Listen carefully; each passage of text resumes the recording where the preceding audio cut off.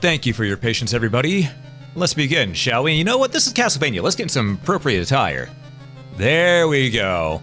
Hello and welcome back. Today we're going to be playing some more of the beta of Castlevania, Symphony of Horrors.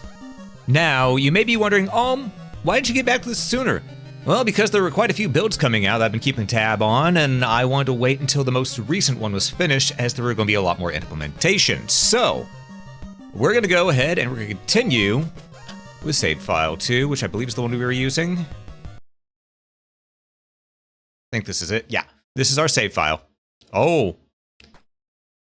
Okay, so it loads in a little wonky, but we're doing all right still. Takes up a lot of resources while it's loading everything in. But yes, folks, last time we played this, we got the whip, we got the cross, and we cleared out a few dungeons. What's the... Oh, left bumper, okay. Left bumper will allow us to see, let's look at the map here. We did a lot. We did a lot last time. We went all the way out here.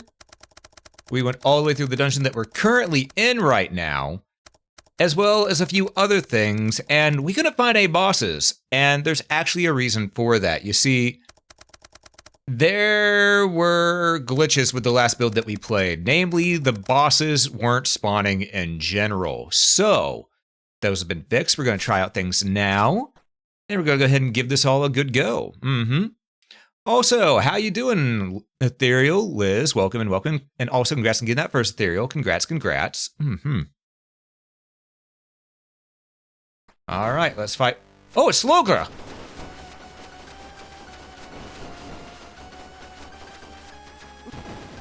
Okay. Oh, I can see his hitbox. I can see his hitbox.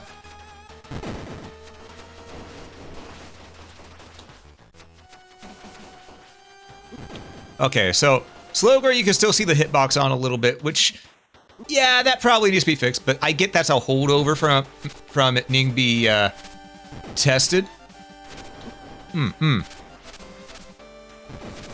Alright, but just like that, he's Dunyan Rings. We just spam some crosses at him. No big deal, you know?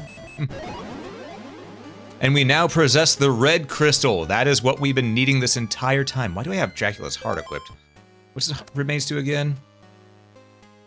More resistant. Okay, defense. Right. Yeah, we want that. Okay. Well, I guess we'll just move on. Now that we got that done, we can now say that we finished this fight here. So we need to go and do the other one where, you know what, the red crystal could have been used. All right. Ooh, it's dark in here. Let me turn on the light. Oh, so you may be going, why are you showing this on your CRT overlay this time? I want to do something different.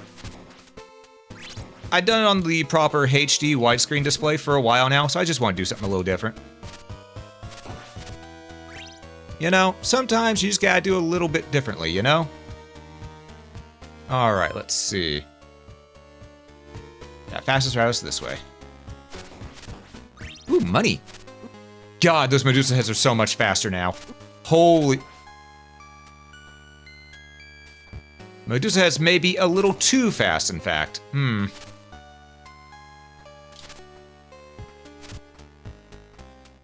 Because they seem to be coming in at Mach speed.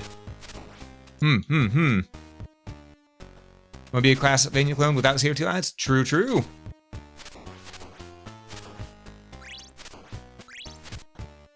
Whoop, out of you. Alright, we should have an exit over this. I keep on hitting left bump. It's down. Okay. Shortcut.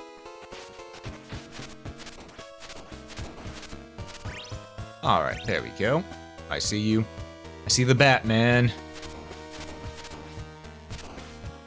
We need to regain hearts after that boss fight, though. We used a lot of them. So it might be good to use the Thorn Whip for a bit.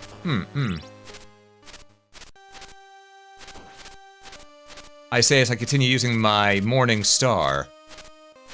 But you see, this guy's right here, and I sort of don't want to have to deal with shenanigans, so...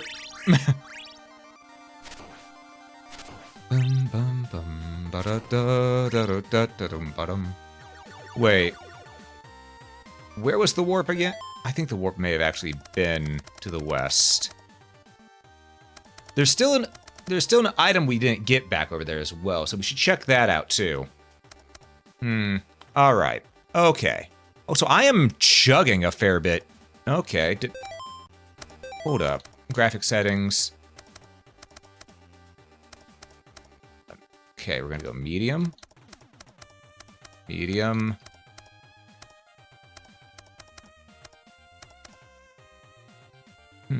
Now it's a... Ooh. I don't know why I'm chugging with this. Huh. You know what? Hold up.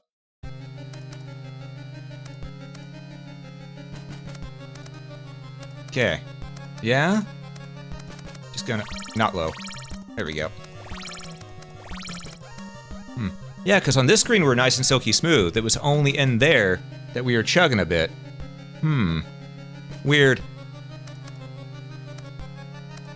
Shading quality? Ah, here we go. We only need high. It's fine.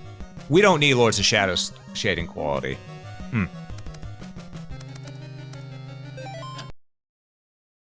Let's see how this does. It's gonna lag us a little bit while it's loading everything in.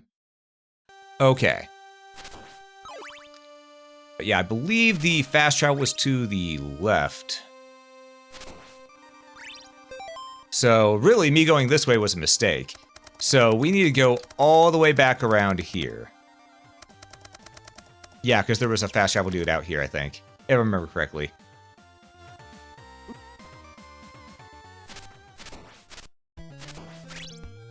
Alright. They got the monster dance, so we're gonna be dancing. Oh, God, ow. Okay, maybe not dancing too much, though. Oh, right. We need to get more hearts. Whips. Thorn whip. There we go. Okay. Takes 2 hits to beat down a bone skeleton, but that's alright. That's okay. We need them hearts. As long as we take our time, we will be fine. Ow. I did not take my time at all there. That's why we were not fine. Okay.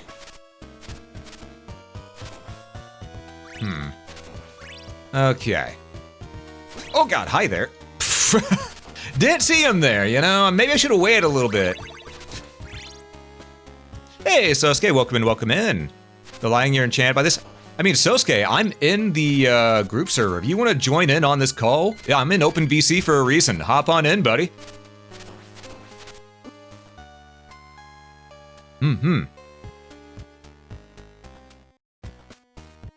All right. Okay, so we just want to get through the... Ow. We just want to get through this to get to the other side, get the fast travel going. Ooh, big heart. That's looking incredible. Hey, Sosuke, good to see you, good to see you. How you doing, by the way? Oh, so I'm still chugging for some reason with this game running. I don't know why.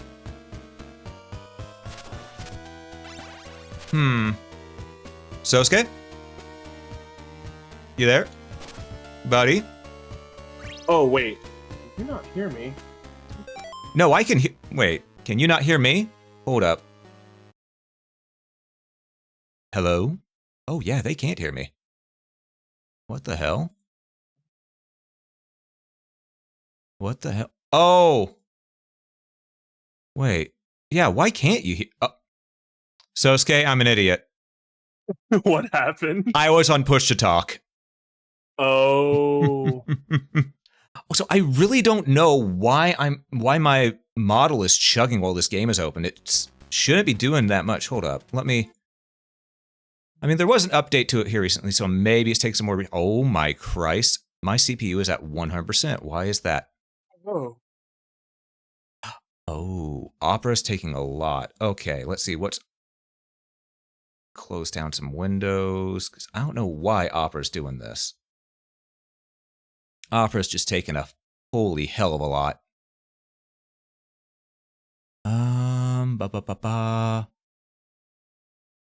Yeah, it's still run at around 97. Oh, and the game is taking a lot more than usual either. What the hell is going on here? Hmm. Yeah, Compliment the lighting and everything, and it seems like the game is incredibly powerful. yeah, which is weird because it shouldn't be costing this much. I mean, Predator Hunting Ground wasn't even taking this much. Oh, So it's definitely surprising as to what's going on because it's taking 33% CPU right now. I don't know why it's using so much, but you know what? There's an easy way to try to fix it. All right, let's do this.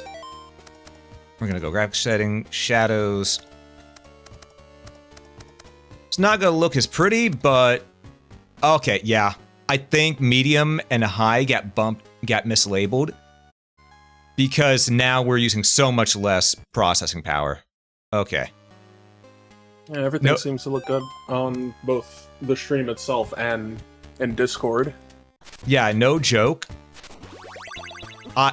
The difference between medium and high were nothing. And this is more of what I'm used to the game looking like anyways, so... It works out. Also, I actually kind of like it on low. There's a charm to this. Yeah, I think what ended up happening is that maybe a couple things got accidentally flipped around the code with the most recent build. That's my hunch. It happens, you know? We're doing a beta test for a reason. Make sure all these issues are ironed out. Exactly, exactly. Also, those Medusa heads come in at lightning speed. Jesus Christ. Like, that's barely sine wave pattern anymore. Yep. I get that they're doing it to make it where the Medusa heads are more dangerous, but Jesus. Yeah, I don't like seeing them move that fast. Yeah. I don't think anyone likes seeing Medusa heads move that fast. Also, Sosuke, something you'll probably really like. Okay, you know in the original Castlevania 2 Simon's Quest, there was no difference between the different whips, right? Except for damage output. Well, based off of feedback that, you know, I had given to the developer, in this, the chain whip actually gives you a higher chance of enemies dropping more coins, and the thorn whip gives you a higher chance of enemies dropping some hearts upon damage. Ooh. It gives a nice usability to some of the earlier whips that otherwise you just leave in the dust at this point, you know? Yeah. And every time I've played Simon's Quest, even with like things that retranslate it and speed up like the switch between day and night, I never found myself going back to the older whips. I found myself using the different sub-weapons, yes. But that actually, like, I love the versatility in weapons. Exactly. It's just a nice little subtle thing that helps a holy hell of a lot, you know? Yeah. It's a lot better than just having them be there. Exactly. Okay, where am I on the map? Okay, if I go to the right, there's supposed to be something on there. Unless it's still just a little bit of a glitch on it showing that there's an item and there shouldn't be. Also, we're up to 131 hearts. Good. Yeah, I can't break that still, and that's where it says the item is in. Unless it's one of these. Oh. Okay, let's try this. Let's go ahead and equip Dracula's Nail. Nope, still can't break it. I probably should get back to playing my Symphony of the Night randomizer I was doing. I think I have like 3 out of the 4 pieces of the 5 pieces of Dracula needed, but I'm in the reverse castle with no bat transformation. Oh, that just sounds like pain. Yeah. Sosuke, why would you do that to yourself? Well, the randomizer wasn't feeling generous in that department. Ah, I see, I see. Also, Sosuke, it has been a long time since you've been on my channel. Good to have you on it again. I'm glad to be back. I mostly spent a lot of my time studying things for learning how to possibly develop my own game, as well as just learning modding things for other games that I play a lot. Fair. We're going to fast travel to Fondle.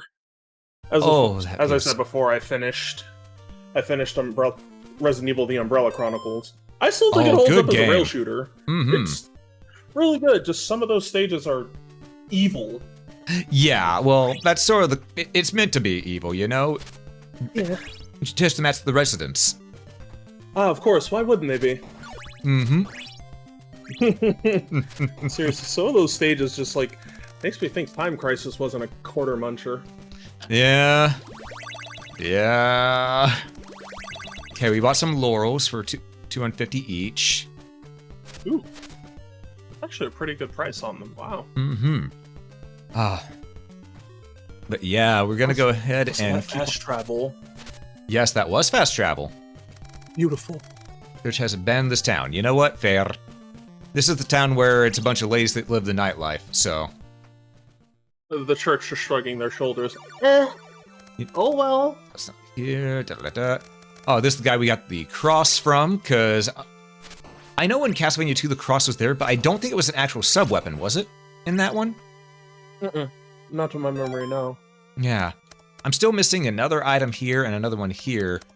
And then the higher version of the knife, which we know that we get from... Which will probably be added in later, because we know that the last version of the knife we get from killing Death in one of the mansions. Yeah.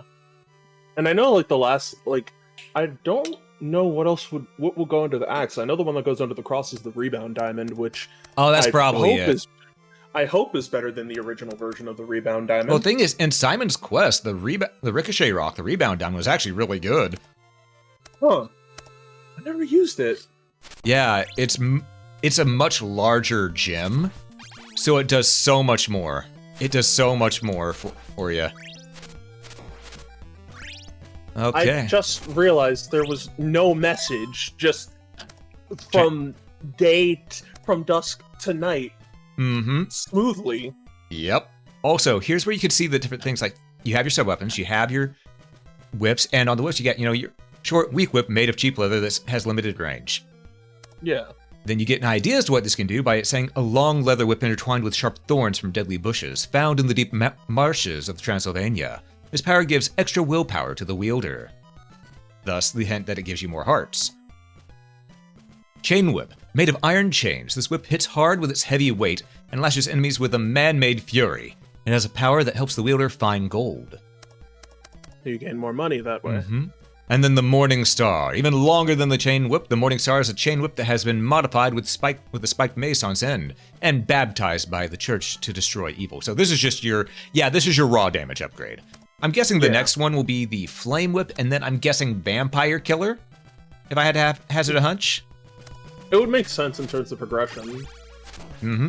But yeah, you saw right there, all those coins that came flying out, more money from the Chain Whip.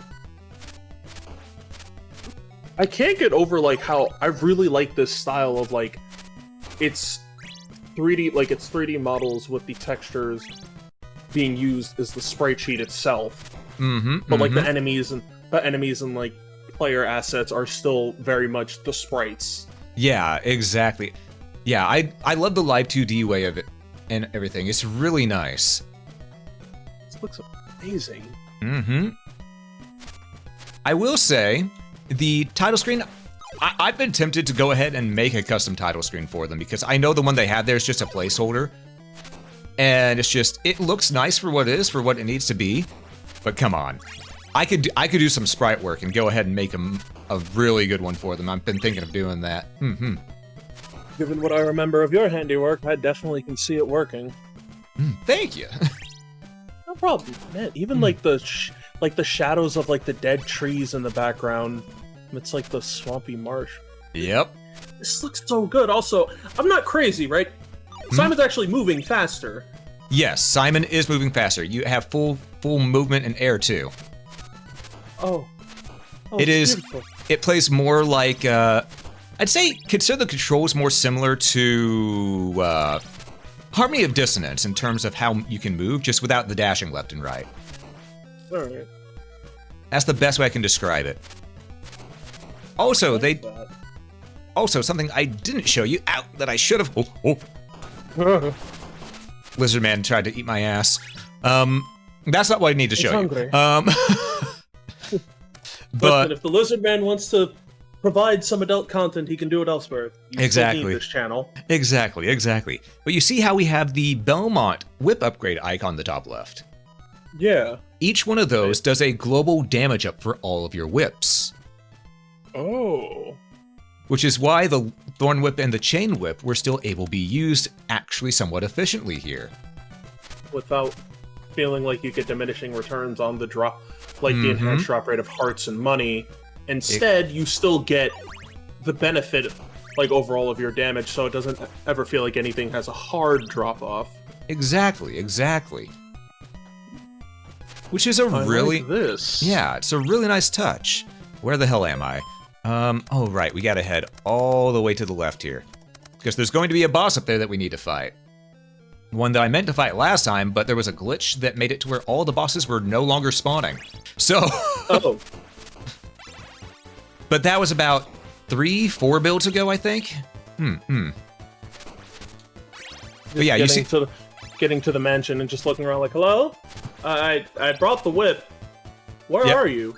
Exactly. Also, I just realized I have Dracula's Nail equipped. That Dracula's Nail also does its passive ability like it was supposed to do in Simon's Quest that got a little nerfed. And do you know what that passive ability is? Damage increase? Mm-hmm. In the original Simon's Quest, it still does a damage increase, but it's about 0.5 points, whereas this is a full point, as it was meant to be. And you know, so it actually feels like it matters more. Exactly, it matters more than just finding and breaking those blocks. Also, yes, that is a random weather chance effect that you saw happen here. Yeah, like I wish you could see my eyes just watching that happen while you're talking. Just wait, it's raining. Mm-hmm. Which makes it to where you have a use for your lantern outside of just nighttime. You actually have a reason to go ahead and deal with, you know. Oh god! You have a reason to deal with needing light, you know, during these storms too. Oh look, it's the Freddy Krueger wannabe. There he goes. Do the freaky looking xenomorphs still exist in this? That's what we just killed. Okay, I couldn't tell for a second. I was like, wait, huh? Yeah, I call them Freddy Krueger. I call them Freddy Krueger wannabes because they also look like Freddy Krueger a bit. Oh, actually thinking about it, I can kind of see that. Yeah. Also, one thing I really love is I'm pretty sure you noticed, but sub-weapons like the holy water leave a glow effect, illuminating the area properly. Mm-hmm. All right. We're at a dungeon, but this is not where we're going to be fighting. We're going to be going through and to the left and then climbing that hilltop over there. Oh wow, it even lights up like... It lights up a large area. Mm-hmm. As it should. I large like that area, the lighting effect stacks. Yep. And the candles, you know, it gives a reason of, all right, I might not have enough... I might not have... You know, if you don't have the lantern yet, which you can skip the lantern on accident, or by choice if you choose to. And, you know, the candles and stuff, they light up the way too, as you can see. Because whenever those go out, so do their light, which I will show here by turning off my lamp. Oh.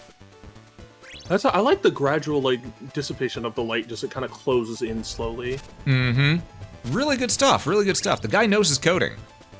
Yeah, like, very good attention to detail. Mm-hmm. It's still a little unoptimized because that's just how Unreal 5 is, let's be real. Yeah. Unreal... I've been trying some stuff with it, and it's been fighting me. Yeah, Unreal Engine 5.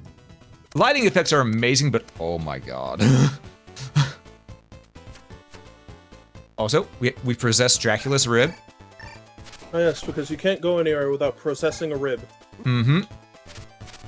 They did fix all the typos and make it say possess, but I'm going to keep calling it process, just because that's what I'm used to. And thing is, you activate it by holding the right trigger. Mega Man 7 with Dr. Willy. Exactly. However, I'm going to go now that that thing has been defeated and no longer firing projectiles. I'm going to equip the heart to get more defense, you know? Seems like a good idea right now. If you can take a hit, you can take anything. Much like if you can dodge a wrench. If you can dodge a wrench, you can dodge a ball. If you can take a hit, you can take anything. Sosuke 2025. Mm-hmm. So, taking anything, huh? I'm just saying, it's possible. A little spicy there, I see today. Listen, some might take that in one way, and some people might reach in a cash register for no reason. Hey. Oh, and Alito, welcome in. Sorry, I completely forgot about... Oh, reading chat while dealing with the tech issues. My bad.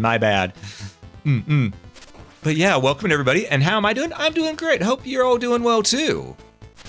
But yeah, it's just this game. Oh, and also Wolf could see you too. Welcome in. Ah. But yeah, everything is turned up Millhouse so far. Meow meow, motherfucker. And also, Wolf, thanks so much for the raid. Welcome in, buddy. Good to see you. How you doing? How was the horse game that makes everyone think I'm a horse instead of a rabbit? To be I have fair, many friends that love that game. I mean, I get that people love that game because it's essentially a racing sim. It's a racing sim with gambling. I understand Yes. it. Fleeman. It's a racing sim with gambling, so I get it. Get rid of this. But at the same time, I think people are projecting whenever they like to imagine that I'm a horse, because at that point it's just thinking of, because it's only been ladies who imagine I'm a horse. Interesting. I'm not gonna say what they're thinking, but I have an idea, because, you know, horse girls are crazy, let's be real. Indeed. And by that I mean horse space girls. Not horse girls, but horse girls. They crazy. They love a good horseback ride. Nothing like a trip to the good old glue factory. Thank you for seeing me as a rabbit, Wolf. I appreciate that. But yeah, a lot of people just, they mistake me for a horse, and it's just think of, you know what? I'm just gonna say, if that's what they see, that says more about them than it does about me.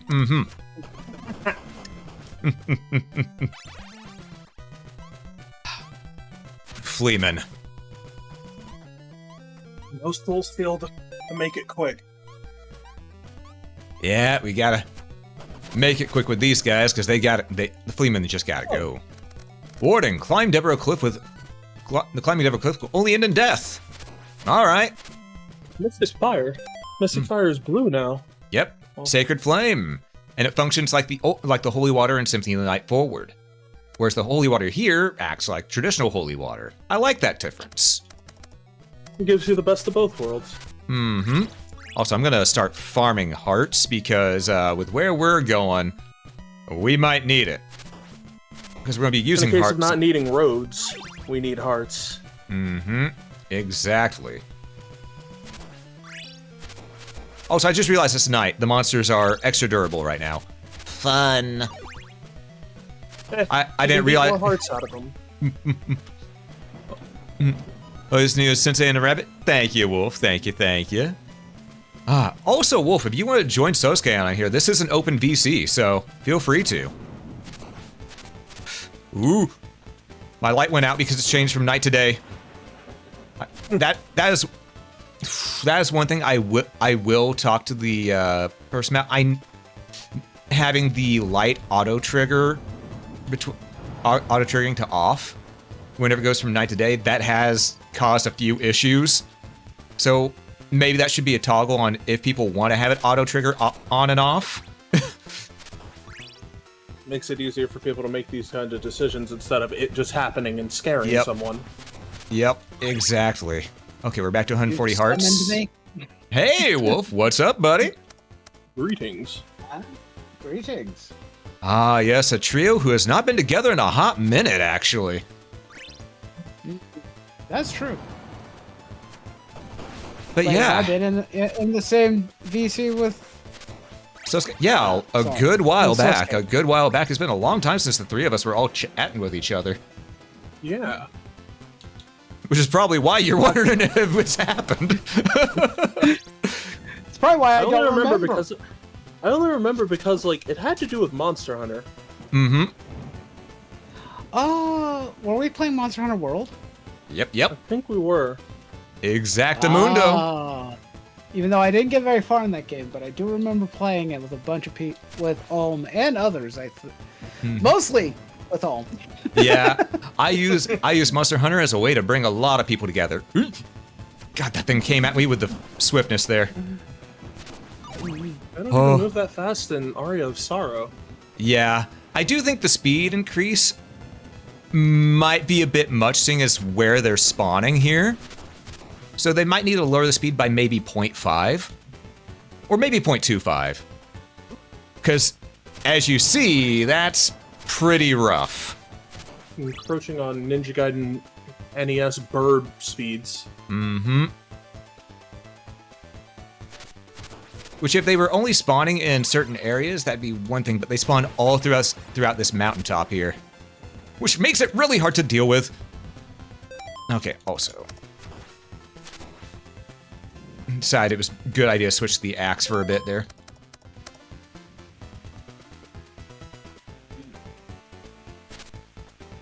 You know, that's a lot of ground there. I'm just gonna walk on up. Okay. Jesus. Yeah, those things, they need their speed lowered just a very slight amount.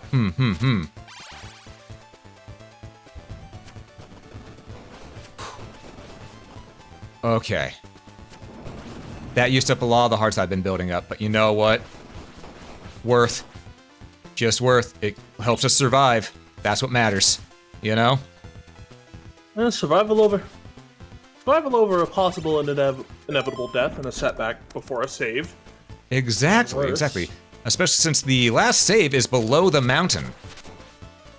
Oh. Mm-hmm. Okay, I'm glad that actually worked in 2 whips. I'm being very cautious right now, as you could tell. We lost more HP than I care for before we got up here, but we're gonna make this work. Also, Wolf, how was your stream? I was expecting to accidentally be pulled into a VC all of a sudden, but I'm here. Well, if you need to rest, you can. Don't let me hold you hostage. No, I'll stick around for a little bit. It's fine. Okay. Well, I've got to do some of my like usual. This is new. This save point was newly added. Oh. But yes, Wolf. But I don't plan on getting or like leaving my computer for a little bit at least. Ah, gotcha. I All right. want to like share stuff, obviously, like because I gotta do my goodbye tweet and stuff for the evening. Ah. And I'll probably share one of my results from tonight's horse training. Ah, true. Also, I just spent all those hearts I just earned. Oh no! The hell? Listen, it's Gibbon. I gotta make use of what I can. And no punching him in the face and getting 2 hits out of it this time.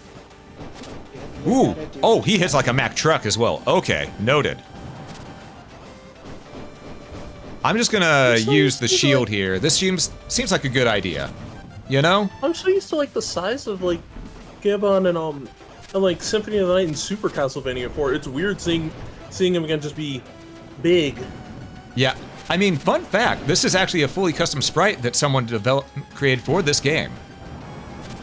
Ooh. Ow. You know what? I deserve that. I got greedy. Ow. Go off screen like that. Just return to sender. No, thank you. Yeah. Oh, I keep getting greedy. I need to stop that. Okay. Because I'm really low on HP, but so is he. You know, gotta be ready. Ah, damn. Okay, gotta remember when he goes up, that's not when to attack. It's when he goes down. There we go. Get a hit in. Back off. Use the patterns. I thought I was done. Okay. When I was young, I used to think Dracula's rib functioned like the proto-shield. Oh. Much younger. So I would jump every time to use it and maintain it instead of just holding still. Fair. I took that hit to the face. I got greedy. But this is why we saved right a moment ago. That save being there is beautiful. Yeah, this save wasn't here before. So that's a new add-on. I appreciate it. All right, we have 122 hearts and a dream. Yeah, who needs a dream? Pull out a steak. True. Gretchen. 123. Ah. Also, I'm just gonna go straight to Dracula's rib now that we know it has so many fireballs. Great balls of fire. Fire! All right, so we can get 2 whips after the fireball barrage, which this right here. 1 while he's building up, 2 like that, then shield. Okay. Land, you fuck. Land, you bastard! On the ground where we can kill you. Exactly. If you don't land next time, I'm tearing your damn wings off. Ah. Dude, this... So far, so good with this. This fight, we did a lot. I think maybe... You know what? Instead of using the cross, I'm going to do this. Is this that one Castlevania that was made by... is like a fan game? This is a fan game indeed. Mm-hmm. Well, because I remember you playing one not that long ago. Where it's just like, is this the same one or is this a different one? This is the 2.5D one that I've been beta testing. Symphony of Horrors, correct. Yes. Now, there have That's been what I many Castlevania fan games I've played. I mean, I've also played the yeah. Castlevania Classicvania-inspired game Curse of the Moon and Curse of the Moon 2, which are completely different rides. Oh, God. Yeah. They're fantastic. Mm-hmm. Though I will say Curse of the Moon 2, it does last a little too long. It is a game you play in bursts. Don't do all 3 endings at the same time. I mean, episodes, not endings. Episodes. Because if you do, you will lose your mind like I did. Odd comparison, but it makes sense for me. Kind of reminds me of the Gungrave games on PlayStation 2, where one was relatively short, beat about like 2-3 hours, and then Gungrave Overdose just kind of kept going. Yeah. Oh. I never got to play those.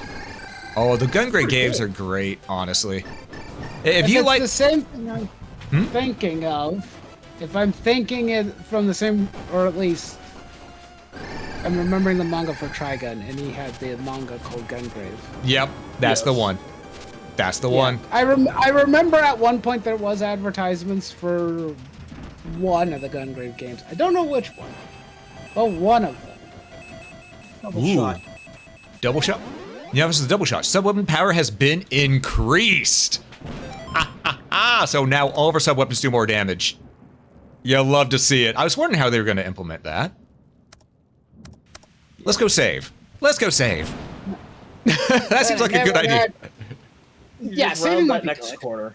You just round that next corner, and then suddenly just, oh, hi, that's a horde of fleamen, and they look angry at me. Oh, if you think that's crazy, there was an area underground to go up to get a life extension where you needed Dracula's Heart to have that extra defense because they would give you an actual tsunami of bats coming from the left and right.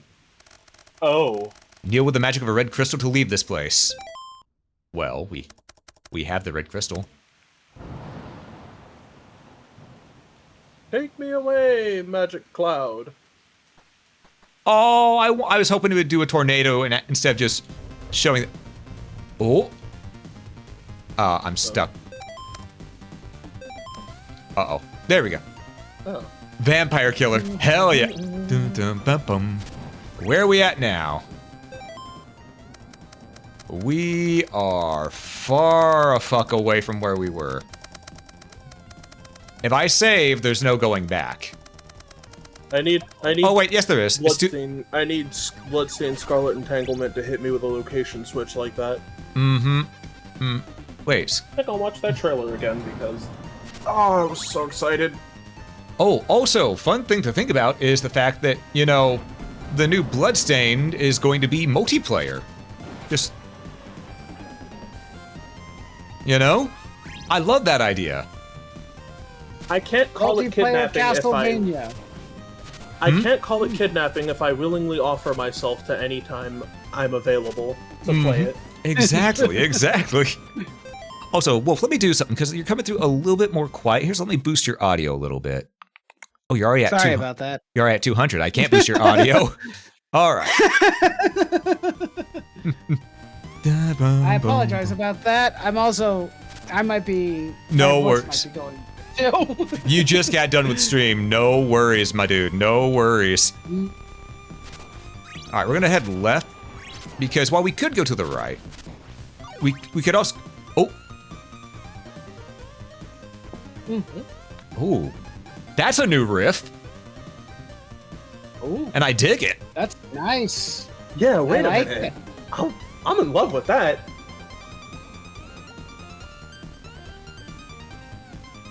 We just gotta jam a little bit here.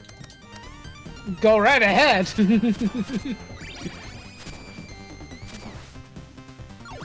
It's a good jam. Mm-hmm. Absolutely. Ow. Oh, I forgot. I switched to the rose whip. I gotta do 2 hits on these things. yeah. To be honest, I've never played a Castlevania game before. Well, if there's one to start off with, I would say the best one is Aria of Sorrow to start off with. If I'm being real with you. I love the other games, but Aria of Sorrow is just the best starting point. It's also technically the somewhat end of the timeline, but it is the best one if you want to cut your teeth. Because Maybe someday.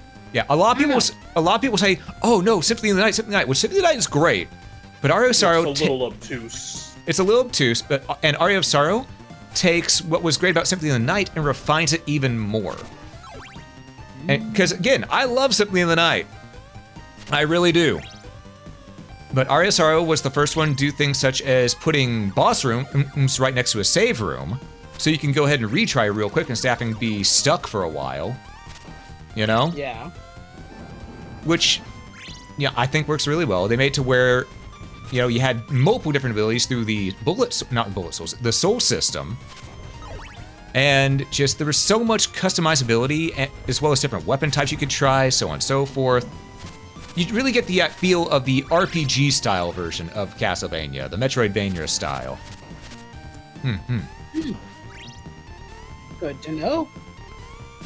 And as the resident, possibly obsessed with that game person, I will always, if you want to try a classic Castlevania, I always recommend Super Castlevania 4 because it's a remake of the first game. It just feels a lot more fine-tuned and refined.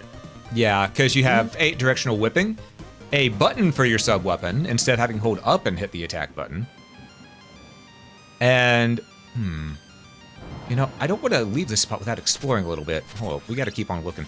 But I would say, though, if you want to try to get into Classicvania, which is a completely different beast from Metroidvania, I would say actually start off with Bloodstained Curse of the Moon 1, because in it, there is a casual difficulty for people who are brand new and might not be used to the knockback that is in those games. Plus infinite lives. I mean, infinite lives are nice. Well, because the thing is like, there were a lot of games that I missed out on, even in like the NES days and whatnot. So, like, I didn't even get a chance to play like the older Mega Man games until I was much older. Fair. I played the collection for the PS2. Yeah. Oh man, that was a good collection. Yeah, good collection, but I never got a chance to play them like Traditionally, back when they when they first came out. Most of my NES collection and suffering, because I'm just gotta be honest, considering a lot of those games were just like hand-me-downs, a lot of them were not good ones. Oh no. They were pain. They were suffering. The only good ones that we had, really, that I would say like, oh yeah, those are good games, you know, top tier, good games, worth your time, was like Mario Brothers 1 and Super Mario Brothers 3.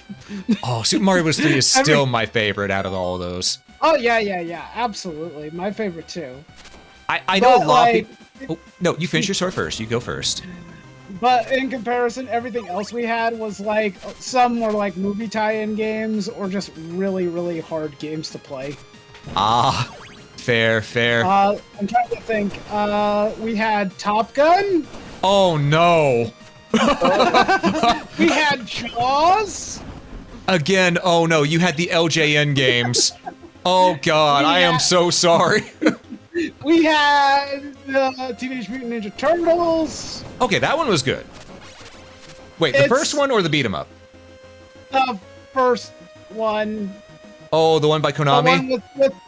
The one with the torture seaweed level. Oh, the one with the seaweed that. Oh, okay. That one, once you get past a certain point, it actually gets more fair, but no. Those first areas, absolutely not. That was the part where me and my brother always got stuck no matter what. It was like we gave up after a while. We also gave up on things like Jaws and Top Gun too. Well, Top Gun, landing a plane is absolute bullshit in that game. Yeah, exactly. And what was the... I think we had Friday the 13th. Now that one was rough, but if you play it the way I did, you can actually find enjoyment out of it. Because I played it essentially as a roguelike. Where you have limited lives and then you have to start all over. You're mad, man. You actually you made me see it in a different light saying that. Mm-hmm. I get it. It's still not great, but it's at least enjoyable that way. Like I see how to enjoy it. Mm-hmm. I wouldn't wish that upon anybody by choice, but I get it. Top Gun wasn't hard. Top Gun was impossible. What do you mean? Right, exactly. That's just not fair at all. It's like, oh wow, I cleared through all the early stuff. Here, let me land on the deck of the boat. No, wait, no, never mind. Oh, you thought you landed? No. Here, let's watch it crash. Mm-hmm. Yeah. Every time. You know, as an old song once went, why can't a turtle swim? Why can't I land a plane? Why don't the weapons do anything? I mean, at least, like, you know, graphic-wise and whatnot, it looked good. Mm-hmm. I'll give it that. It looked nice for Oh its yeah, time period. absolutely. That's one thing I will give LJN. They did well on their graphics. What I will hold against LJN is that their gameplay was bullshit. Yep. Yep. Like, even Jaws didn't look bad. It's just like, oh, cool, Jaws. I think I didn't get to own the Jurassic Park on NES, but luckily LJN didn't make that. That LJN on NES was made by, I want to say, Ocean? Yeah, I think so. Wait, did I say LJN on NES? I meant Jurassic Park on NES. You know what I meant. Say something, but I just kind of sat there like, wait, it's funnier that way. Y'all knew what I meant. Y'all knew what I meant. NES cart with an E for every... Well, a nice little E for everyone on it with the LJN logo blown up. And just slightly distorted, just, yes, LJN on NES. Phenomenal.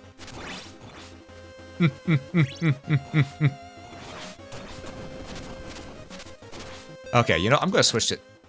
You are, you're having a time of your life over there throwing the bones, huh? This is the clock tower. I expect nothing less than bullshit here. Just watching him move like that, it's just like, oh, aren't you fun?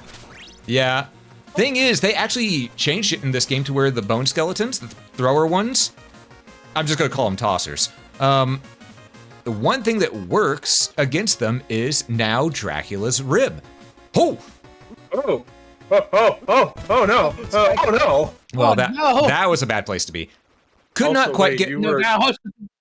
I noticed you were hanging off the ledge of the spikes themselves on the rotating platform.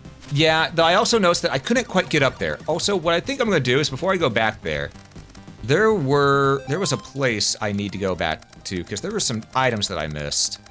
So what we're going to do is we're going to travel all the way back because there's an item right down here.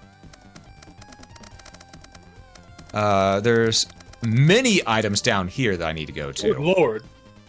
And that's because whenever I played it, I did find them, but the game was bugged and they didn't drop the items when I was playing it. So that's why I didn't get them.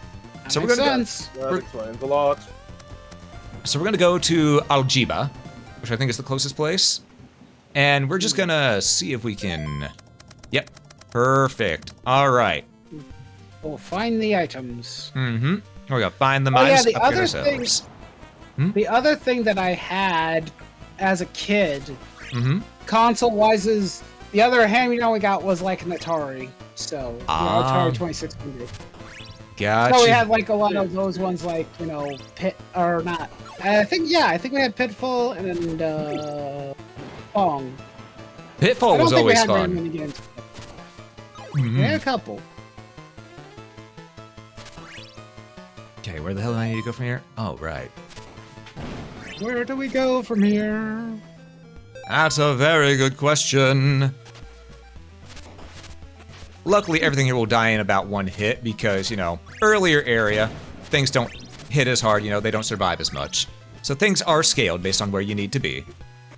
You have Oh, advantage. seeing the enemy layout there reminds me, I need to play Ninja Gaiden Ragebound. Ragebound, I found out that I made that game look a lot easier than it is. Because, okay, when I played through it in about 4 hours on Steam, on stream. And I found out most people are taking 7 to 9 hours to beat it, so I may have made that look a lot easier than what it actually is.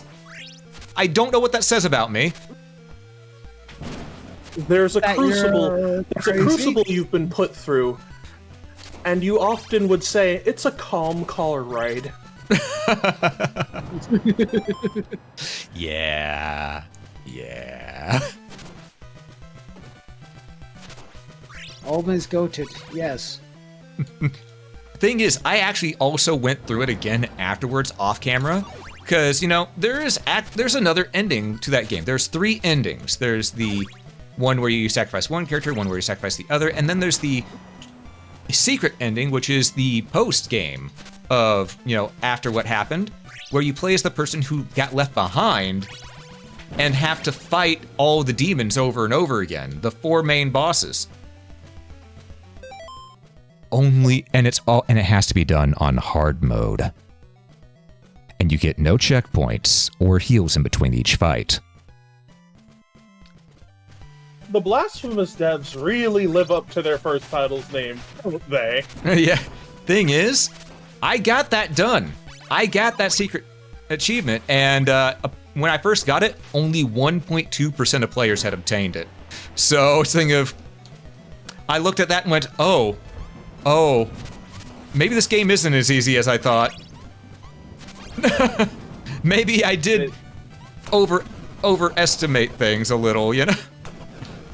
You made it look so easy, and then the game said, "Oh, I got a joke for you, buddy." Well, thing is, I still got through the hard mode run, because you have to start completely over once you beat normal to go through hard mode. Because you can't choose hard mode from that, you have to unlock it. And, yeah, I just, we're gonna go down here real quick. We're just gonna go down here. I'm gonna, yeah, I still beat it in about, I would say on hard mode, I beat it in less time, because I beat it in around 3 or so hours, 3.5. But I also knew the level layout at that point too, so. So you were ready. Yeah. The chord progression of the song at the beginning still makes me think something is going to start chasing you. Yeah. Oh, well, that guy got glitched, and I'm not gonna complain. He didn't damage me because he was glitched, you know? It works. Yeah, also, I realized I never went this way. But I never went this way the entire time I was down here. There's something here. Hold up.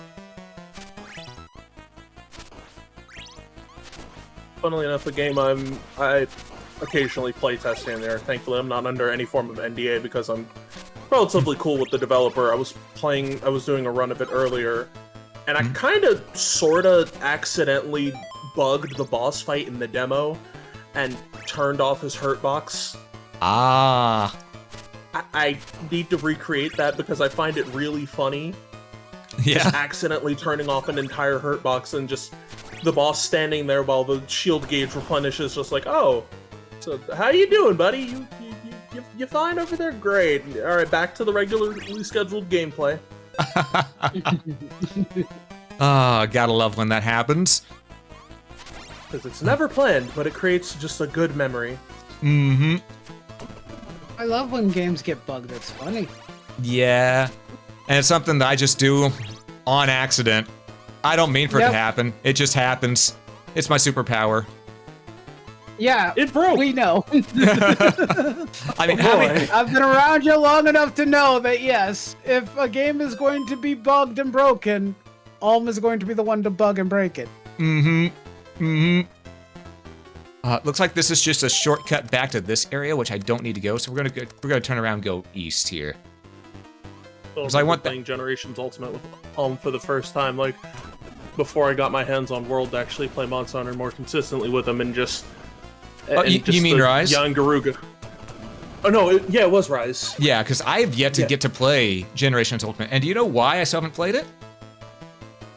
My Switch exploded. Oh.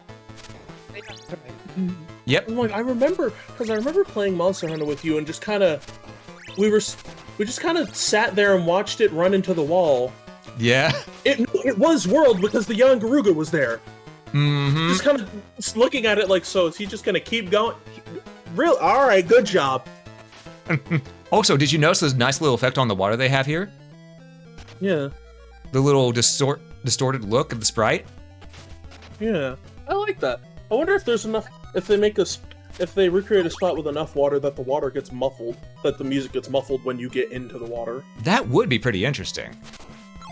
That would be nice. Though, I think is any that water that goes over something- your head is meant to drown you in this, though, so, All right. Good old If you were allergic, able to swim. allergic to swimming.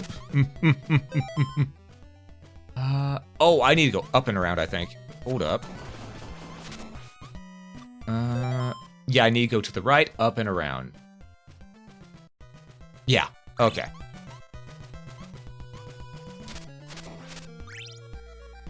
Because... Well, there's no dead ends in this game. As you could probably guess, everything is interconnected. You can't hit a dead end. Which is nice. But at the same time, it makes traveling through and revisiting places quite the ordeal if you miss something. But you know me, I love that 100% clear. Nice little jaunt around the world. As this curse slowly tears away at this man. Yeah, I'm wondering if he's gonna actually... I wonder if he'll actually implement the multiple endings or just have it be one ending this time around. Because the multiple endings in the first one was a neat idea, but not really necessary when you think about it. I still remember getting the bad ending, the quote-unquote bad ending, and thinking it was the good ending because of the wording. Well, that's me think, oh yeah, everything worked out fine. Thing is, the bad ending, good ending, and normal endings, they all had their dialogue mixed up. Oh. Yep. What the hell? That's why in the normal and good endings, it seems like Simon dies. Or makes it very explicit that Simon dies. Whereas in the bad ending, it's talked about as if he lived.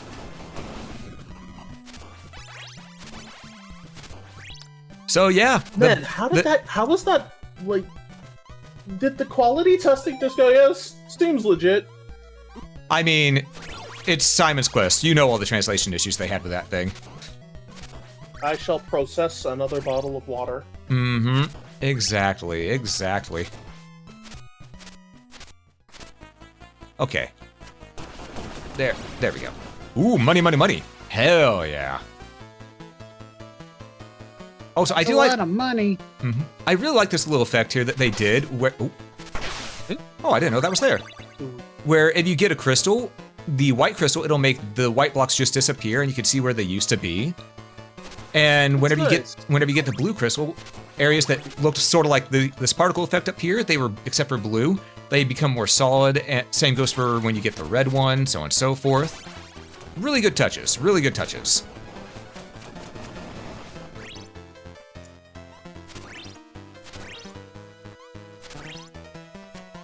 All right, we want to go left.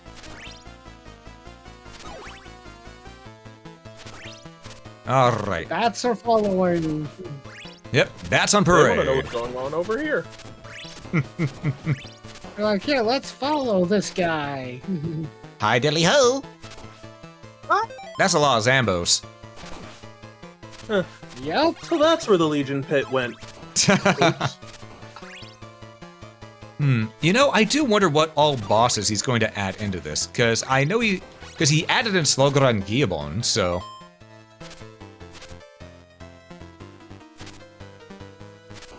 Wait. It says I'm supposed to be right around here. Oh, is it? Oh.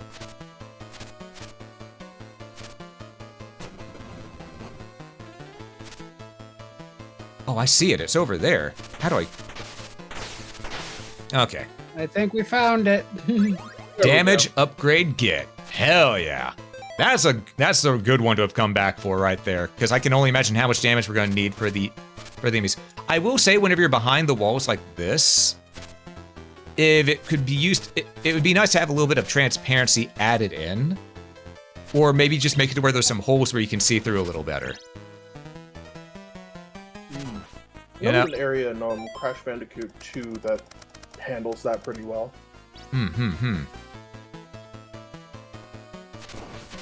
So I'm realizing, I never came down this way.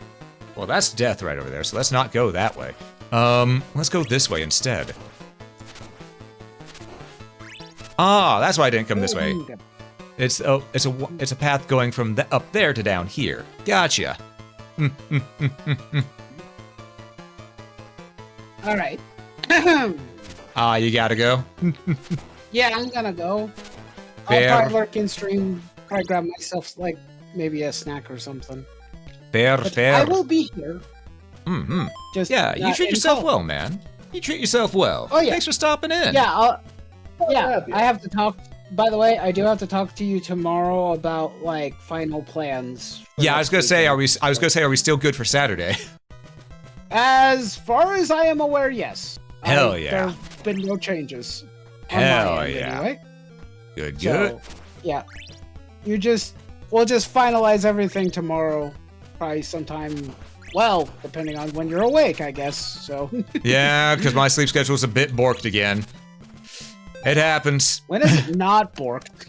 When is it not? Listen, you don't have to call me out that hard.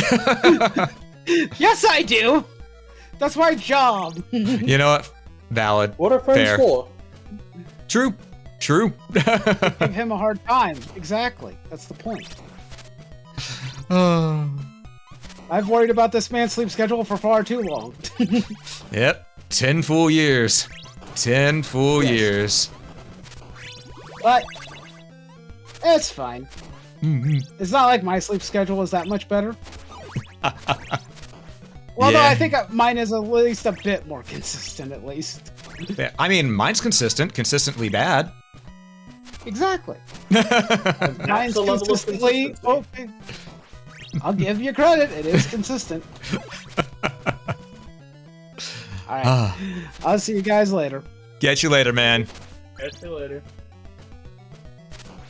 All right, and now we're going to try to get back up and travel west because that'll be the fastest way to get to a fast travel point. Because we do still want to go back and get those other upgrades, because they might be damage upgrades for all we know, or maybe even life upgrades. Life upgrades are always a good thing. And as many people have told me, I need to get a life. Hey man, listen, given what that health bar looks like, I'd say you definitely got it.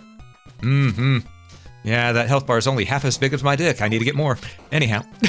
Sorry. If it's only half as big, so you might need to see 2 doctors. Oh, man. I had to say the joke, though. I couldn't not, you know? You know? Maybe that's where the horse joke comes from. Yeah. You know, if it is, there's only... I almost said something. Nope. See, I was about to say there's only one. I was about to say there's only one person who could have spread that rumor, but you would have the same issue of, oh, I'll say that. No, I can't do that. It was the thing of, you know what? I already started going down the roller coaster. I had to go ahead and finish it off. You know. Fair point. Let's hit the save point while we're in here, just because that seems like a good idea. The sprite work on the trees in the background there. Yeah, really nice. I think those tree sprites are actually taken from Castlevania 3. If I had to hazard a guess. Seeing all those candles lined up like that, and I can't just instinctively just reach my arm out and shatter them for whatever's inside. Oh, you think I can't? Sosuke, I have an axe. Sweet catharsis. Just the person running the church. Dude, what the fuck? We kinda need those. Nah, you don't. You've got enough. Simon's standing there, but have you ever considered why not? Also, I see what I see you, Liz. I see you. See you, doctors. No, I see you too. Hello, nurses. Nurse. Ah. Okay, let's see. Let's go to. All right, last time we went to Algiba. Let's go to Alba. I think that's where we should go from here. I think that might be the closest place to where we want to be. Let's see. I actually went back and watched the trailer earlier for Scarlet Entanglement, and I took notice. And I took notice of one of the outfits that our white-haired Soma-looking fellow had, and it eerily looked like Jeeble's outfit. Mm-hmm. Like, I didn't notice that on my very first watch. I was like, huh. I'm watching it again. I'm like, wait a minute. This kind of looks like Jeeble's outfit when the crystal took hold of him. I mean, well, it is a prequel game. It might be Jeeble. So maybe. It might be Jeeble back in his heyday. Oh god, we might see Miriam like untaken by that. Oh, that's gonna be strange. Mm-hmm. Though we also don't know how far back in the past it's going to be, so. But my guess is that it's during the first, demon summoning that the alchemist did. Yes, the stupid decisions. Yep. A lot of those to be made in those games. And Castlevania. Indeed. Because people just can't leave Dracula alone. And I don't know why. Looking at you, Order of Ecclesia with the Dominus glyphs. Alright, from here, we just need to keep on traveling east. Alright, simple enough. Wait, do we need to keep traveling east or did I miss it? Yeah, we just need to keep traveling east. Alright, yeah, because over here is the underground, the abandoned castle that we need to get back to, which is underground there. I'm still trying to remember what town that is that's near it. I could have warped to it. I had the money, but I'd rather save the money. For if I need to get it. Yeah, because I don't know if if the fire whip has been implemented yet or not. And if it has been, well, I want my money for that. Nothing like pulling out a fire whip in an extreme an extreme rainstorm. Exactly. Oh, the fog resting like up here atop the trees to match the background. This is so good. Right? There's a lot of my praise won't stop. Yeah, there's a lot of love and attention put into the details on this. I'm really impressed. Like, it's kind of like watching the Celico dev just stretch GZ Doom, that old Eat Tech engine, to its fullest and just appreciating all the details. And then watching that video they put out about the remote mines they have planned for Chapter 2, and I just kind of sit there like a child, like, oh boy. Remote mines. Setting up remote mines. God, the GoldenEye memories just flashed in hearing remote mines. Just given the enemy AI in that game, that's going to be hilarious. Just, alright, going to put 2 around this doorway, throw a mine that far out, and now I'm going to shoot my gun once, and everybody's going to get mad at me. Oh, and there's Wolf now. All right, Wolf is now in the chat. Ooh, let's be careful not to... Oh, hello, sir. I'll take you to meet your destiny. I'll take you to a good place. And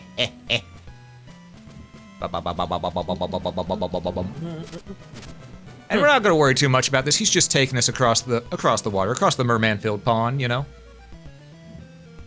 You said that, and I was expecting them to start flying up in a rhythmic pattern. Oh, hey, there they are. Yep. I was like, wait a minute, where are they? There they are, and man, well, the speed increase of the other enemies, you guys are just kind of scenery. Yeah, well, for this part, definitely. Ah, man. I always instinctively just jump before getting there, because that's how it was in the original Simon's Quest. Otherwise, you were ass out. I know it's holy water, but... Wait, but fire? under water. It's magic. You know what? I'll take it. Yep. The It's like ye old excuse of a wizard did it will always fly. exactly that, and it's magic. I ain't gotta explain shit. I don't care how many people are in the room. I cast fireball. You know what? I actually did that once. Not in D&D, but in a game. And, long story short, I didn't realize the game had splash damage. Oh. So the entire team went the way of the dodo. Hey, I feel any consultation, we now know how. Not consultation, consolation. We now know how. We now know exactly what not to do. exactly. Leave me alone with flammable teammates. True. Gotta make sure my teammates are completely flammable. You just kind of. Otherwise, we'll just have another accidental barbecue situation. Mm-hmm. I mean, I was born and raised in the South. I love me some good BBQ. Exactly. Nothing like going to a barbecue stand, talking to people and eating random assortments of other food that is prepared, and then going, wait, there were hot dogs and burgers? Oh, speaking of which, I've been eating on turkey for the past 2 weeks. It's finally almost gone. But I cooked up a whole ass turkey, and I've just been eating that with some Billy Ray's barbecue sauce. I wanted to get the Jack Daniel's barbecue sauce, but it was out.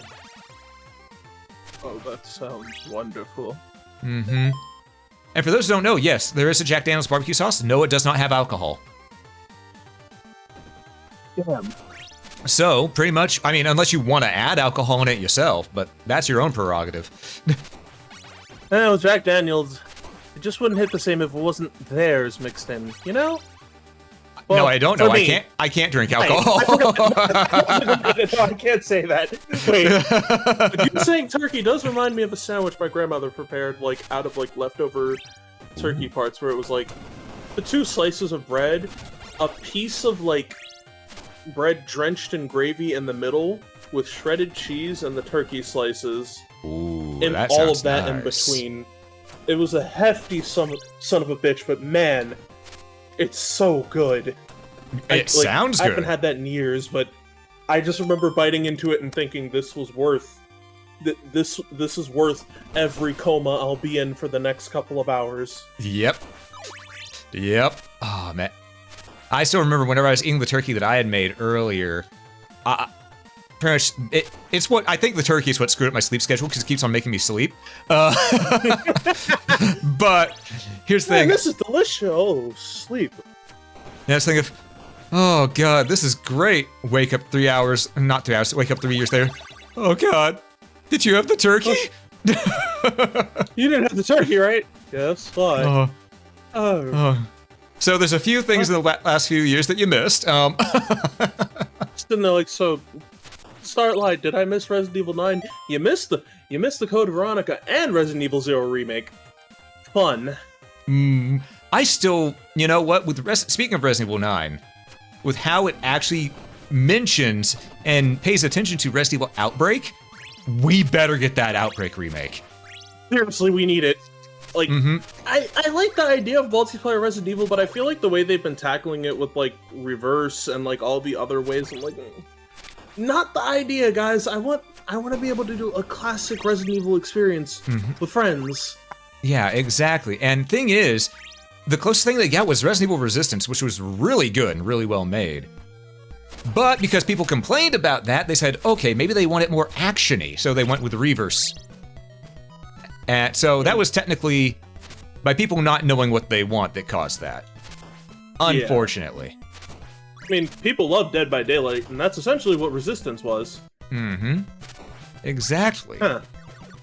Now I think about it, that might explain why Wesker isn't in Dead by Daylight. And Nemesis. Well, Nemi is there because of the 3 remake. Wesker being there is just... screw it. I mean, to be fair, Wesker was the ultimate tyrant. True.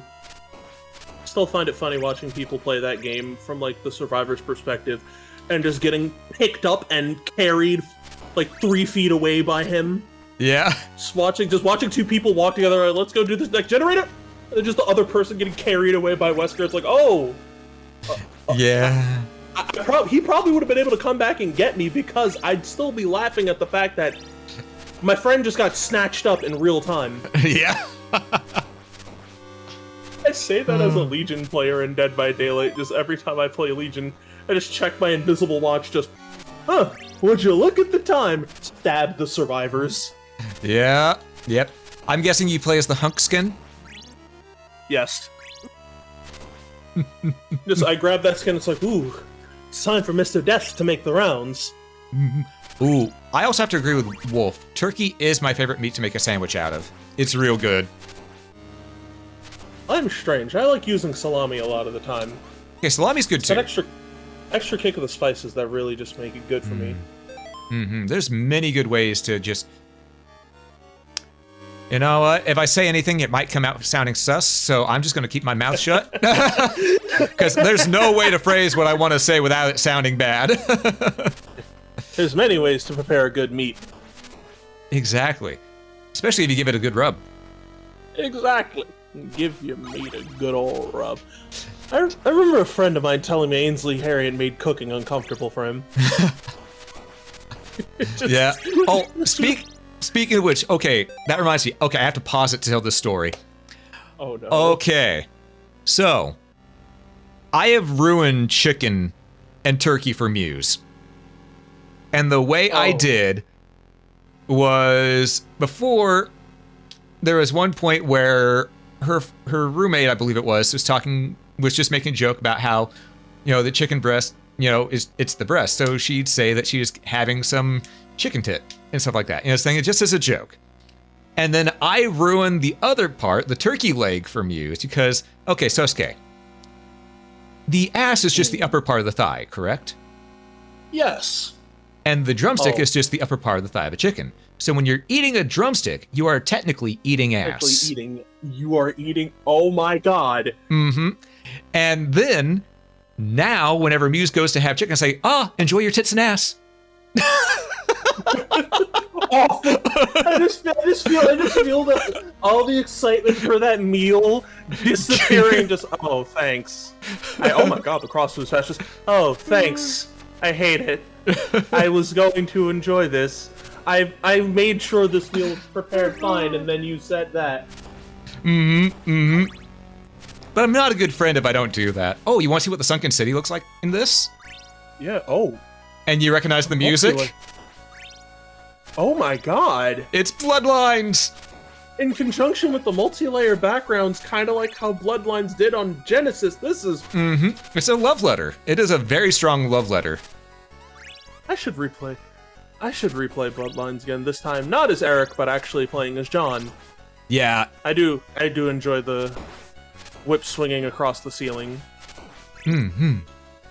Yeah, it's just playing that game as either character is great. Not enough people play Bloodlines. Yeah? Because they went, oh no, it's Genesis. It's not going to be as good as Super Castlevania 4. No, I'm sorry. Super Castlevania 4 is nothing compared to Bloodlines. Bloodlines is damn near the perfect 16-bit Castlevania. I am the crazy person that breaks into your house any time of the year and leaves a copy of Super Castlevania 4 there, but Bloodline is really good. I still have like a soft spot for the Leaning Tower of Pisa stage because of like the way the gargoyle surges up it really fast. And like the part in Greece where you like to whip the statue's head and it slides down. Yeah. Like just a lot of things like that are really good. Yeah, there's just so much more personality to Bloodlines is what it is, I think. Like distorted vision and anti-gravity platforming aside, I still think it's good, and given that I don't have too much of a problem with anti-gravity platforming, I'm someone who loves Strider 2 to death, and the latter half of that game is just filled with that. Yeah. Speaking of which, did you ever play the remake or the reimagining of Strider, the 2.5D one? Yes, and I love it as a Metroidvania. It's really fun, man. Especially when you get those like time trial stages you can do after you beat the game. and just figuring out how to slide, jump, and carry yourself through the whole thing. It's so sick. Yeah, I mean, I know it's different from the first Strider, because I think it blends Strider 1 and 2 together, try and make it all just one game, if I remember correctly. Yes. Which is a good idea. Is a good idea, especially for a series that's old and niche like that one. Great idea to do that. That way people, can just get the full experience, essentially, in one. Yeah. It works really well, and again, like, it has so much to collect. Different music and art pieces, and, like, the different colors you can collect based off of other Striders that people would know about, because the manga isn't completely translated, and it's been over 20 years at this point, and only a few chapters were translated here and there. Yeah, unless you're going for a fan translation, you're not going to get the translated version of the Strider manga, unfortunately. Yep. But even then, it's still good to, like, seek out the information about it, because it's really cool. Yeah, that's another series I'd love to see come back, Strider. I don't think it will, because we got that remake, and I think that's pretty much its swan song. But a hell of a swan song it is. Capcom has the opportunity to just somehow, like, I'd say, let the Blasphemous devs remake the first two Strider games, kind of like how they handled Ninja Gaiden Ragebound.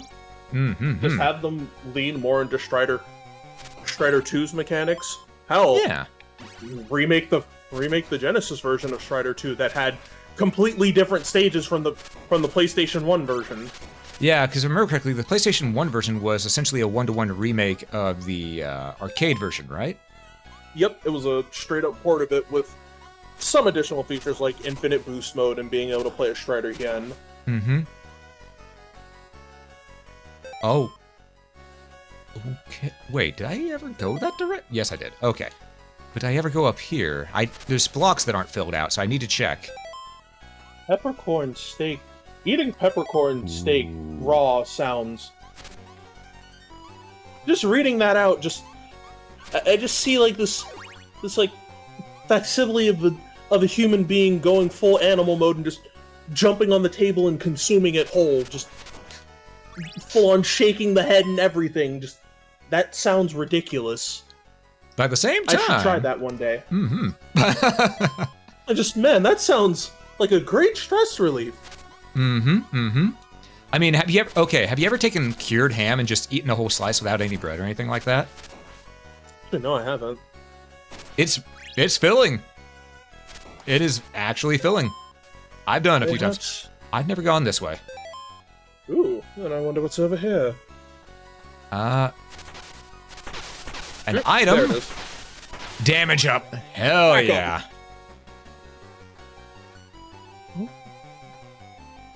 Oh man, there's so much that I need to get in this area. Okay. Oh, hello, Ghost. I didn't see you there. I mean, that's sort of their shtick, you know. Yeah. Listen, if you can see them before they're coming, I think there's more things you should worry about. Oh, speaking of seeing before it's coming, all right. Sosuke, you know how I have to wait until we can mod Infernax for me to continue playing it because the final boss, which I've seen through screenshots, just has full-on Calamity Memories out? Yeah. Well, I found out that my guess was right about the name of the final boss just from the quarter of a second of a silhouette that they showed flash on screen. And I'm not sure how I feel about that. That means that because it's a one-to-one description look to the description of how it is from Demonology. It's thinking of, if I know it that well just from the book descriptions, I'm not sure that this is a good sign. I might have looked into the abyss a little too much. Listen, it stared back, gave you a thumbs up, and said, "Have fun." You know, maybe that's why I constantly find glitches. It's just a little bit of the Eldritch knowledge. It's kind of like me. I break things by accident, while for you it seems to be a different side of things, where it's intentional because of the knowledge. It's like me at a young age, man. This Lovecraft stuff seems interesting to me when I get older. Yo, why do these things keep breaking and not functioning correctly? When you stare into the abyss stares back. Still remember playing Bloodborne for the first time, and I had a completely normal playthrough. No bugs, no glitches, no anything. Oh. But at the same time, I was running up my first playthrough of Dark Souls 3 concurrently, and there was nothing but mishaps and issues, like Mm-hmm. like the fight with Yorm. Oh. What happened? The sword just kind of stopped working mid-fight. Like we're talking, it's as if you were using it outside the fight. But every time I hit Yorm with it directly, it was as if it was a fully charged strike. Ha!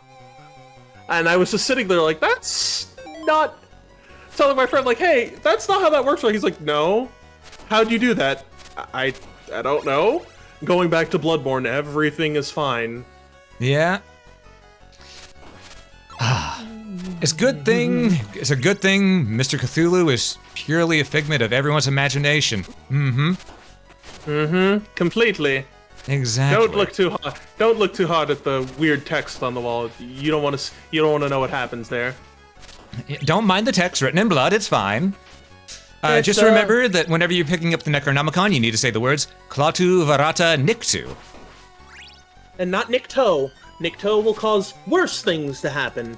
Mm-hmm. Trust me, the last guy who had it, he wasn't the same, and neither was his family. Mm-hmm. It's like a bad salesman pitch. This is a very bad salesman pitch on the Necronomicon. Yeah.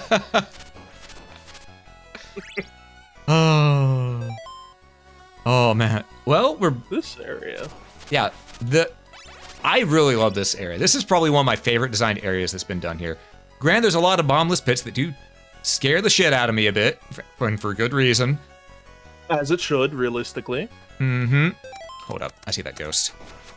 There we go. Oh, that's why you can stand on the spikes on the side of the platform a little bit. They're actually off-center from the platform itself. Yeah, just a little bit. Yeah, because I was wondering about it earlier when you fell into that pit of spikes. I'm like, wait, how are you doing that? And then I'm looking at it like, yeah, it's off-center. And now anybody watching stream cannot unsee it. Mm-hmm. Exactly. Exactamundo. Which is sort of like Telemundo, just a little more, precise. And direct. Mm-hmm. Okay, so there's a bunch of things I need to get just right here. There's one here, and one here. 3 in a row. Or it might be that one's just right on the crease, the edge of that right there, and it needs me to go ahead and just, get one of them. But there's definitely a second one that I wasn't able to get when I was here. Okay, yeah, it's on the other side. Gotcha. Okay, it's right there. And I do guess realize I it's because talk of all fast sometimes. I don't know why that's the case. It's only whenever I stream that I talk this fast, That's fair. I end up finding myself repeating myself on stream. I will say the same thing at least 2 or 3 times, and then I end up addressing it anyways. Yeah, I've actually had a full conversation with myself on stream before. just someone walking in, hey, the stream didn't start yet and no one else is here. Who were you? Attack power up, alright. Who are you talking to? Me? I see. Mm-hmm. Okay, it says there's another one right around here somewhere. Hold up. Maybe it's my Symphony of the Night ridden brain, but every time I see those the green skeletons, I'm waiting for them to just dick laser. Just to flip you just flip you the finger and dick laser you for almost all your health in one go. Yeah. Good old Nova skeletons. And then they became my best friend in Order of Ecclesia. Yep, because once you're able to dick laser people, the only thing you ever switch it out for is when you can fist people. Exactly. Nothing like a good old fisting. Yep. Skeletor would know everything about that. And no, I will not give context, Chad. If you want to know, go watch my Order of Ecclesia playthrough. I know, because I've played that game enough times. Oh, that's... Okay, we still got 2 more things over this way. So let's head on over there. I'm also just gonna... Why am I using this? I should be using this. A little more damage while we're using the Rose Whip, While we're going full on Kurama. Rose Whip! nothing like a good old stock animation of beautifully curated rose petals. Mm-hmm. Agreed. Well, it looks like we have to go down a different way, because this way is a little stuck. A wee bit narrow. Yeah, just a tiny little bit narrow. Also, these things are great for refilling our hearts. Holy moly. It's like grinding the birds for bolts and Mega Man 7 when they drop the eggs. Yep. Ah. There we Speaking go. of Mega Man 7, Capcom, I understand Pragmata is like... I know the little girl in Pragmata, she's got the blue coat on, she's got the blue jacket, and a robot, that's nice and all. Mm-hmm. She's not our blue bomber. I know what she's supposed to remind us of. Mm-hmm. I'm willing to bet they're going to have a reference to Mega Man Legends in that game. Yeah, especially since we're supposed to be on the moon. Mm-hmm. Dude, wouldn't it be some shit if in the end we find out that it's just another story of things that could have happened and it leads into Legends 3 despite having completely different graphic style? It's completely different graphic style. Everything's changed, and we just find out, oh yeah, yes, some blonde girl and a crazy pirate woman sent you to the moon. Also, wow, collapsing. The way the collapsing tiles are handled. Mm-hmm. It's really cool. Ah. I'm now reminded I need to play that Dominique route in Bloodstained. I still haven't done that yet. You still haven't done Dominique's Curse? Ooh. Not I yet. hear that it ties into Bloodstained 2 somehow. Now I'm going to be staring at every aspect of it that isn't just Dominique. Mm-hmm. Me looking at her, man, sucks to be stuck in hell, doesn't it? Maybe next time don't leave a child in charge of the shop. Just a thought, really. Oh, we can't buy an extra steak off him. Damn. Cause yeah. Oh wait, we already have one. That's why. All right. But yeah, the way you use the wooden stakes in this is instead of using it to open the orb, because there's actually bosses here now, you use it to open the boss room. Oh. Interesting. Mm-hmm. Also, we are getting some frame rate issues down here, and that's the I'm game, noticing. not me. Like, I can see it. Yeah, because that second whip that's happening every once in a while, that's not me doing it. Ooh. I don't know what's causing it, but there's definitely something causing the little glitch. But When this makes, I don't know why, but this, like, knowing this is in UE5, it kind of makes me want to go back to Ninja Gaiden 2 Black, but my, my computer and Ninja Gaiden 2 Black mix like oil and water. Yeah. It'll run really well sometimes, and then Unreal Engine 5 does its Unreal Engine job 5 thing, yeah. Yeah. Especially with, like, how good that game looks. Yeah. Honestly, I'm just gonna be real.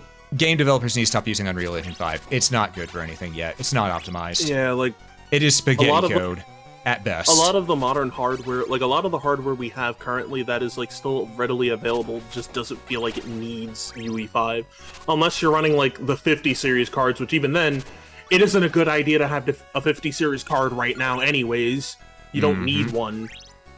Yep. It just feels like, It's man, overkill. I'd rather just wait until I can get like a 4060 or something and just play Ninja Gaiden off of that. Mm-hmm. And even then, all these games that use Unreal Engine 5, people forget, hey, most CPUs can't handle it. Yeah. The only ones that only CPUs that can really handle it are the ones that are brand spanking new, fresh out the box, and came out maybe a year ago at most. Yeah, like these like 11th series Intel ones, or like a lot of the more recent AMD, ones, which are, you know, kind of stupidly expensive, just a little bit. Mm-hmm. So a lot of people go, oh, but people have their hardware from their consoles. Not many people bought modern consoles. The only reason I have a PS5 is because it was gifted to me. Same. And even then, I might need to actually use that for Lost Soul Aside when that comes out, because I've been waiting for that game forever. Mm-hmm. Then I also use it to play Monster Hunter Wilds occasionally. Which I probably should get back on it when the next title update comes out, because I've been falling behind. But that's because when I was playing it, it made me feel like the player shop economy in Phantasy Star Online 2 was, ooh, heart max up. Mm-hmm. Also, it... Yeah, am I crazy, or was it just not there? No, it's the fact that the bricks here, there's an accidental layer in front of it. They accidentally put a second layer in front, so that's just a little bug that can be fixed. Okay, because I was looking at it like, wait, well, I see this particle effects. That's weird. Mm-hmm. But yeah, like, the economy for armor spheres and wilds is... I've never felt so broke in a Monster Hunter game before. Yeah. Thing is, I finally got all my I want to say Xenojiva Nos. What's its name? Zoshia. I finally got that entire armor set maxed out. Finally got it maxed out. And honestly, I don't need any other armor for the rest of the game now. I was thinking of, what do I do now? You know? Like, unless, like, you decide to, like, go for, like, super specific meta builds. Which, even then, I've seen people, like, who play, like, Wilds a lot more than me. I keep up with it just because I like to see people talk about it and see what I would need in case I ever feel like going back. And I just see people going, these tempered 9-star monsters aren't fun, it's just high damage. And I just kind of nodded my head like, oh, just high damage and nothing else. Nothing? That's not fun. When I hear people complaining about getting filtered by Doshiguma at 9-star, I'm like, yeah, no, that's not normal. I mean, honestly, I think one reason that people think that about the 9 stars is because, well, they got too used to how easy Wilds is. Wilds is obnoxiously easy. Yeah? I mean, the fact that you can beat any, and I repeat, any hunt in around 10 to 15 minutes, that's ridiculous. All other Monster Hunter games, you're taking a good maybe 20 to 25 minutes to finish a hunt if you're optimized on your gear, and I don't want to say, and I don't want to say, like, it's a response to, like, people complaining about how, like, later quests, like, a lot of the investigations in World took a while because of the Clutch Claw, forcing you to make the hunt take longer because you have to reapply the wound. But, like, at the same time, I feel like they kind of missed the mark on, like, the damage monsters doing wasn't the issue, it was just how long it took. And then in Wilds, while yes, I do think this is the smoothest rendition of the combat with, like, a lot of the offset attacks and the focus mode. That's great.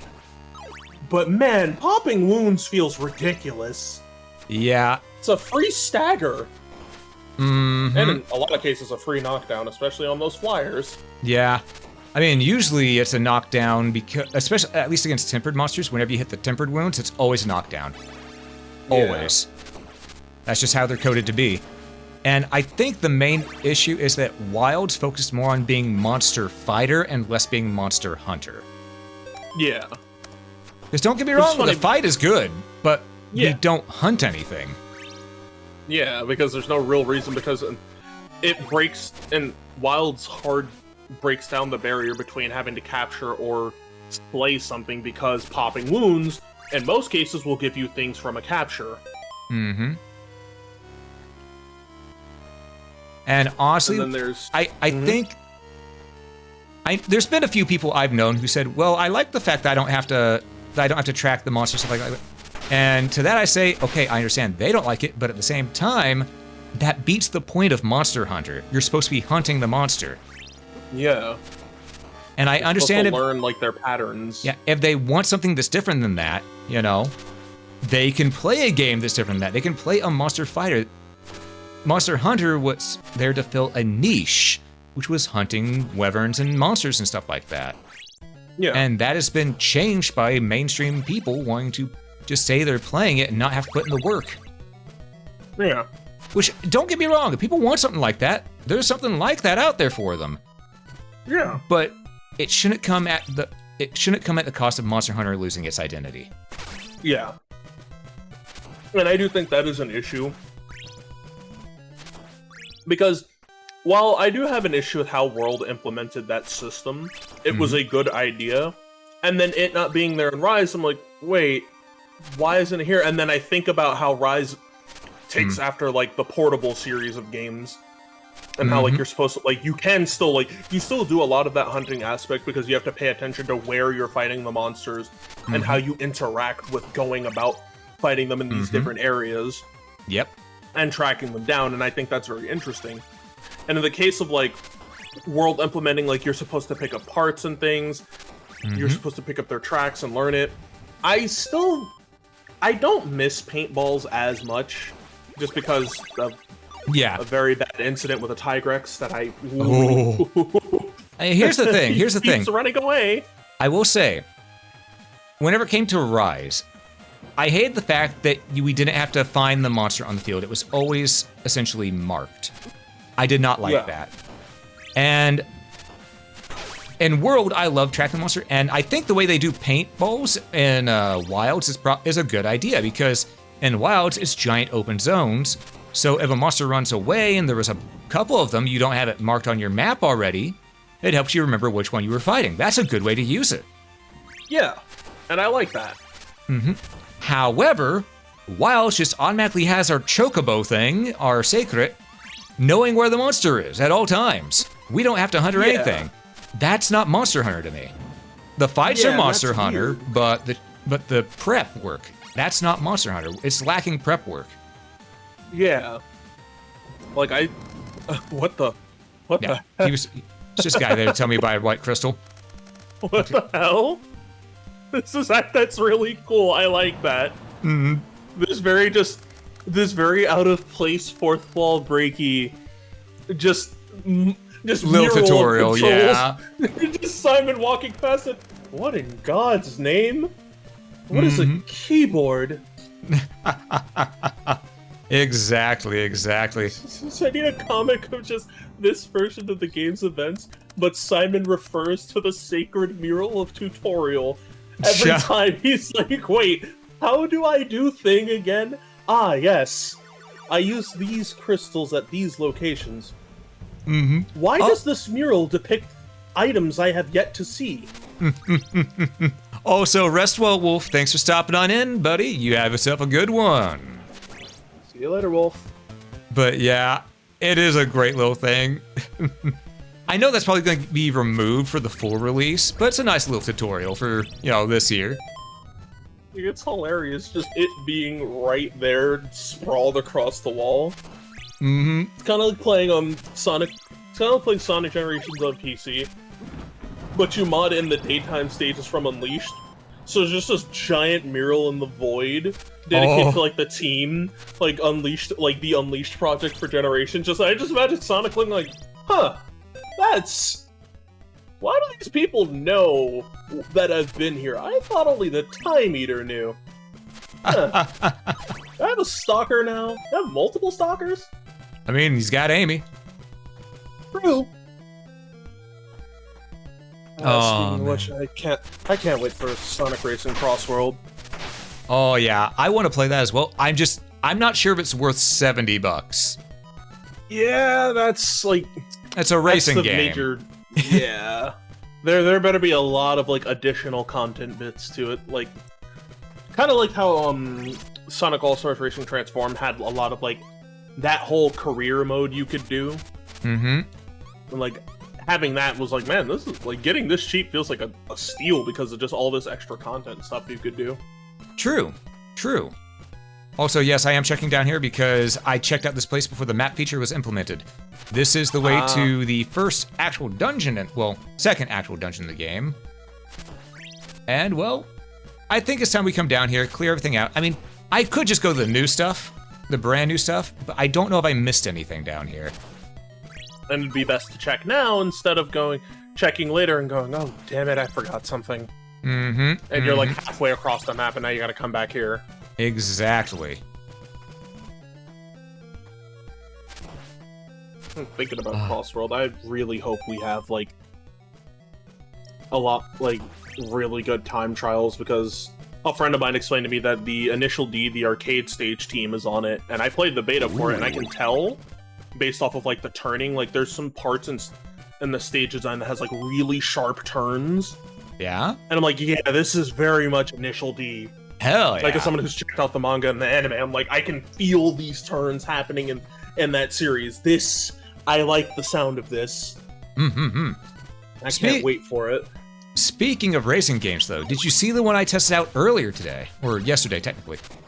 Actually, no, I didn't. What is it? It's called Star Racer, and it's essentially, think F-Zero at home, where they used sort of 2D sprites for the vehicles, but 3D models for the stages. And it has the aesthetics of F-Zero original, but the feel of F-Zero X, as well as they add in elements of flying that play like Star Fox, and they added in some Mario Kart elements as well, such as the drifting boost. I'm looking at, I'm seeing you, play it through this clip earlier and just... You can do some crazy shit, yeah. Yeah, you just flew over a large section of track. That was sick. Thank you. I think I need to play this. It's a good game. That right there. And I found out that it is in fact going to be getting online multiplayer eventually. It's just that for right now it's only local because they wanted to launch it and get some money going so they could fund the rest of the project. Yeah, I'm definitely adding this to my wish list and checking out the demo. Mm-hmm. Also looks like it was a good thing I came back after all. There was Heart Max up there. Mazel tov! Or was it Molotov? What do I do with this? Yeah, you throw it. You throw it and you throw it good. Yeetus deletus. Or just look at that skeleton. It's just immediate. Just looking at the skeleton, just winding my arm back like, sorry, buddy. Your wheeled friends made me do this to you. Yeah. Yeah. Oh. You know, I'm gonna be honest. Whenever this gets full on released, I sort of hope, it's not going to happen, but I sort of hope I'm able to get a full custom sprite sheet that I can mod it with so I can play as myself in this. Dream tactics such as that. That's why I started learning 3D modeling to mod myself into a lot of these action games that I play heavily. Mm-hmm. I feel ya. It's just, there's something fun about just playing a game and having a custom character, you know? Yeah. Whether it be through natural character customization or doing it yourself, you just feels good. Oh, did I never fight this? I never fought this guy in this file. That's just a bloody skeleton from Symphony of the Night. What in the... Okay, I can't throw sub-weapons in here, but maybe this one? Okay, I can throw this. Huh. Well, he's dead. It's so weird not hearing that, visceral scream. Oh, yeah. Follows at the fountain of blood. Just, oh. And it looks like this is the new way to get the blue crystal, but since we got the blue crystal the old-fashioned way before the update, I didn't ever do this part. That's what it was. Gotcha. And hey, Banjo Kaze, welcome in. Good to have you here. Hope you're doing well. Welcome.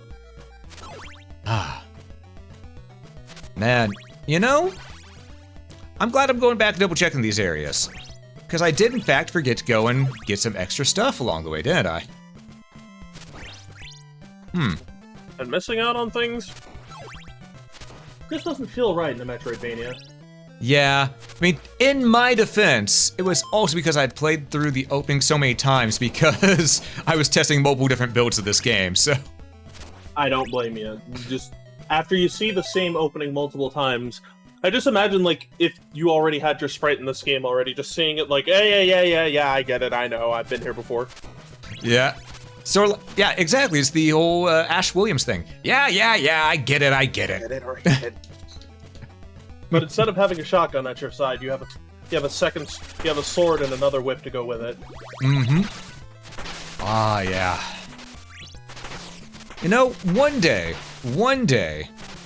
I really want to have a game where it's just me going around attacking the undead with sword and whip. Because there's a way to make both work. Yes. My crazy person brain just went, what if you just threw the sword and then caught it with the whip and just started spinning your arm and if you get hit, it's your own fault. The undead looking at each other. What the hell, man? Not cool. we can't approach like that. That's the idea. and this is one of the entrances and exits to the first dungeon. This is where it is. This is the first dungeon here. Right, the lighting shift, just that transition, just and then there was light. It's good stuff. Oh, and then down here, this is where you get the Sacred Flame now in this game. Which to do it, you normally would come here after you get Dracula's Rib for a very specific reason.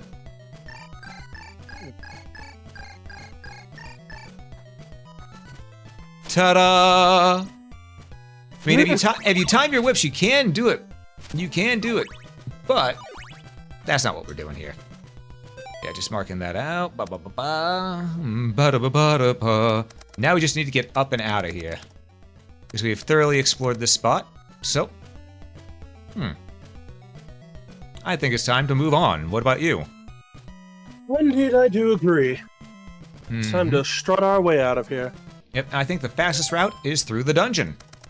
Of all things. Carry yourself up and out relatively quickly. Yep. Plus, we get to listen to this music. God, the dungeon music has always been good in Castlevania 2. Oh, look, it's the big boner. Oh. Sir, there are spirits of the damned here. Please put that away. Every time I'm supposed to be enjoying damnation. Every time I say that, I just think of Shadows of the Dam just wing. Ah, yes, the huge boner. Oh man, that game is so good. It got bashed whenever it got re-released because it doesn't fly with today's audiences because it's not PC at all. It is. But that's the charm. Yeah, it's meant to be very, tongue-in-cheek. Yeah. Especially with the time that it came out initially. Like, amidst a lot of games that blended in brown and gray, and oddly, a lot of the protagonists for those games were white dudes with shaved heads, like buzz cuts. It was nice to just see something with an extra splash of color and just a different designed protagonist and just a different vibe altogether. Not to knock Infamous, which I do love the Infamous games, but Cole kind of blended into the background unless you knew about Infamous. Yeah. Yep. It is what it is, am I right? Indeed. It is what it is. Oh, okay, that's enough bats. I don't know. Seems like this place is a little batty here, if you ask me. Alright, Gremory, get him. Simon's Quest 2. Simon looking up, what do you mean? The Curse of the Mooncast. First time? Oh, right, that Grimory. I started thinking of a different Grimory. Sorry. I was about to say, you think that's a punishment? And it's like, oh, wait, no, you mean that Grimory. Okay. No, sir, this isn't supposed to be enjoyable. It's supposed to be hell. And? Shards of glass and bats. God, the screen shake on that still just made me think, yeah, that if this touches me, I'm going to die. And I'm going to have to start this whole section over again. Oh, we need to rush to the save point up here because it's almost been 2 hours and ads are about to run again. And at 2 hours, I like to go ahead and do a little stand up, stretch legs and stuff like that, because it's always a good idea. So we're gonna whip this boner out of here. Save. Whip the bat too. And then we're gonna pause because ads are gonna hit in about 3 minutes so I'm just gonna run them a little bit early. So folks, during this ad break, do be sure to stand up, stretch, hydrate, dehydrate if you need to, grab a snack if you haven't already, and we will catch you after these messages. Indeed.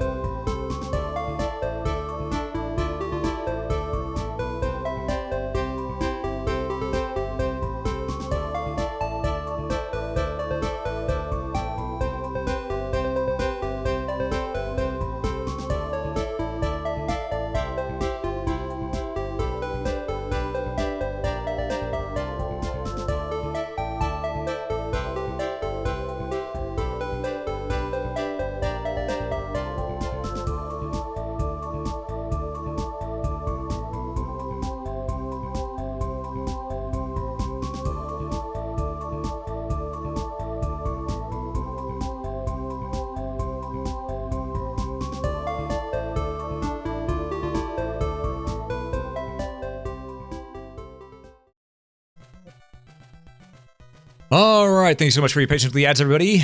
We're back and we're ready for action. Sorry that took longer than normal. I went to stand up and go take care of something as soon as I hit the away screen, and my happy ass forgot to hit the run ads button. Sorry about that. Anyhow,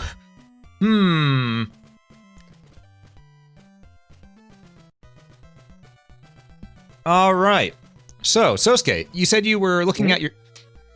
You said you were playing the Symphony of Night randomizer, correct? Yep. Yeah, and you said you're trying to fight Galamoth it was? With what again?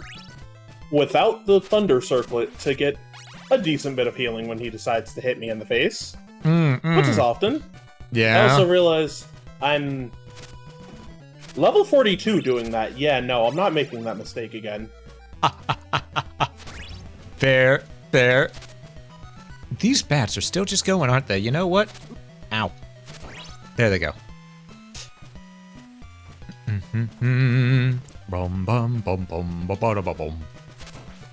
All right, so here's my question to you, Sosuke. I know you have the shield rod. What shields do you have currently? I currently have the Alucard shield, the Axe Sword shield, and that's a dim sum set. Now, you have the Alucard shield, not the Alucard shield, but the Alucard shield? Yes, I have the Herald shield, the Alucard shield, the Knight shield, the Axe Sword shield, and the Alucard shield. I'm missing the shield rod currently. Ah, gotcha. I was gonna say, once you get the shield rod and the Alucard shield, you've won the game, no matter what. It is the best combo in the game. All this game is missing is Jeebel's glasses. I mean, really be in business. I mean, with what the Alucard shield and shield rod can do together, you know, it might as well just be Jeebel's glasses at that point, you know? Fair point. No, I'm just gonna get some more money while we're right here. Money!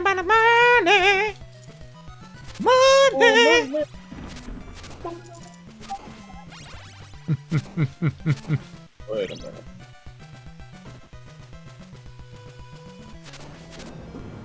I'm reminded of every time I would play the Bloodstain randomizer, I somehow, before finishing the game, would end up with Standstill and Jeebel's glasses and just kind of casually keep time in a frozen state for me to do as I please. Yeah, that Bosses is are a joke. Yeah. Just yeah. Oh, Sosuke, did I ever tell you about the most overkill thing I've done in Blessing Ritual of the Night? No. Okay, because I have 1% in that game. And by 1%ing that game, I mean every single thing in the bestiary. Yes, even the 0.05% drop from the Light Elemental. And then I got all the medallions. Oh. I've beaten every boss in that game without taking a hit. I don't force myself to do that anymore because I have nothing left to prove on that. You've essentially gone, yeah, I did it. Nobody can say I didn't. Exactly. Well, yeah, I've done everything I can in Bloodstained Ritual of the Night. That is just one of my favorite games of all time, straight up. Wait, why am I here? Time to see what the Scarlet Entanglement contains. Okay, so Let's go 100 gold. I have found out that the warp to the mechanical mansion is bugged. Oh.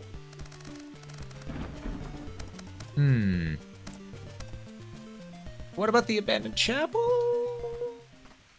Where's this tape? Where's this put me?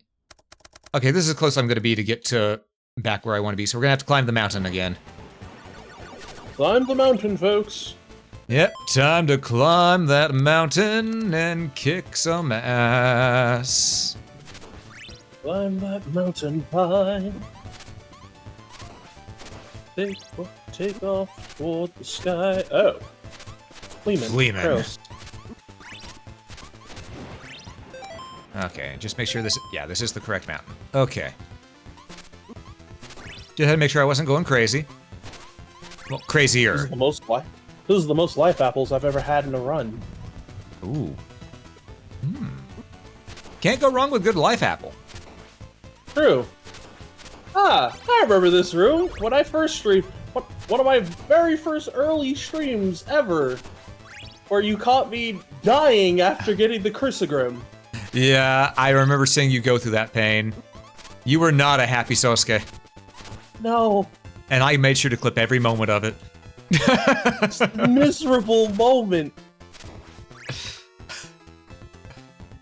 God, why didn't I save when I was supposed to? I guess it was an energy high. Just I got the thing. Mm-hmm. I don't have to care anymore, guys. I have to care.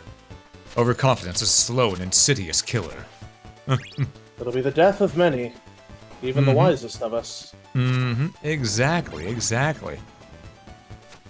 And Liz has a point. You can't go where you already are, but that's why I said crazy-er.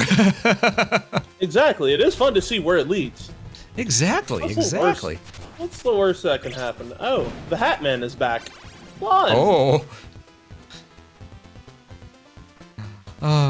Got that. Hitting my friends with that as a joke is always funny. You're the only friend of mine where it's just the immediate ah. I see. Yep. Any of my other friends, the what? Oh, they don't know about the Hat Man? Nope. And they never get a full explanation. Oh, you should explain it for chat, because they might not know. Nah. I want somebody in chat to see it one day and then go, I get it. I hate it. How do I make it go away? Fun fact. He doesn't. Yeah, you can't. He's there. It's not a regularly scheduled trip. There are no booking days. It just happens. Mm-hmm.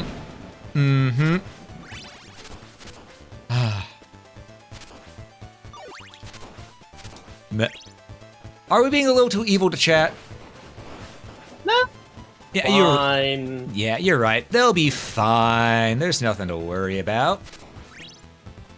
Wow, we scaled that mountain much faster this time with, probably due to the fact that it's daylight out, and also I didn't run across as many of those angry gargoyle bastards.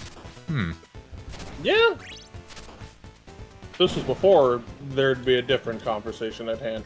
Mm-hmm.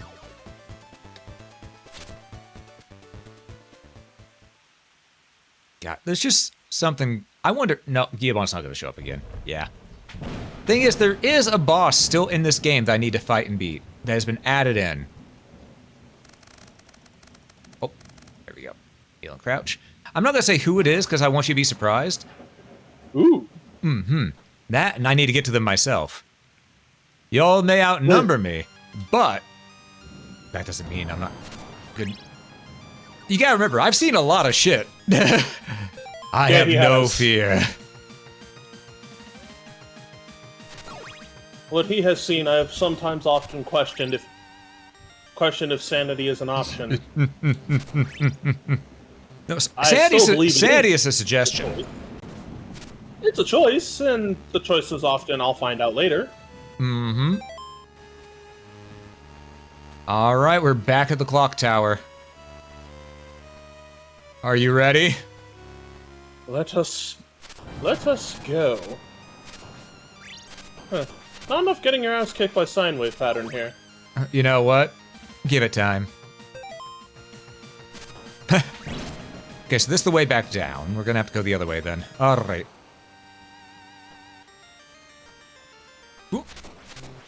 Oh, it still takes 3 whips to kill the shield skeletons that are shadowed in this one. Okay. Interesting. At least it only takes 4 hits to kill a lance armor now. Before it was taking me, 6. So those attack ups have helped drastically. Find a couple more and then make it 1 hit. Mm-hmm. Exactly. Actually, wait, I don't know how many you would have left in the game to find. I don't know how many I have left to find either. I might have all the ones currently available. No, let's say currently, because there's definitely gonna be more stuff add in along the way, Yeah.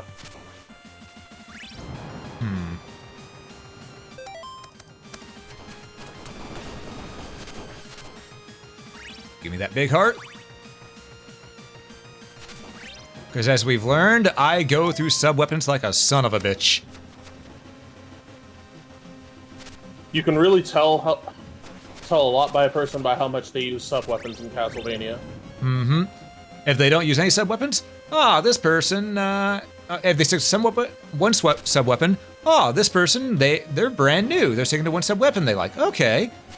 If they use multiple sub-weapons, this person's seen some shit. If they use no sub-weapons, run. Because that's not someone with any sanity to them. That's someone who's lost their goddamn mind. AKA me in Castlevania Just 4. Playing through Symphony of the Night. Who needs the Cube of Zoe? I just punch things and it works. Mm-hmm. Ghost Guard. Well, have you ever done a whip-only run of Castlevania, though? I have. It's miserable. Oh, you meant just... I've done it without actually picking up the upgrade sigil, and, Ooh. never again in my life. Yeah. Yeah. Someone would have to fund a project for me to ever even touch that again. So I have a bunch of this new stuff I want to show off on stream, but first, what I could only consider my generous benefactor, I owe them suffering. Oh, speaking of suffering, remember when I did the Dark Souls randomizer the first time around? Yeah. And how Monas was where the tourist demon was? Just Monas. Hello. Hi. Greetings. Please get away from me. No. Oh. Great. Yeah. Okay, it's above me. Gotcha. There's an item here that I want. I'm not leaving until I get it.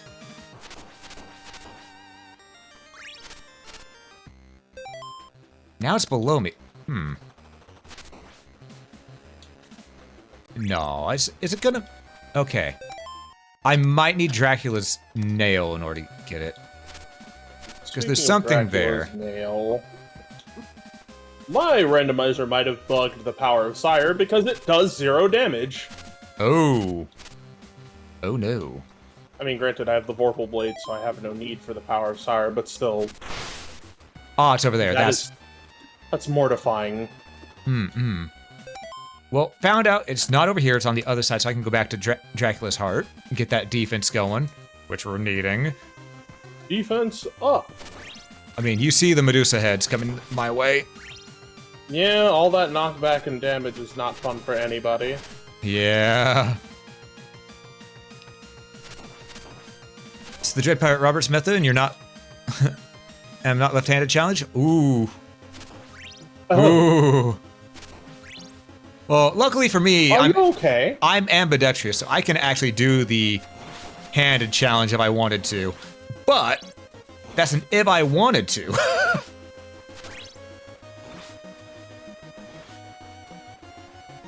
Lord knows you. Lord knows you wouldn't.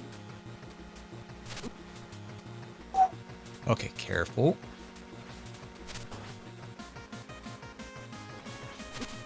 Shh. It. Oh, fucking Medusa heads.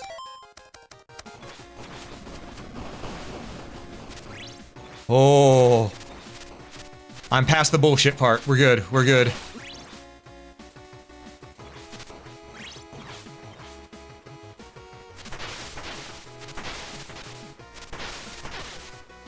Heart max up. You love to see it. All right. I really would love to life max up, though.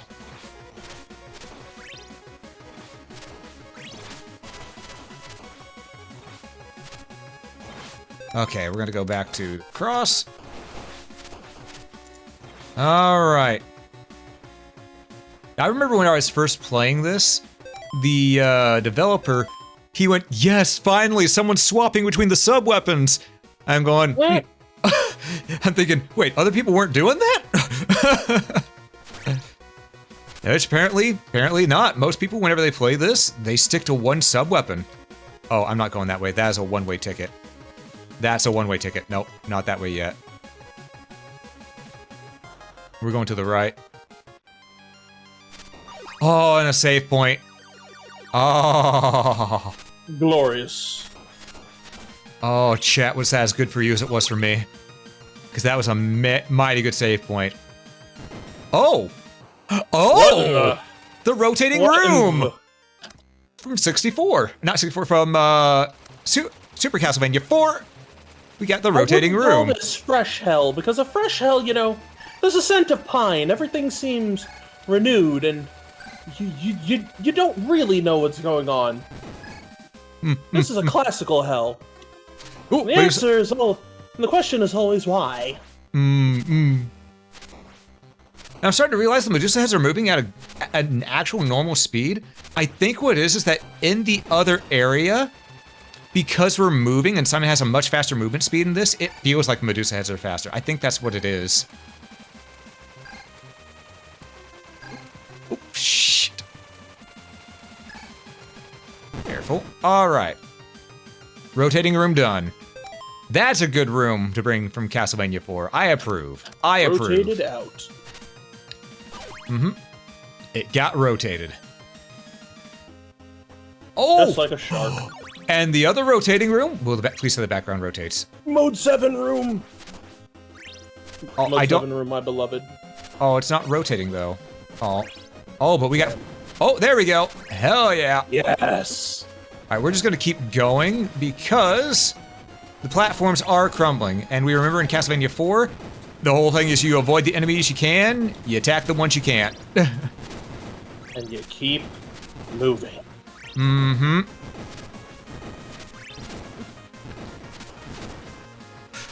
Whew.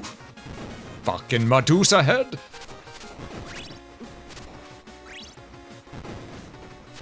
Ooh.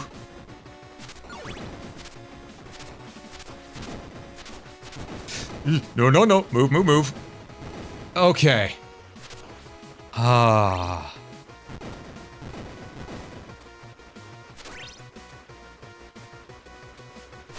There we go. We got it.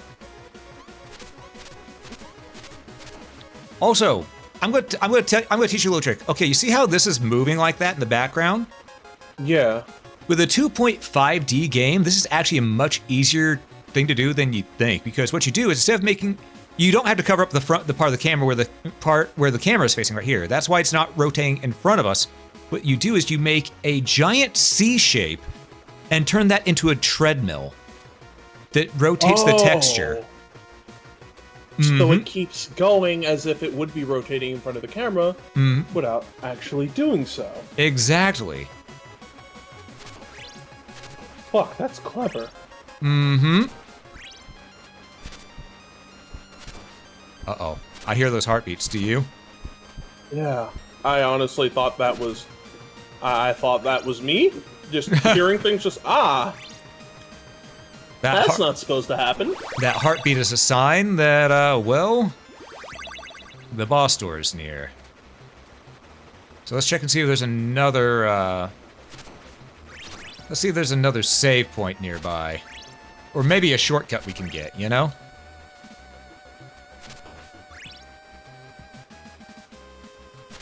Because we also need to find the guy who sells a wooden stake, an oak stake here.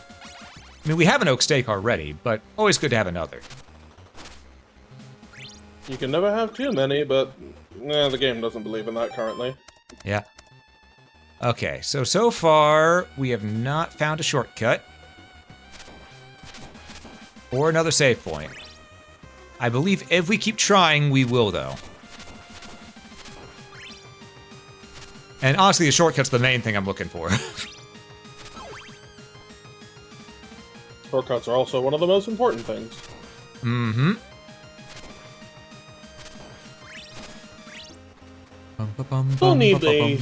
Still need a Souls-like that truly takes the full-on Metroidvania approach in which you do acquire actual proper maneuver abilities that let you explore previously unexplored areas instead of what are essentially just keys. Yeah. The Souls-likes are so very close to approaching 3D Metroidvania. I mean, technically, they are 3D Metroidvania. They're not 3D Metroid, though. True. Okay, going back is going to be interesting, but I see that going... Ooh, maybe I should have just continued up there and gone to the boss door. No, wait, we didn't find the guy with the oak stake yet, so no, we probably need to go down here.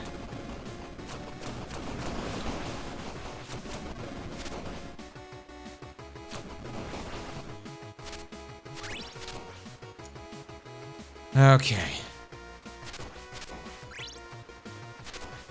I love the fact that sub-weapon damage stacks in this, though. It's really nice. You know? Able to really get a lot done in a singular motion. I see that. I want that. We're going back up. Then to the top we go. We may be looking for shortcuts, but if we can get an upgrade along the way, why wouldn't we? It wouldn't hurt. Oh, we're gonna have to... It hurt. It hurt a lot. Now if we do this... Laurel! Aha! You know what? That's fair. I never thought of using a laurel like that before. Mm-hmm. But I'm lying, I used it on Dracula. Ah, fair, fair. Though, to be fair, on Dracula in the original one, you don't even need laurels. He's just so easily beaten. He just stands there and takes it, you know? You hit him with the holy flame, he's done. Take the beating like a champ, Drac. Mm-hmm, exactly. Okay, I'm curious as to what's in this candle now. It's not worth it because of that, but I had to know, you know? Mm-hmm. Also, I like that stairs are no longer our enemy because we can duck and whip on them. Because they're just... Jump on and off of them. Yep, they're just slopes in this one. Which, you know, it works, it's fitting. Did I miss anything on the way down? No, it seems.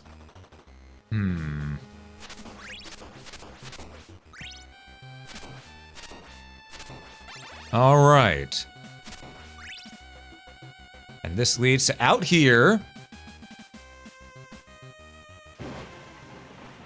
Which... Okay. This may... If there's a save point out here, this will be a short... We got a cart.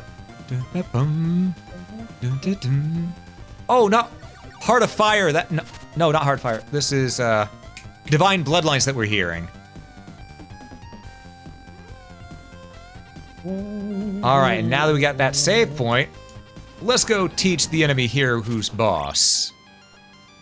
Because my guess, if I had to hazard one, is that we're probably gonna fight death here. You know? Possibly. He fought Giabon Slogger last, and those are his two generals, so... It just makes sense, right? Yeah. If you didn't, I'd be surprised. Yeah, it's the goddamn clock tower after all. And the clock tower, and it's just the she-wolf from... And it's just the she-wolf from Chronicles. Yeah, I remember whenever I first played Chronicles, I was playing it on Arranged, I thought, wow, that werewolf's pretty easy. Then I played on Original and went, why is this werewolf so angry? I've been here for 3 hours, ma'am. I'd like to leave. Exactly, exactly. Oh, you know, I don't know if the Flame Whip is implemented yet, but if it is, I probably... If it is, I could probably get the Flame Whip with the amount of coin that I have already. I could come back and completely own face on this boss. And show it what a real boss looks like. Exactly. Well, I'm already going to do that.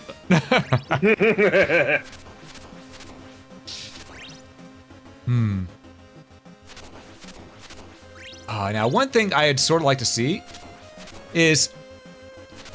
I want to... Okay. The person who's developing this, he's not a fan of red hair Simon, which I understand a lot of people had mixed feelings about Simon's appearance change in Chronicles. I understand that, you know? Not for everybody. I personally enjoyed red hair Simon a bit because I thought it blended in with the rest of the, you know, more modern look to how Castlevania had. Yeah. However, I think the best designed Simon Belmont is the one from Mirror of Fate. That is a really good design. Because he encompasses elements of both the Kojima redesign of Simon as well as the original design. which was a barbarian. Mm-hmm. Fuck you, Flea Man. Like, I'm always going to be very partial to the Ayami Kojima design because Yeah. I love her artwork. It's beautiful. It really is. If I could just hang all that art up on a wall or just have an art book containing all that, I would. Oh! What the? I don't know what the hell that did for me. Okay. Maybe there's something I'm supposed to jump up to? I don't know. Either way. Art game, cool. But yeah, we're just gonna pretend that didn't happen. We're gonna continue on. And we're just gonna fight ourselves a boss. We're here. Let's equip our oak stake. Dispel the barrier. Grab the cross. Let's get ready. Oh, wait. Sosuke?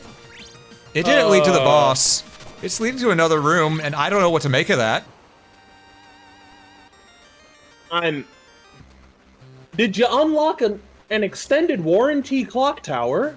I think I did, but there's a save point right here, so that's one thing. Oh, wait, there's a save point right there. Oh, no. Oh. Well, we've got our Morningstar Whip. We're fine. Also, one thing I think would be cool, if after you beat this game once, or you get to a certain point, you could unlock different skins or different sprites. Like maybe Trevor Belmont, just because. Oh, that'd be awesome. Now, I don't want to put too much on the developer. He's already doing a hell of a lot of work. Yeah, just seeing a lot of this. This is a lot to do. Mm-hmm. I suppose since he's technically a solo dev, yeah, he's got help from people who have made the sprites, you know, some of the customs for him, as well as, you know, obviously the sprites having existed before from the other Castlevanias. So I don't want to put much work on him. He's already doing a lot of work here. Medusa head. But I'm just saying it would be cool.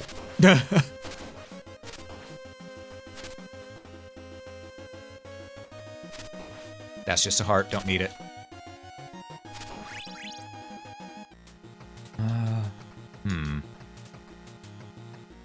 I don't know what's over there, but I have a feeling there might be a secret.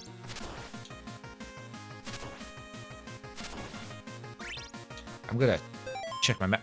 Nope, no secret. Okay, we're just moving. Oh. Oh, it's Frankenstein's monster instead. And Igor. No, fuck you, Igor. Oh. Fuck you, Igor. I was fine.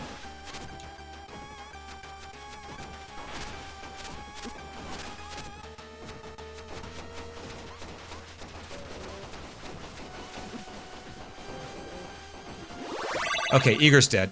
Igor's dead. Now we can take care of Frankenstein's monster. Ooh. Okay, and he functions the way he did in Castlevania 4. I like that.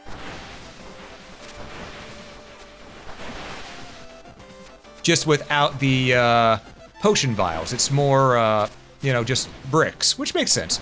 So I guess more like how he functioned in Chronicles. Creating a familiar, yet still challenging experience, and he's burning. I take that back.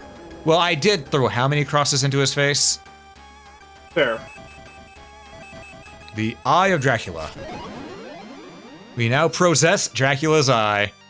Let's go. All right. You cannot stop the ability to process. Mm-hmm. The vampire's vision at night is precise. The bearer of Dracula's eye will be able to see evil in the darkness. And hey, Ethereal, I see. Oh wait, did we make the challenge? Or how far off are we from succeeding on the challenge there, Sosuke? Let me check. Down to 60%. Ooh, nice. Very nice. Mm-hmm. Also, these candles are gonna bother me. Hold up. They must be shattered. Ooh, big heart. I love that big hearts have that weight to them. They fall immediately. Yeah. Gotta love that little touch. Also, with Dracula's eye now equipped, I wonder what it'll do for. I don't want to drop there, do they? The gears aren't moving. Yeah, those gears weren't moving to begin with. Actually, hold up. Okay, we can see a little bit here, but if we take off Dracula's eye, go back to this. It doesn't technically affect our vision. I guess it's only for one area then. I was hoping to be just a permanent, you know, make the screen bright type thing during the nighttime. But no, it's not it. I mean, that would have been a cool touch, unless maybe here. No. Had to check, had to check. Just to be sure. Well, wait. Dracula's eye, unlike what you have equipped currently, actually had a use function to it because you could press right trigger while holding it. Wait, I could? Yeah. Oh! Oh! Oh my god! Well then, don't mind if I do. Dude, Ew. it turned Simon orange. It turned Simon orange and now you're trapped in a Virtual Boy. No, it turned Simon orange, his original sprite. Oh! So think of it like this. Oh god! Think of it like this. Think of it as if that's the way that Dracula saw Simon approaching him in his castle in the first game then. I like that idea. Like, this is what we now see what he saw this whole time. I like that idea. I do still like my defense up, though. But this... Also, I love that right there, we could still... in this game, there's still technically the 4-piece McChicken meal. Or 4-piece chicken bucket from KFC in that little corner back there.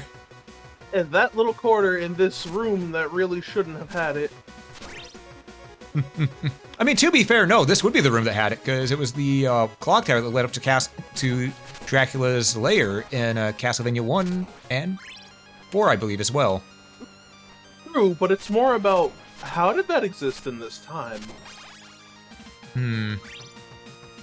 True. At the same time, I ain't complaining.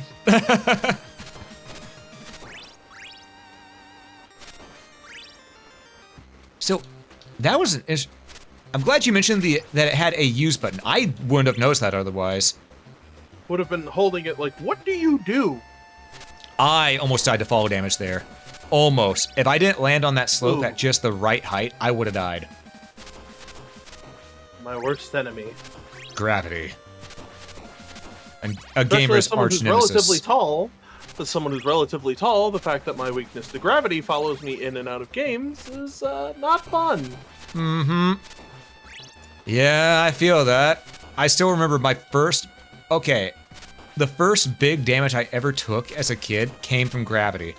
No joke, I was climbing a tree when I shouldn't have. Because it was after it rained, but I was a stupid 4 or 5-year-old kid. I was climbing a tree, slipped out of it, landed directly on top of my head. I know it explains so much, but... it adds character to the lore. But yeah, that happened, and yeah, ever since, gravity has been my mortal enemy. We are in a similar spot. While I wasn't climbing a tree, I was more so running up and down stairs after, you know, being told, hey, don't do that. Yeah. Oh. Yeah, I'm fine. Why does my head hurt? Why am I in the room? I could have swore I was downstairs. Eastern Joma Marsh coming soon. No! All right, we gotta see if there's any more here. There's got to be something else. After all, there's still this entire area on this side now. Oh. And that's a lightning storm again. Yep. Area below is unfinished. Okay, noted. You just walk down there and there's just one of the churchgoers with a sign saying, we literally told you this isn't finished. Go back. Heart max up, HP max up. We take those. Very nice. Absolutely. And this leads back to the other side where we were. Okay. Red crystal helps us get past the poison bog. Ah, the dank bog water. It returns. And it's even more dangerous than before. You gotta be wary of it. Indeed. Also, I love that the back of the whip always counts as a hit. you know? A reverse hitbox. Someone's friend until it betrays them. Yeah. Okay, I could go left, or I could go back right and see if the area that's unfinished is still visitable, you know? Yeah. Oh, poison bog. Okay.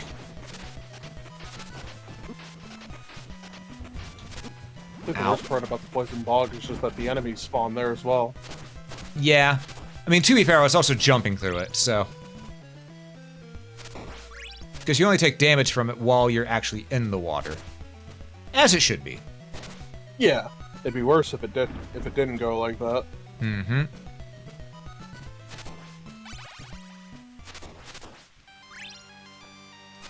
Alright, and here should be a save point. Perfect. Alright. There's also that entire area going west to get back as well that we could try. But I sort of...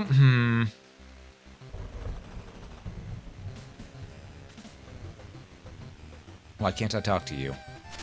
Boy, talk to me. Alright. Let's try this again. Oh, he's broken. Okay. Well, maybe the man in the tunic walking up to him with glowing eyes must have just fried his brain. Maybe. You could be right. You could be right. As I see a man brandishing a morning star with glowing eyes walk up to me, I may not be able to respond for the next few days. I might be catatonic. Him, on the other hand, he's probably just stunned, you're real. Yeah? Yeah, maybe. Okay, we're gonna switch to our laurels just to get across this.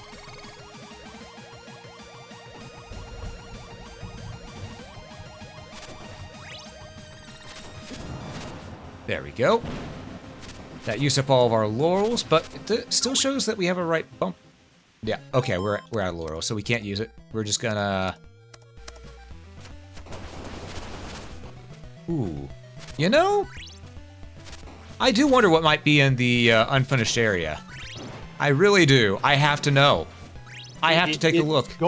It's going to bite at you until you can't handle it anymore. Your curiosity must be sated. Exactly. Exactly. Poor Matthias. This is how you saw everything, buddy. Oh, I understand why you'd be mad at the world. Yeah. Also, speaking of Matthias, did you ever notice that in Dawn of Sorrow, the Julius mode, whenever you go to fight Soma, that portrait on the back wall is Matthias? It's Matthias. I noticed that. Like, I didn't know that on my very first playthrough because I hadn't played Lament of Innocence yet. But when I did and I had done a revisit years later, I stared at him like, wait, that's his original self. Yep. And also, did you ever notice that Soma Cruz dresses very similar to Matthias as well? Giant fur coat and all that? It was just written all over the place that he was the reincarnation of Matthias. Yep.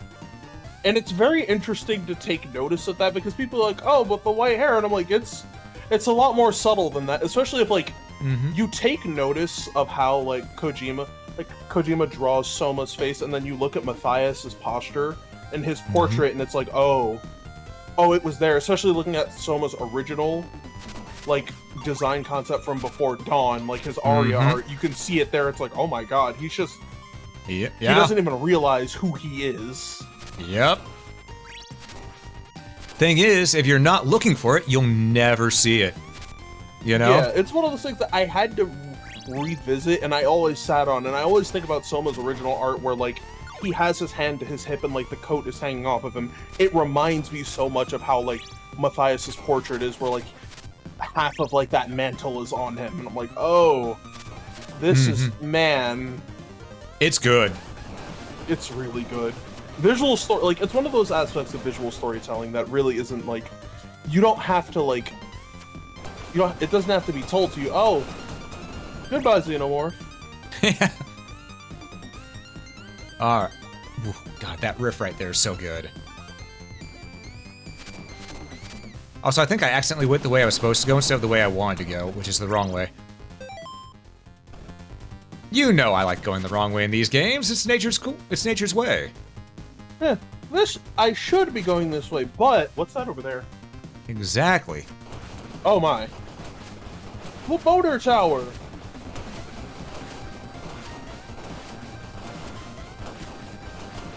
I'm just treating it like I treat Dracula in Castlevania 2. Don't go right. Area not finished. Area not finished. Gotcha. Well, when you put it that way. Area coming soon. Ah, okay. Damn. I thought it would have been a chain of signs saying we literally told you don't go this way. Yeah, well, it says don't go right, area not finished, so... It may be a poison bog meant to kill me, but I'm gonna see if I can cheese it anyway. And if we die, we'll just respawn at the checkpoint and can come back down here, and we know which way not to go. Yeah. It'd be funny if this bog was just... You couldn't use a laurel to get past it. Yeah. Like it was the only one coded to specifically hit you in the face if you decided to use a laurel. Yeah. Oh, it is unfinished. Well. Oh. You never know whenever testing a beta. I mean, he could have just been a little snarky, for all we know. Just a little bit of cheese. Mm-hmm. You give one time. Good night, Liz. Thanks for stopping in. You have yourself a good rest, okay? Have a good night.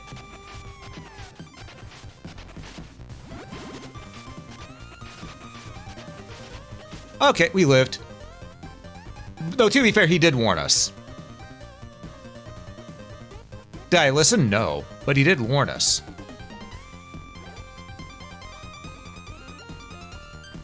You know, Sosuke. Mm-hmm. One thing I'd really love to see made that isn't made yet, surprisingly. A demake of Lament of Innocence.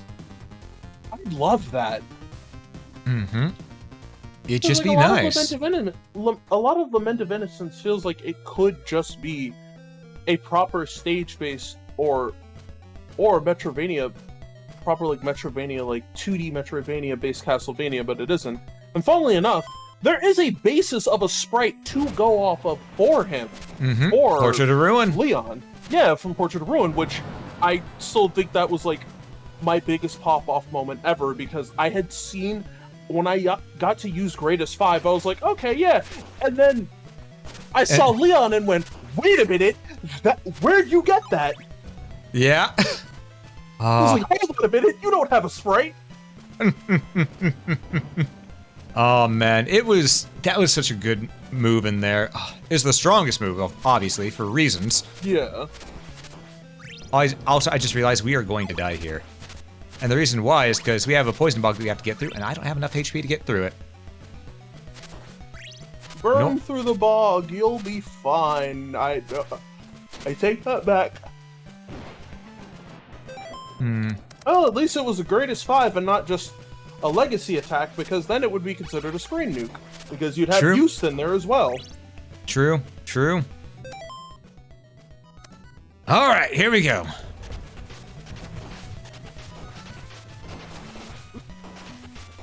I'm gonna die in here. There we go. There it is. Well, that was significantly louder. Yeah. Alright, well, we've seen all that. So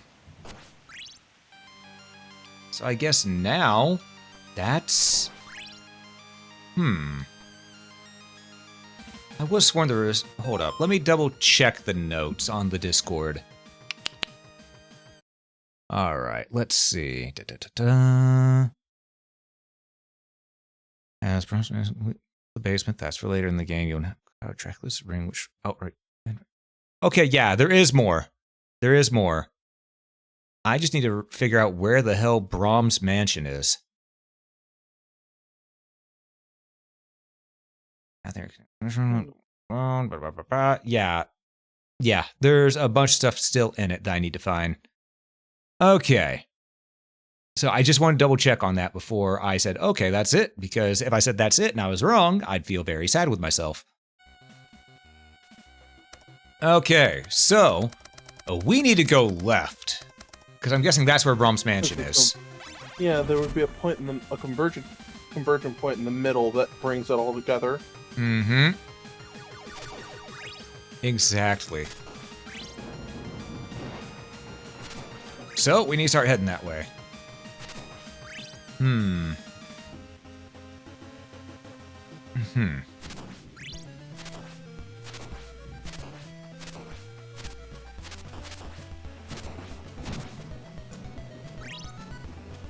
Okay, so we got the Ow. We know we can cross this way, because we have the red crystal.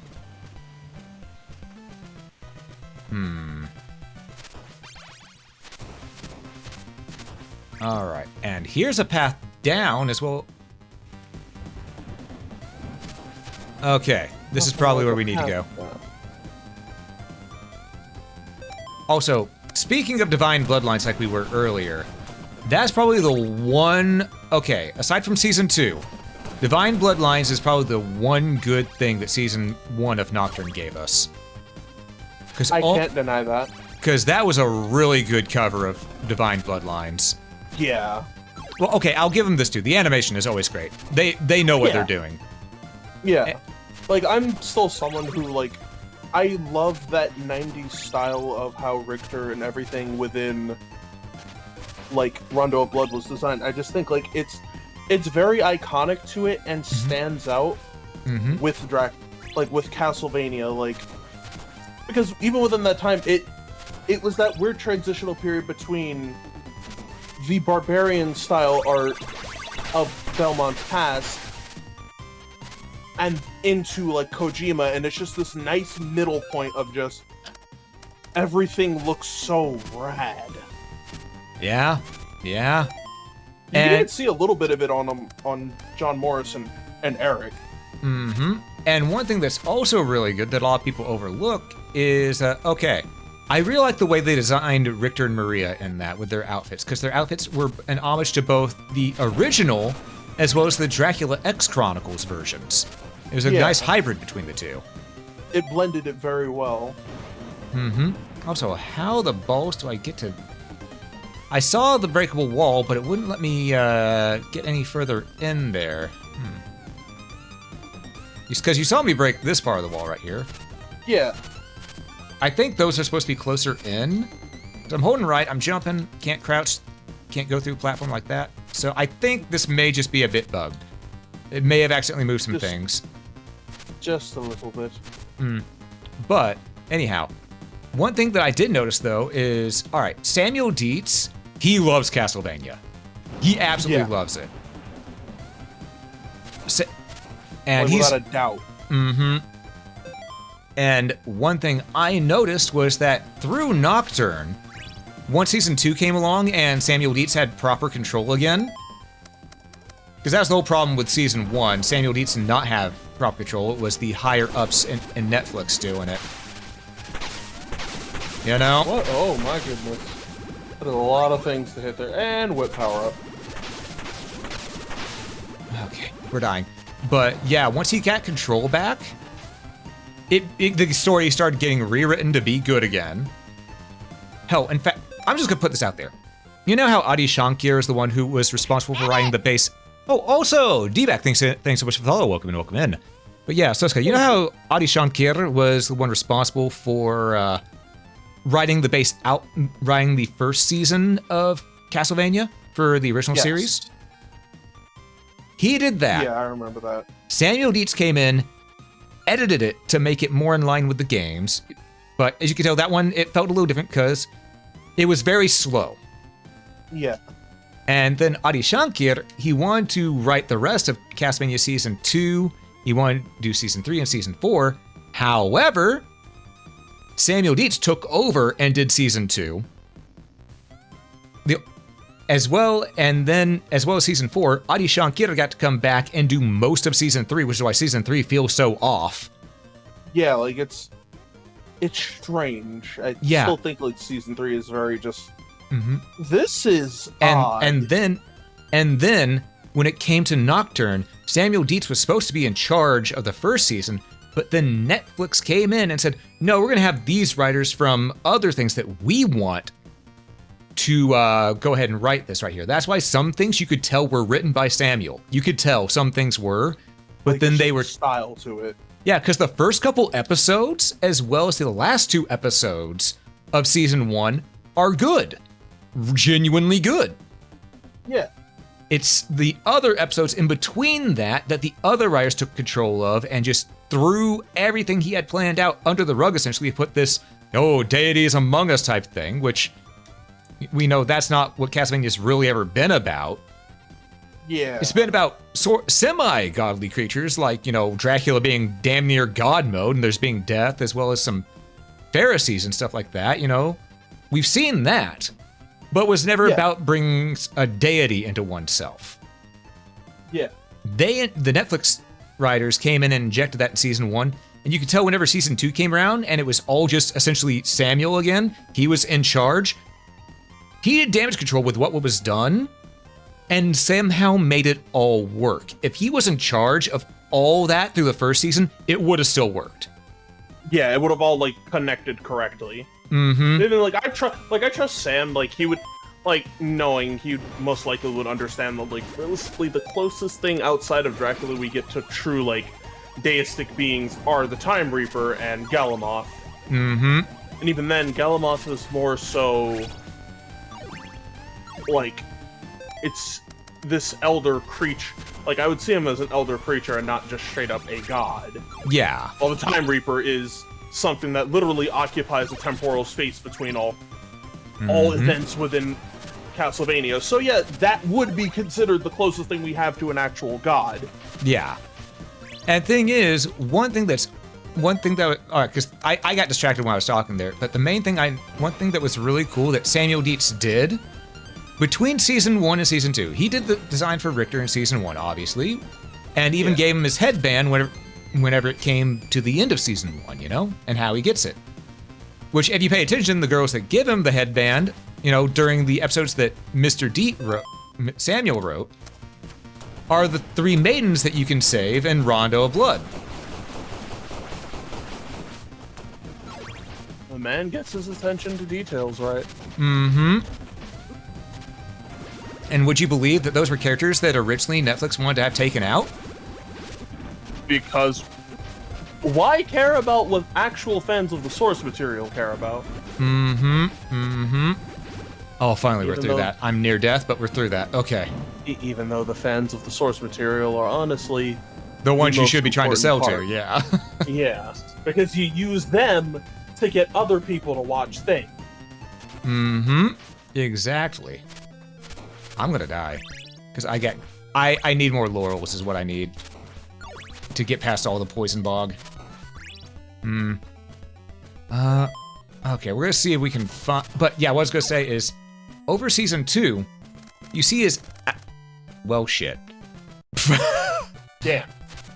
Over the course of season 2, you see Richter's outfit get more torn and damaged, and by the end of it, it looks like his classic Rondo of Blood design.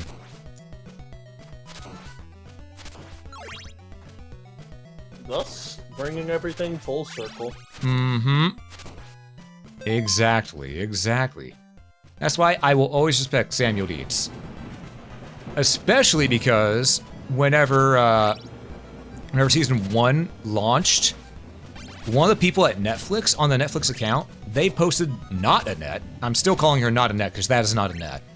They posted not Annette, a picture of her winking at the camera and saying, "Guess that Belmont boy was useless after all." And Samuel Dietz reposted that saying, "This does not represent my view of the thing. This is just in bad taste." Yeah, it's kind of what it felt like to me.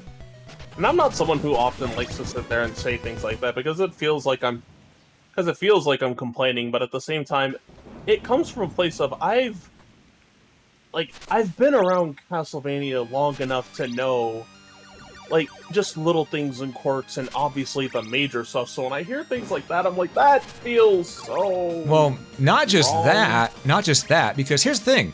Okay, new and not Annette could have worked. And as a character, they're well written. They are. But do you know what they should have done? Instead of taking away... a new character? Exactly, because you know who we didn't see in the Castlevania 3 Netflix series? Brand. Exactly, Grant Dynasty, who went on to be a freedom fighter, could have made not Annette into a Dynasty character. Because she fights like Grant Dynasty. She throws swords. So it feels very odd to just... I bet you if Sam had control, that's what he would have done.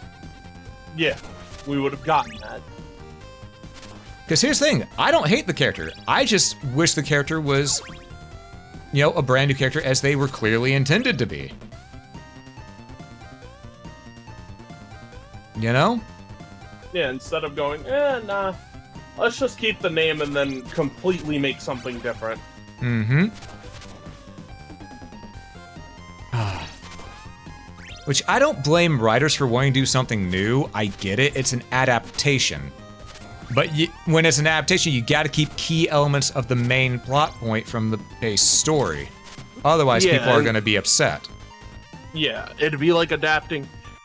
It'd be like adapting, say, Spider-Man, but drastically altering the character where, yes, it's supposed to be Peter Parker, but it's just an aspect of him that it doesn't make sense. Mm-hmm. Yeah, exactly. It's sort of like saying that it's like making Peter Parker Deadpool. It wouldn't be right. Yeah, like yes, he quips, but he doesn't go to the lengths of just nonsensical, like, fourth wall breaky stuff that Deadpool does, where it's like, this doesn't feel right. Yeah, and a lot of people actually try to bring up to me with the not Annette character, as I like to call her. They brought up, but this worked with Miles Morales. You know, we had a black Spider-Man. Went, yes, but he's a completely new character. He's not Peter Parker. Yeah, like, he's someone new. Yeah, yes, he gets Spider-Man abilities, but at the end of the day, he is still a brand new character. And that's what makes us enjoy him, because he's allowed to have his own personality, his own quirks. You know? Yeah, there are things that make him who he is that aren't just Peter. Exactly. And in the case of like not Annette, she could have been her own character while still having regular Annette exist or show up later on. Like, it's kind of why I was very iffy on Hector. Yeah. Like, because like Hector felt like I understood, oh yeah, this borrows from Hector a lot, but then like, where's Rosalie? You know, that character that's like integral to his growth. Yeah. Well, and, like, the reason he has like this back and forth with Isaac. Mm-hmm. Yeah. There was some things that could have been changed there. Also, I want to say, Kurbachi, welcome in. Good to see ya. You know, Squid Games, by extension, people who made them. Yeah. Yeah, that's just how it was with the Netflix writers, unfortunately. And I know that had to kill Samuel Dietz on the inside. I know it had to, because he loves this franchise so much. Indeed. I mean, he wouldn't have retweeted what Netflix said and talk bad and say this does not reflect how I feel. This is in bad taste. If he didn't hate what they did, you know? Yeah. Because he probably did it begrudgingly, thinking, this isn't what I want, but fine, adaptation. And then when they did that, he probably went, no, this is disrespectful. You know? Yeah.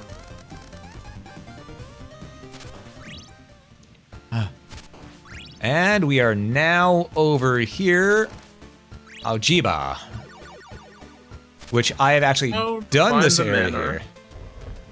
I've actually done this area here. We just need to find Brahms Manor, exactly, which... Wait, I remember where that is. I know exactly where that is. We just need to go west. We need to take a journey west. I'll get the monkey man.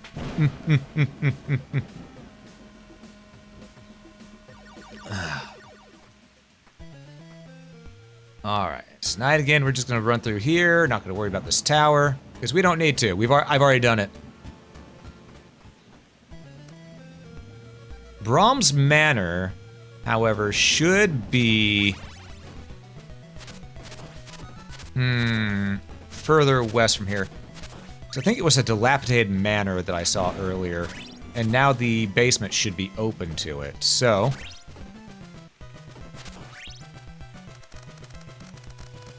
Alright, East was Tower of Woe, gotcha. That's what it was. Yeet.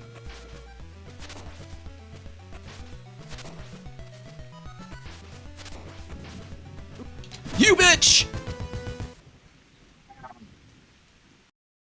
Okay. When I saw that fishman jump up, my heart sank. Yeah, luckily we got a save point that was close by, so we don't need to worry about it too much. Indeed. Why? I think I actually should be taking my happy ass to bed because it is 5 in the morning. Yeah, that's probably a good idea then. But I did have a lot of fun hanging out here again, and I'll try to come around more often instead of just, obviously hanging out in the chat. Because I do enjoy talking, it's always great. Yeah, it's always fun having you here. Thank you. Well, with all that being said, I shall take my leave and get me some sleep. You have a good night, and hopefully you find Brahms Manor. And kick its ass, yep. Indeed. Good night to you, and to everyone else in chat. Rest well, Sosuke. Thanks again for stopping in. The fishman is trying to get my ass, chat. Fishman's trying to get my ass. I don't approve of this. Fishman's not allowed to have my ass. My ass belongs to me and me alone. Oh, the blue crystal. Alright, where are we? Have we gone down here? We have not gone down here. Okay. So, I think this is where we need to go. Just a hunch, you know? And we are definitely overpowered for this area now because, well, we've done a lot of the other stuff. But yeah, chat, how are you all doing? I know that I don't really... I'm unable to pay attention to chat as much whenever I'm talking to people, you know, sort of collab style like, but I try to. I'm just not good at doing that much multitasking. It's a lot of... Streaming in general is a lot of multitasking to begin with. Oof, let me tell you. But having someone else that you're trying to be a good host to makes it even tougher. Green Lantern, John Stewart. I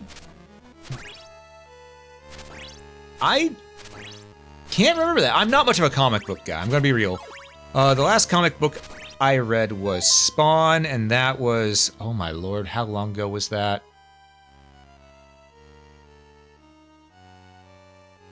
That was well over 15 years ago.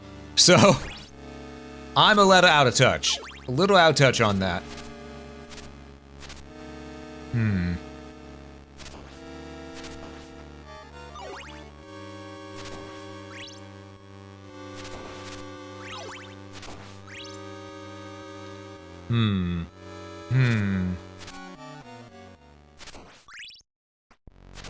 All right. Next dungeon, here we go.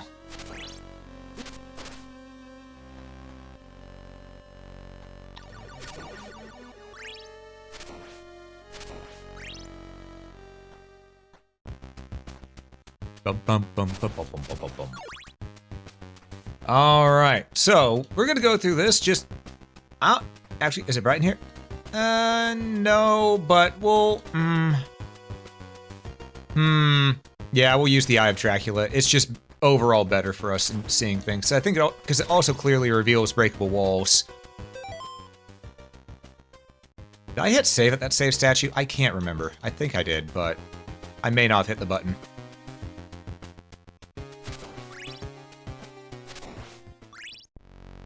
I'm pretty sure I did. But, you never know. Motherfucker. And hey, Asahi, welcome in, welcome in. It's good to have you here. How you doing? Welcome in, everybody. And to those who may not know me, I am I'm your local adventurer, and today we are playing some Castlevania Symphony of Horror, a fan-made remake of Castlevania 2 Simon's Quest that's still in development. We're doing a little bit of beta testing here. How was Hitman? I hope you had some fun with that. I know I should have fun with that game, but it's been a long time since I played. How'd it go for you? How'd it go?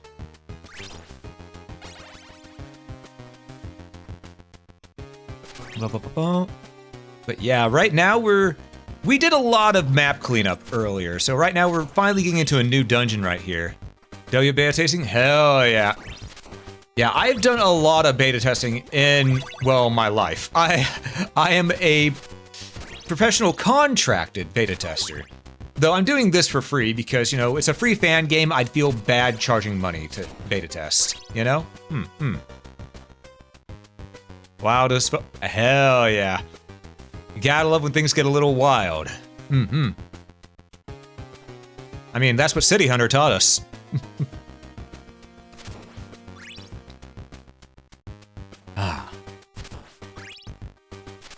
Though I don't think I've actually ever heard of World of Assassination for the Hitman franchise, though. I've heard of normal Hitman 1, 2, and 3. What's World of Assassination, if you don't mind me asking? I mean, obviously it's a Hitman game, but what's that one about? Is that the first one, just with a remaster or something like that? Different name? Because do let me know. Do let me out. No, that was a bat. That's a bat. Oh, so if you're wondering why it's colored like this right now, it's because we're using the Eye of Dracula to see things clearer in the darkness. But I'll go with normal colors for a bit, just for you all. Oh, all in one game. Holy moly, hell yeah. Well, you'll love to hear that. Ow.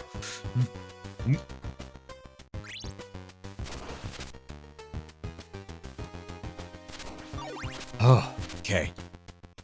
You know, in the end, I played a lot of these, but Castlevania is Castlevania is Castlevania. If it's gonna have tropes to it. And I almost got my ass handed to me right there. Because I wasn't paying attention. Not a lot of hand to me, but a little handed to me. You know? Any breakable walls here? No, this is just a heart respawn. Okay. I don't know why, but I feel like I've been here before. I don't... But clearly that's not the case, right? I've done so many builds of this. I've run out... I've started to have things just blur in my mind at certain points now. Good luck, have fun. Aw, thank you. I'm gonna need it. I'm gonna need it. Bats and fireball over pit? Yeah. Yep. Pincer Delta attack. This is not for amateurs. No, it is not. Then again, I'm no amateur. I've beaten every Castlevania game, so if I can't beat this, then I have to turn in my Castlevania card. Hey, kitten, welcome in, good to see ya. I'm doing alright, just having some fun. My buddy Sosuke was actually here hanging out with me a moment ago while we were doing stream and just chatting with us while we're, you know, enjoying the game. And, well, he had to go to bed because it's around 5 a.m. for him, and honestly, for me, it's around, let me see, what time is it over here? It is officially 4:14 a.m. But we having fun here. We having fun. Make sure I haven't missed anything on the map. Okay, let's go. All right, we couldn't go to the right. We couldn't go to the right yet because... Because there's another path I gotta go first to get through this. That hand grabbed me. Floor trap jump. Yep. This right here, this controls more like a traditional Metroidvania instead of Simon's Quest. So even though it looks very Classicvania, it is not Classicvania. This is Metroidvania. Making it a lot more accessible to people who prefer this type of game, that type of gameplay. Let's go down here.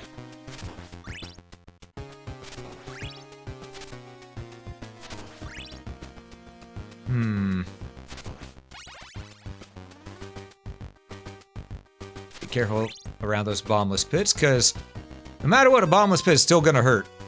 Still gonna hurt, you know? Ah, didn't see the bone pillars there.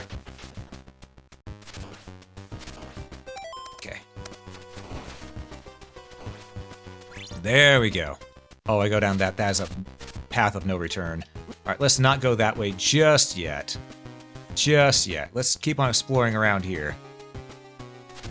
Oh, never mind. What? There was a way to return. Just not the way I thought.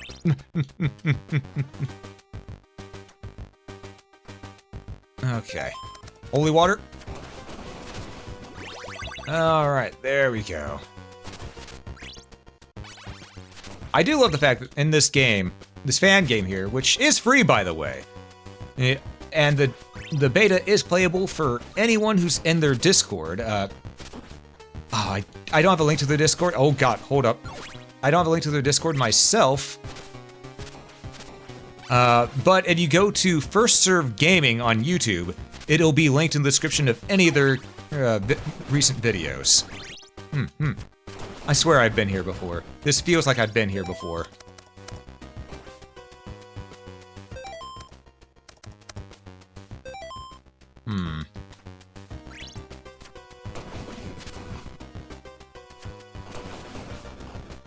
I think I have. And I just don't remember. Maybe just haven't been here on this save file?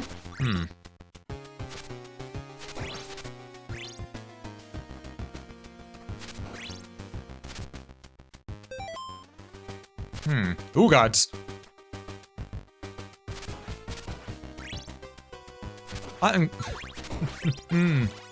Alrighty then. But yeah, folks, for those of you who have played Castlevania before, what is your favorite Castlevania game? Be it, okay, correction, what's your favorite Metroidvania entry and your favorite Classicvania entry to the Castlevania franchise? Let me ask it that way. Get a little more variety than just Symphony of the Night being the main answer. Because I know people love Symphony of the Night to death.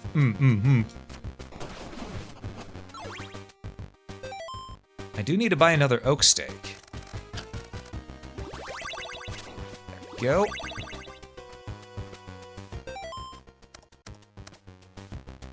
Okay. Could just drop down here, but let's check to the right a little more. Turning on Dracula's eye just so I can see a little bit more, see if I might have missed any breakable things. Does not appear to be the case. Alright.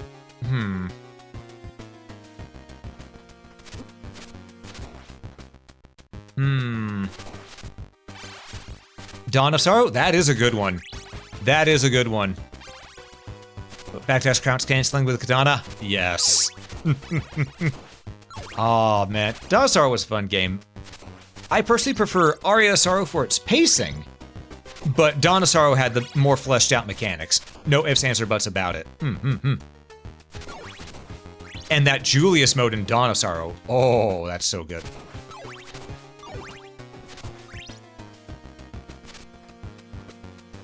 Okay. Pop, pop.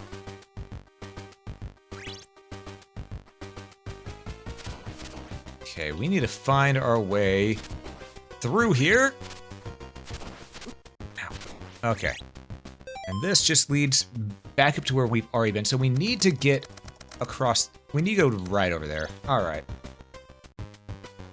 Having a map and just any version of a Metroidvania style game is great. I love having a good map. No, they count, but I love the Shantae games. Technically, they're not Castlevania games, but they are very similar in style with how the controls are. Absolutely. So you know what? I feel ya. I love the Shantae games as well. They're a good time. I'm really looking forward to the brand new one coming out here soon. I believe it's on the 19th that it comes out. Oh, wall checking. Rustwell Ethereal, thanks for stopping in. Oh, I haven't done this. All right, boss fight time, baby. Here we go. It's the giant bat. I see him up there.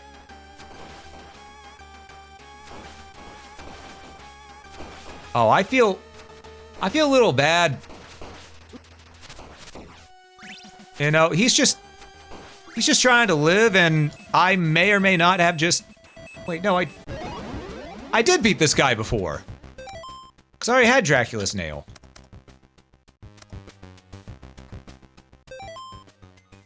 So I have been here before. This is not where we need to go. I just didn't have it mapped out. Okay. Must have been before the map system got implemented. Looking forward to the next Bloodstained game? Yes, absolutely. Castlevania 64 is not great, but 64 is very specific. Ah, you know what? Castlevania 64, I actually have a very fun statement about that. Castlevania 64, from the view of a traditional Castlevania or Metroidvania game, yeah, it's a little lacking. And that nitroglycerin and mandragora glitch can just, oh, that needed to be fixed. However, if you approach it the way that it was intended to be approached, where you're not meant to be a superhero, you are just a random dude who managed to find their way into Dracula's castle and treat it like a survival horror game with action elements, oh, it becomes so much better. It becomes such a better game at that point. The controls are still a bit jank, because, you know, 3D was still getting its legs, you know, still getting its sea legs. 3D hadn't been done that for very long at that point. But if you view it like that, it's such a better game. It's your intro to the series? Ah, fair. That's a pretty decent that's a pretty fun intro right there. Because I still like the game. I really do. Is it perfect? No. No game from the N64 era is perfect. I could even look at Ocarina of Time and say, hey, I like this, but it's not perfect. Because there are some things where the Z targeting doesn't work quite the way they wanted it to, so on and so forth. Ow. You know, so nothing on this N64 from that era is actually perfect, but there's a lot of good, you know, first tries at 3D, as well as refining of the formula. They were getting everything ready at that point in time. It wasn't set in stone yet. There was no formula for them to follow. Unlike now, where everything is very much homogenized and there's not much change in terms of 3D formula, which in some ways it's good, but in other ways it stifles creativity. Oh, 1 second.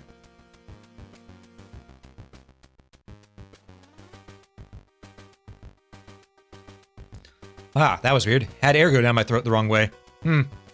Looks like that means it's time to hydrate. Exactly.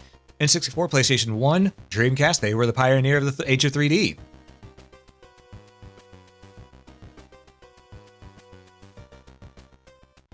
And that's why everyone looks at the PS2, GameCube, and Xbox era as the true generation of 3D starting, because that's whenever the formulaic systems start getting put into place of what works and what doesn't.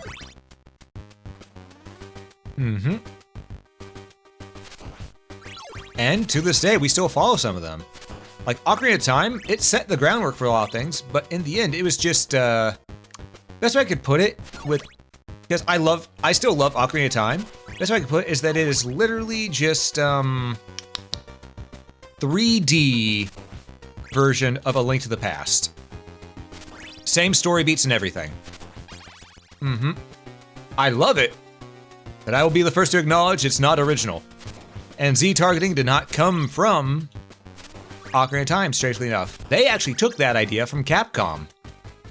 Because Capcom released a game called Mega Man Legends or Rockman Dash a whole year before Legend of Zelda Ocarina of Time came out.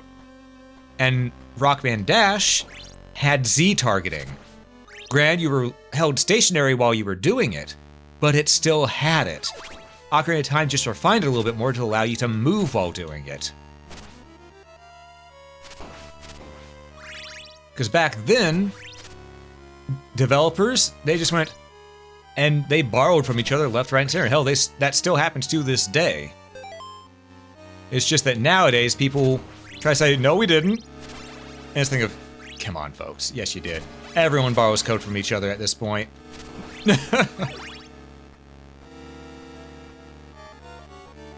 I say this as someone who, you know, went to college for game design, so... excuse me, got the hiccups there.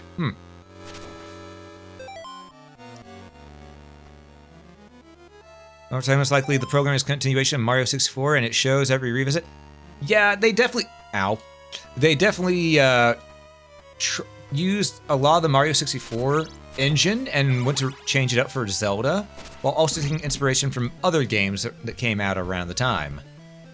And that's okay. That's actually good. That's really good.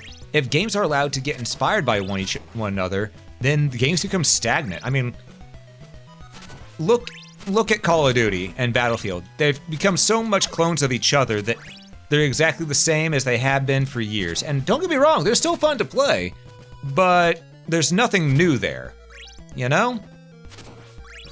And that's made it to where everyone just sort of rolls their eyes when a new Call of Duty releases. It's like, okay, yeah, this is the same year of the release.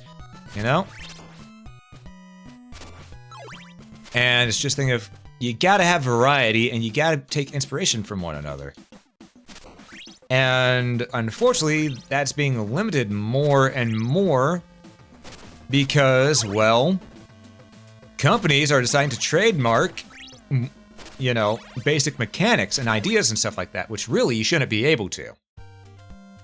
Because we wouldn't have as many drastically different first-person shooters out there as there are today, because there are still a large variety. If it wasn't for all the Doom clones, as they were called back in the day. Does anyone else remember whenever they're all called Doom clones? Because I sure do. I know I'm dating myself with that, but you know what? I don't care. I'm content with my age. Save point. Good, good, good. Here's some interesting creators how to prompt hunt. There's been a lot of different things out there that just used to take inspiration from each other, but now they can't. And it sucks. Alright. Find 3 MacGuffins, get the Master Sword, go to an alternate mirror world, rescue 7 or 8 MacGuffin people who sometimes play with the mirror world, back and forth, fight again, save the day, hooray! Which game is this? Exactly. You could be talking about either Ocarina of Time or A Link to the Past with that one. Doing like 3 different floppy disks? Oh, man.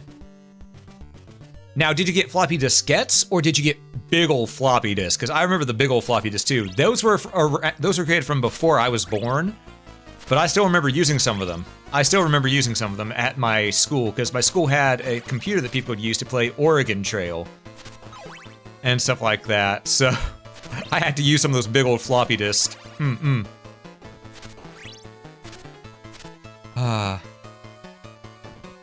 Ancient gaming. Hell, speaking of ancient tech that pretty much no one remembers, anyone else remember zip drives? They came out after floppy disk and around the same time as and a little bit after CDs.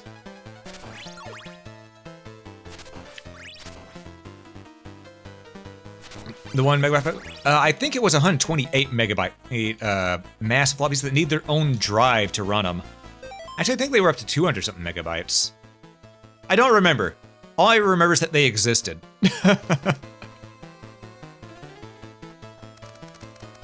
Was to reach Veros? Alright.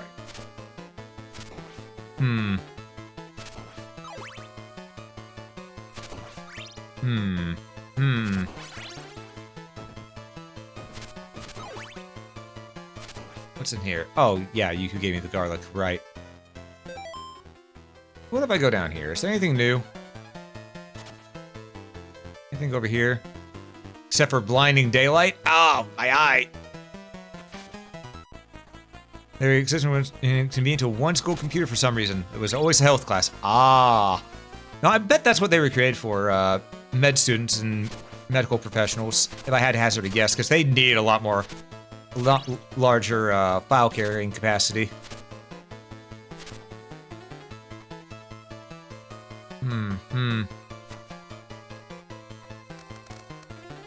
Oh, this is the House of Berkeley.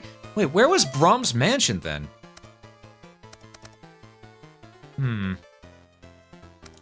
Where do I... So we cleared that area out. Got all that. Okay. Where's Brahms' mansion?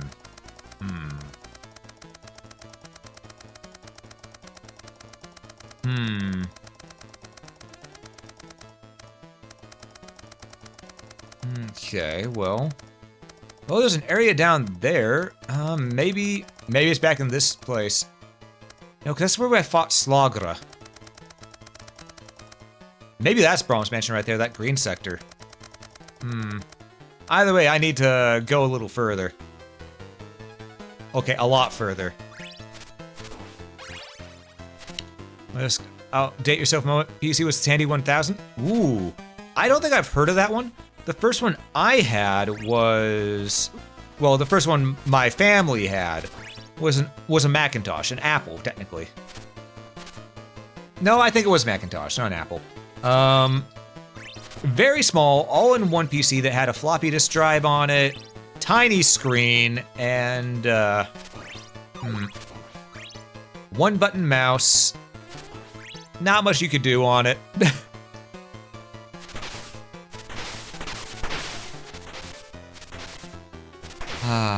Then again, that's sort of still the same for Macintosh. Sorry, Apple stuff today. I have an Apple iMac. I did not have an Apple iMac. After that PC that belonged to my mom and my stepdad, my first stepdad, my next PC would be way late into my adult life. I wanted to get one until I was around 18. And that was one I had to get myself, which was a Windows 8 PC, a Windows 8 laptop. Yes, I'd use Windows 95 and Windows 98 PCs as well as Windows Vista. But my own personal PC was Windows 8. I know. Trust me, I know. But I got good use out of it, and then I upgraded to Windows 10, and now I have a good old gaming rig and all that, so it's thinking of eventually, I'm gonna have to upgrade to Windows 11 here soon because Windows 10 is losing support in October, which is very soon. Very soon. So I'm gonna need to go ahead and just swap out my MOBO and CPU. And then possibly even my OS drive to be larger so I can go ahead and have enough space for the OS. Because I found out the other day that Windows 10's OS is only around 10 to 20 gigabytes, whereas the OS for Windows 11 is around 60-something gigabytes, which is ridiculous.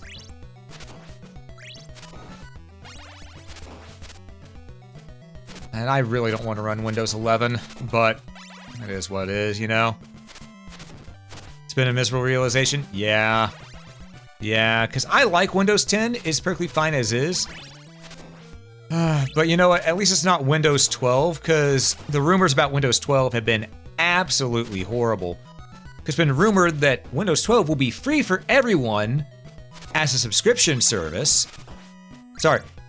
Free for everyone with ads, or they can pay to have the ads removed. And I don't know if that's going to be a subscription service or a one-time payment.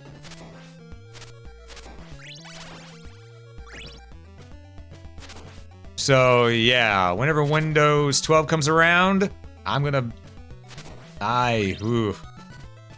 We need more operating system choices. That's what we need. We need more choice. Yeah, Linux is good and all, but there's a lot of things that don't work on Linux. Just like there's a lot of things that don't work on, you know, Mac. That's why a lot of people use Windows for an OS when it comes to gaming and stuff like that. Okay. Where's the coachman who will get me out of here? He's to the right of town. He just vanished because the night came around. Right. Ads on OS, yeah. Yeah, that's the rumor. It's not guaranteed that it's going to be that way. They might change it because there has been backlash to that rumor. But, yeah. It's just, you never know. You never know. We're going to go to Ondel. Here.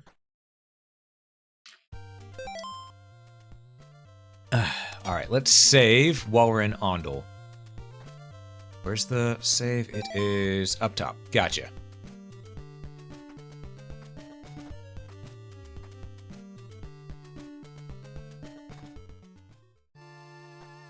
Alright, there we go. Was that still WinPE specialist? So migration menu is less than nothing? Ah, fair. Yeah, I did a lot of work. I did some work in IT, and I got my IT certification as well. It's just, I'm a jack of all trades. I'm gonna be real with y'all. I have done so many different jobs over my lifetime that I can't tell you how many different ones I've had at this point. I also need to buy some laurels. Give me more laurels. Oh, come see you again. Okay, he's empty. Oh, I got 4 laurels. Good. Because I've done college for... IT. I've done college for media design. I've done college for video editing. I've done college for game design. It's just, I have worn many hats. I have worn many hats, and in the end, I'm a VTuber on the internet. So, take that as you will. But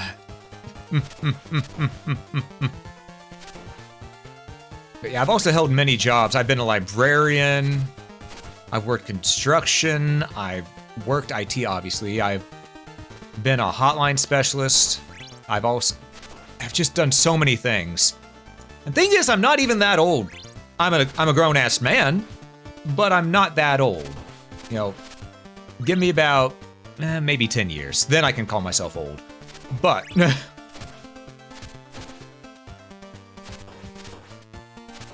it's just, I've lived a full-ass life. I have lived a full-ass life. And I even studied for a zoology major at one point. It's just that I couldn't memorize all the different scientific names, because those scientific names, ooh, they're big fucking names, let me tell you. And I'm bad with memorizing names in general, so.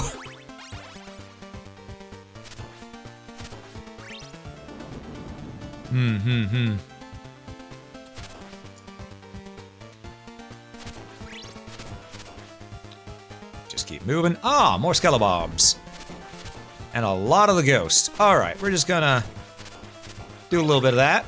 Take care of the ghostly fiends.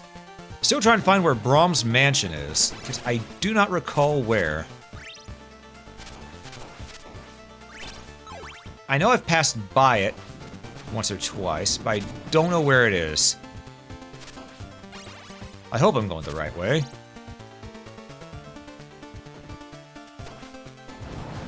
Well, we found a graveyard. So I don't think this is the right way. I'm gonna be real with you.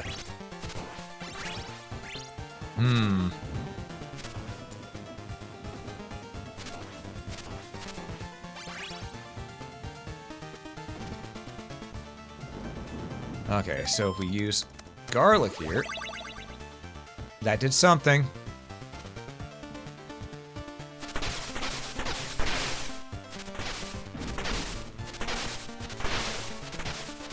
Well, we see all these breakable walls thanks to the Eye of Laud, so thank goodness for that. You know what? Let's actually make proper use of the Eye of Laud. Night vision, go! Or rather, vampire vision, but yeah, semantics.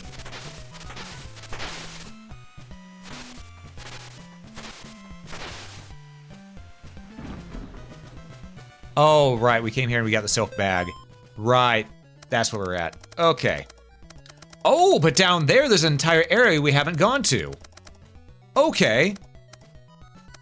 If we go left to there, we haven't done that yet. That's probably it. Okay, okay. We have a heading. We have a heading.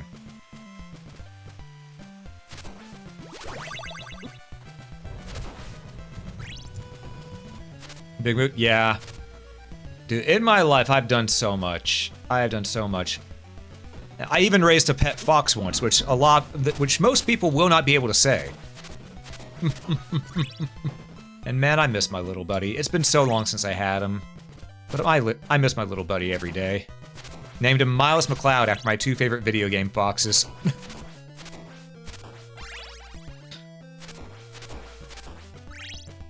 Ah.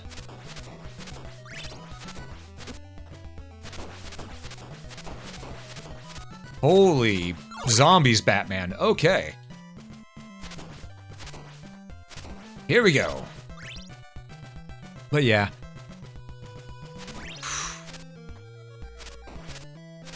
Right, I was going, what the hell is that? And I went, oh yeah, Medusa head. Right. My mortal nemesis. Well, my second mortal nemesis. Or maybe my third. Because my first mortal nemesis is gravity. Second mortal nemesis, the wall. Some may say, what about spikes? Spikes are just an angry wall. Or an angry floor. Which, what is a floor if not, you know, a wall laid horizontal? And then after that, it'd be Medusa heads. So 3 mortal nemesis. Mm-hmm. Alright, we need to get out of here. We're moving, we're moving, we're moving. Night vision, go. Got the true silent killer, exactly. Oh, and I see you there, kitten. I see you there with the Maya emote. Hell yeah.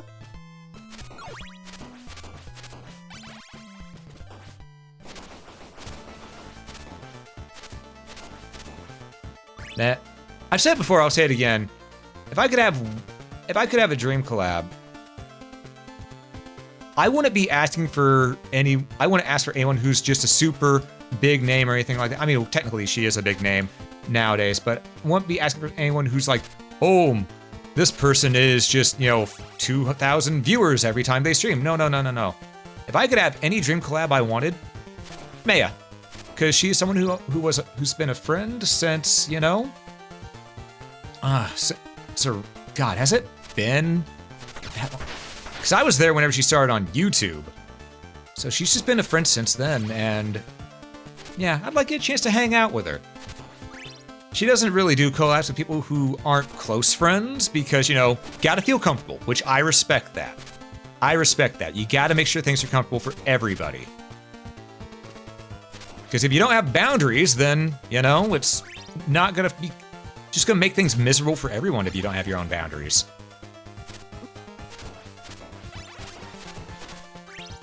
But I would love to collab with May at one point, just to have a laugh, because I know me and her, we both enjoyed PSO2. So it'd just be fun to shoot the shit about PSO2. Or Fantasy Star Online 1 even. I don't know if she's played that one, though. She might have. I'm not sure. I need to ask. She is quite good? Yeah. But yeah, it's mostly just because I want an excuse to hang out with a friend. That is all I really use collabs for. I use them as an excuse to hang out with friends. Because with how busy life is, so that's essentially the only free time we have, which most of the time we have to use for streaming. So it's thinking of, okay, we just make it a collab. As much as we'd like to hang out normally outside of a collab,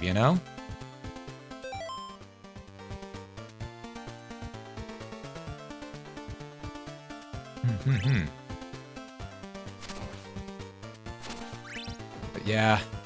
Matter of fact, that's the entire reason I started VTubing, because I started VTubing back in 2019.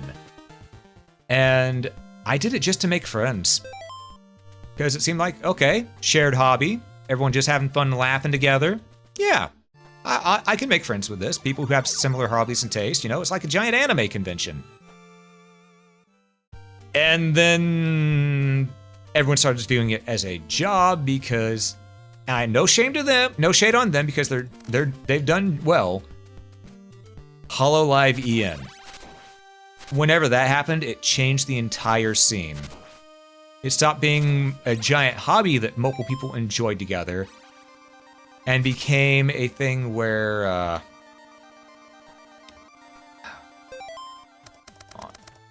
people just viewed it mostly as a job and only a job. And that sucks. That sucks. I mean, it's good for people who make it work, absolutely. But yeah, I miss when it was more a way to just make friends. Find people with similar interests, I miss that. It's slowly getting back to that, because, everything goes around and, everything goes around circles. Okay, I could have just warped here the entire time. I'm an idiot.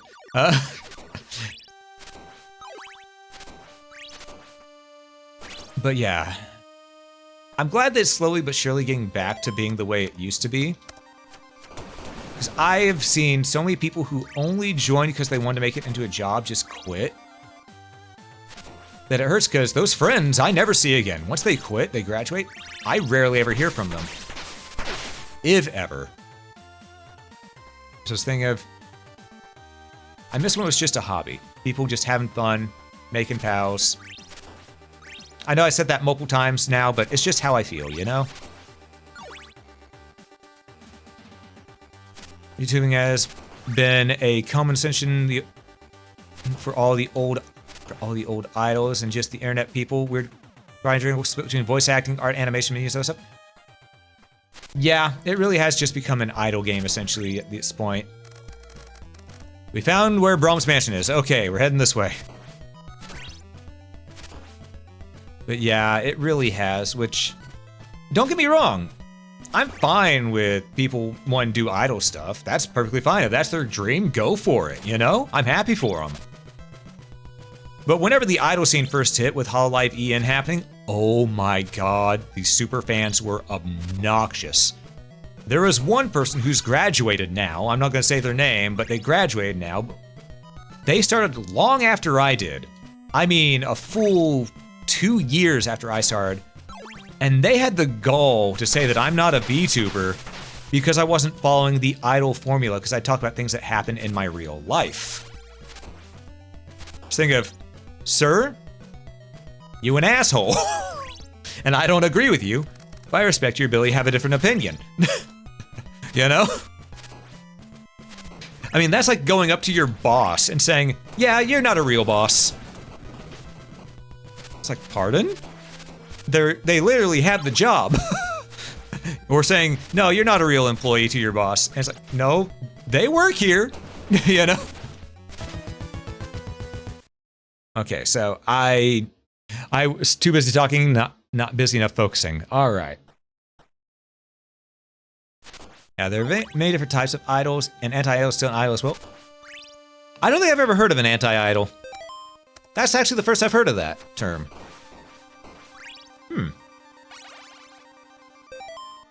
We want to go down. All right. There's a wild stuff out there. True, true. Life is just wild in general. But yeah, for me, it's a thing of, I'm just an entertainer. No, I start off doing not even, I always say I start off doing Let's Plays on YouTube, but when I think about it now, that's not true. What I started off doing was I started off with making AMVs on YouTube and then doing reviews on anime and movies. Then I moved to video game reviews and then Let's Plays. Because folks, when I started out on content creation, it was the age-old year of 2009. Some people who are here probably weren't even out of middle school yet. So, yeah, I've been around a bit. I've been around for a bit.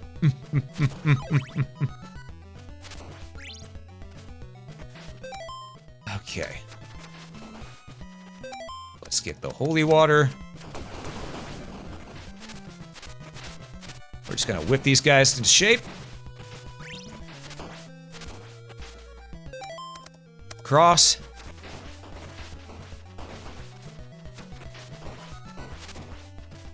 Okay. This creator angle performers are another side to it. Fair, fair. I just never heard the term, you know, anti-idol before, so that was a new term for me.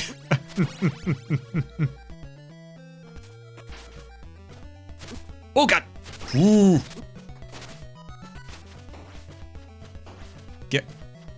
Getting dangerous here, folks, but that's okay. Danger's been my friend for a while, so. Because I'm one of the few people who's actually lived up to their username. I actually used to go out and adventure.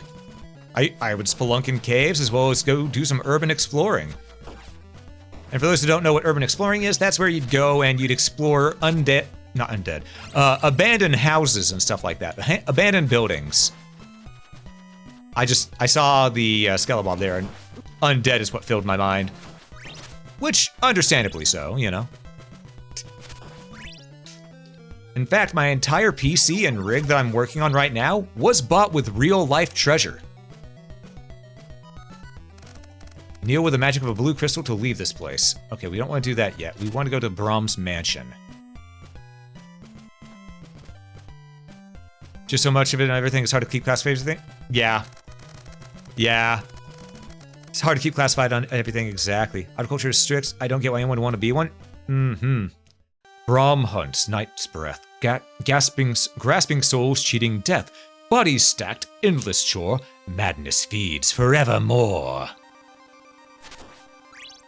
Oh yeah, and for those who are new here that don't know, oh, hell yeah. I have also done voice acting in the past.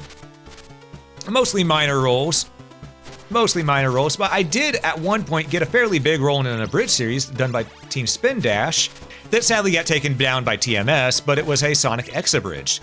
Or I voiced Eggman, Ivo Robotnik, just for fun.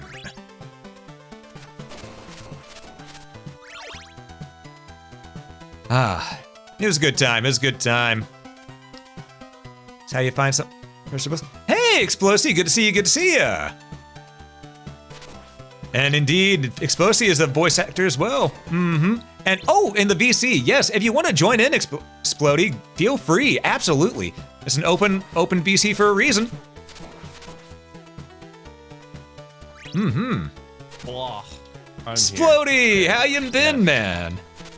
I've been all right. Oh, I forgot my food was a fucking sock puppet. You know, let me boost your audio real quick, or make sure it's boosted. Yeah, you good. Oh, Yeah, you good. I'm gonna bump you to 150. That way people can hear you better. Hell yeah. See, most people turn me down because I'm loud as fuck, but it's also 6 in the morning. Oh, that means it hit 5 a.m. for me. Okay. Look, dude, it's early, but I you know, funny thing is I joined in as soon as you were talking about fucking voice acting, and I'm like, yeah, that's me. Yep. But yeah, Splitty, go ahead and introduce yourself for the people who might not know you.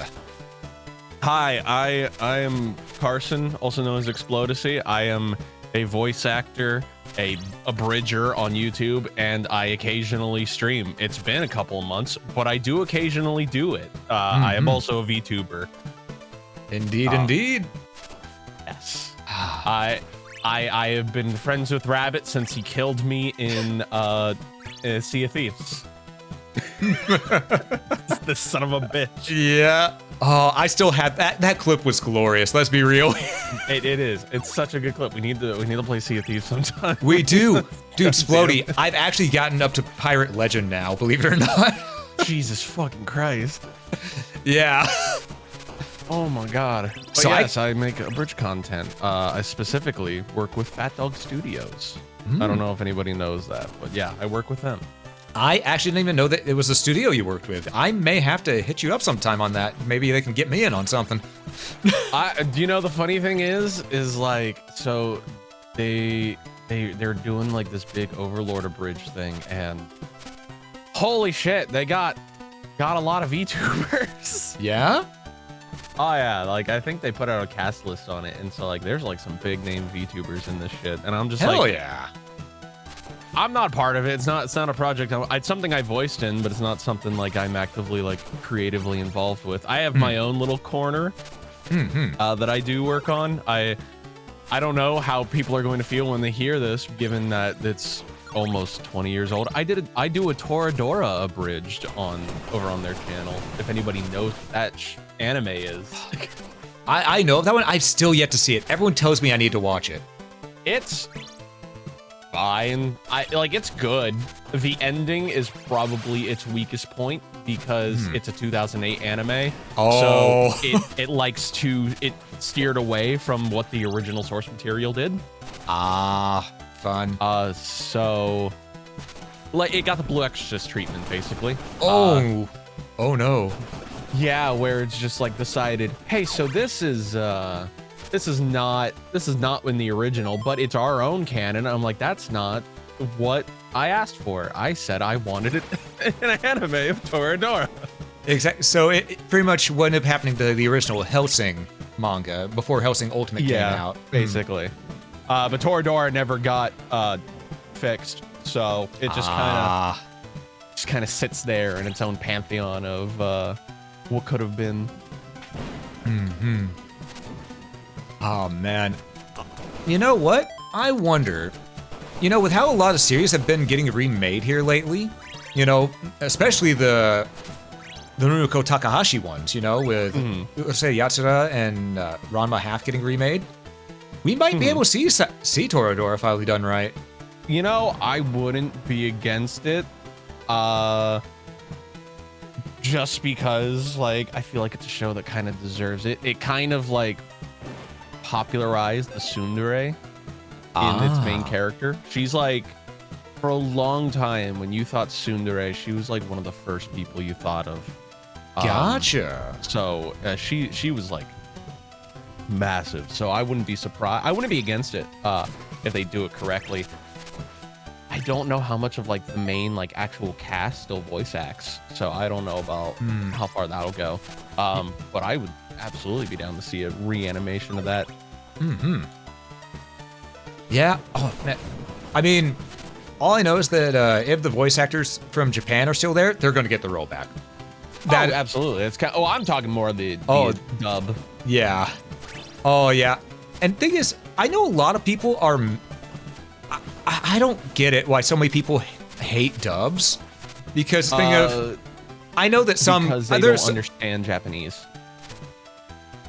So what they hear is something, because they don't understand it, they think it's much better. At least that's what a majority of people are. So I mean, true. But also as localizers as well. Because modern day localizers. The problem. So the problem with the issue with that is you can't, in terms of like anime, get a 1-for-1 translation, because the problem is with stuff like that, there's things that are in Japanese culture that have no English equivalent. Yeah, agreed. Just because the way the Japanese language is, and some of their jokes and some of their, you know, what they say. Like my best, the best thing is the word nakama, which in Japanese means like is something deeper than family. There is no equivalent to this word in English other than like a comrade or good friend. So like nakama does not have a direct translation. So like if you watch any like fan subs that use the word, they don't give it a translation. They just say my nakama, and like that's not how that works. You have to like you have to adapt it a little bit, just a little bit. You don't get to go halvesies on it. Yeah. Just how it is. Yeah, so unfortunately, the anime is kind of that hard part thing, but there's also people that are just like think dub is better than sub, or sub is better than dub, and everybody can have their everyone can have their opinion. Preferences. Yeah, like, exactly. They're allowed to be wrong. Like there are shows that I prefer in sub than shows that I prefer in dub, just because it depends on what I watch first. Yeah, I feel you. I mean, for me, if a show is set in Japan, I prefer to watch it in Japanese. But if it's set in sort of a medieval setting or a more Western setting, I'll watch the dub and see if it's any good. And if it is, hell yeah, let's rock it. See, I grew up watching Dragon Ball Z in dub. I cannot watch it in sub. That's very fair. I'm so used to the dub. But at one point I had to switch over to the sub, unfortunately. For Dragon Ball Super, because they just weren't caught up. So I just didn't get to finish Super in dub, which is whatever. It's caught up now, but like shows like that, I specifically prefer watching the dub. It's very good. Dandadan recently that I've been watching, I prefer watching the dub than over the sub. Oh. Just because I really like the dub performance. There are some shows like Jujutsu Kaisen I watch sub and I can't watch the dub. Okay. Huh. I'm gonna be honest, I haven't watched a lot of the more modern stuff because I haven't had a chance to. The most recent modern anime I got to watch was the remake of Ranma Half. I've never seen Ranma Half. I've heard it's good. Oh. The original was really good, but the remake is more one-to-one with the manga, so a lot less filler. And it got the Brotherhood, Full Metal Alchemist Brotherhood treatment. Yeah, and it's still really good. A lot of people are upset that now it's not really got anything more than Barbie doll nudity in it, I'm thinking, my dudes, it's okay. You can draw the nipple on there if you want to yourself. Just take a picture. Draw the nipple on yourself. Look, you can just make it. Exactly. Which I understand some people want it to be authentic and stuff like that, but the standards for TV airing over there, as well as Netflix airing over there, have changed to where they have to sort of go by what's there. Otherwise, they won't be allowed to do it. And, Netflix is the ones who funded the Ranma half remake. Now, do I think Netflix should have just left well enough alone because they already have enough on there that's worse than that, such as, and by worse I mean more graphic, such as in Castlevania Season 3, they have a full-on sex scene. It's thing of, I'm sorry, if you allow that, you can allow a nipple on, these characters. I'm sorry. I mean, at that point, then you're kind of arguing a consistency over a company. Mm-hmm. Yeah, it's the thing of... of... $1 billion company doesn't care about consistency. Exactly. I'm just saying they have no excuse, but at the same time, they're going to do whatever they want. I don't get to pick. I don't know. Media in and of itself is very weird. Yeah. As someone who wants to, professionally, again, the voice acting and stuff, it's a very strange medium to do. Because I do a lot more parody stuff than I do professional work. I'm all over the parody scene. Yeah. Unfortunately. It's just kind of how I am. I mean, honestly, it's a good place to be. People love a good parody. Mm-hmm. Yeah, I mean, so I think it's very funny in terms of abridged content, because I am someone who sits here and goes, man, everybody's making really funny things, and I'm sitting here looking at the stuff I'm making going, oh, why is my stuff so sad? Oh no, I forgot. I'm not writing a comedy. I'm writing a drama. That is a little key difference right there. Just a bit of a key difference. And you know what? I prefer it that way. I will forever write a drama, because I have more confidence in writing drama than I do comedy. I don't think I'm that funny of a person. I'd beg to differ, but...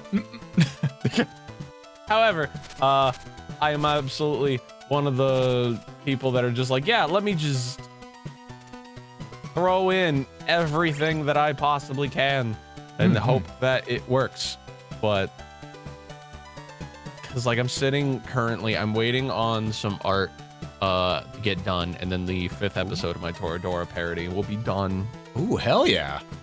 Yeah, I have the entire timeline edited out, sound effects, everything, and fuck yeah, it's all done. I'm just waiting on 2 pieces of art, and then it'll be good to go on their fucking Patreon, and then go live on YouTube, and then I can watch people go, Carson, that wasn't very funny. Why wasn't it funny, Carson? I'm gonna sit here, I'm gonna go, oh damn, you picked the wrong episode to think I was funny. Oh no. Oh man.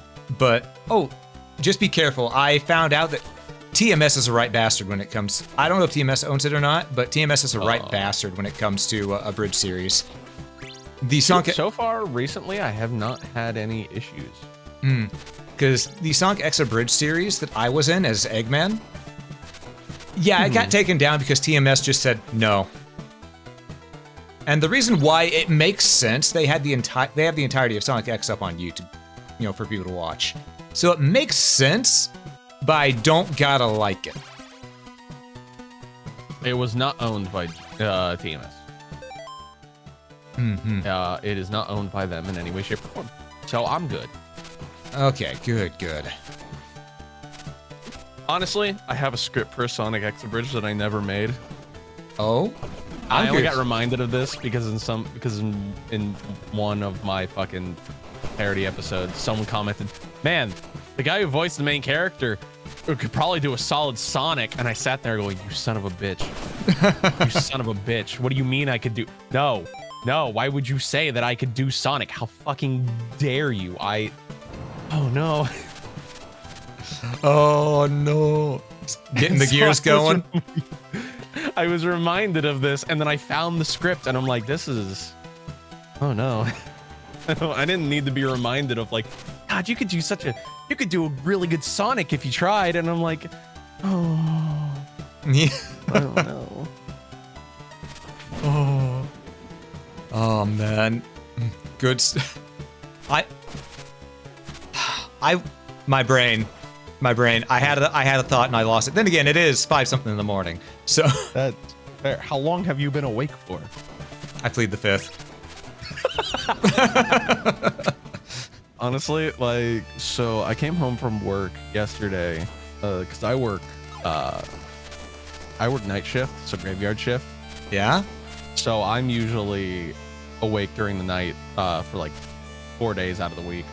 And so I came home and I was like, all right, I'm gonna come home, take a small nap, and then wake up and do some stuff. Prepare for Dungeons and Dragons. I have Dungeons and Dragons Sunday, well, technically today. And then I was like, I'm gonna get prepared for that shit. And then I slept for like 12 hours. And I was like, well, that fucking sucks. Yeah. But hey, if you sleep that long, clearly you needed it. I guess. And then I was like, all right, I'm gonna sleep for around like 11. I was like, all right, I'm gonna sleep for a little bit more. And then I woke up at like 4, and I was like, fuck.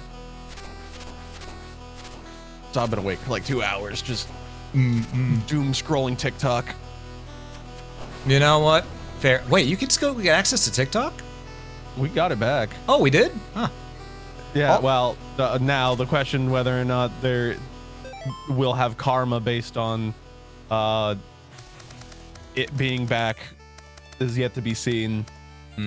True. There could be consequences to getting it back, but we've had it back since like as soon as Mr. Cheeto was put back in the office. It was like immediately back. I did not know that. I didn't pay attention. Yeah, he immediately was like, yeah, no, we're gonna stop it. We're gonna bring it back. We're gonna bring back the Tic Tac. Okay. Well. So yeah, it's you've been able to access it. So I just kind of doom scroll it, and I mean, if not, I could always try to use a VPN. True.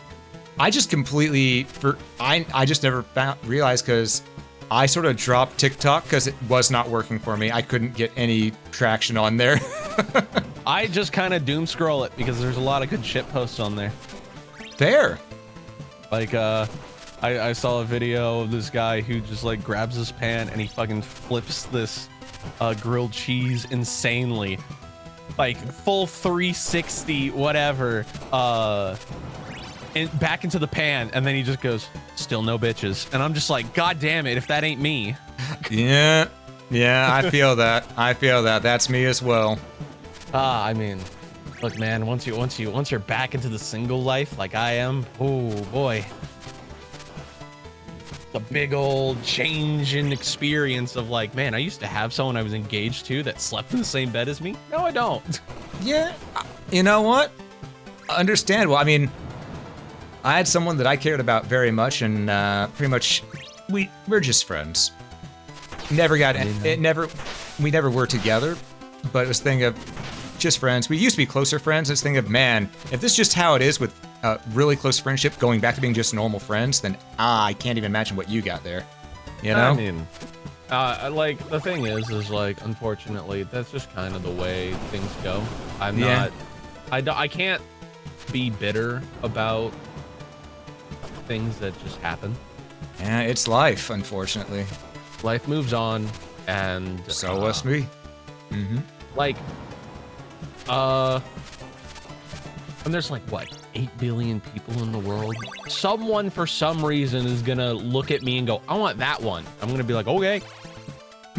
I'm going to be adopted by a girl who's gonna just decide, you are now going to be my husband. I'm gonna be like, okay, sure.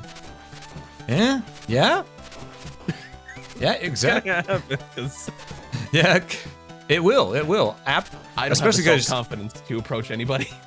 well, for me, it's not the. I sort of feel on that. For me, it's less self-confidence, more of I've seen some crazy shit. I'm not sure if I feel confident approaching anyone just because I've seen some crazy shit. You know? Ooh. Xenomorph looking motherfucker.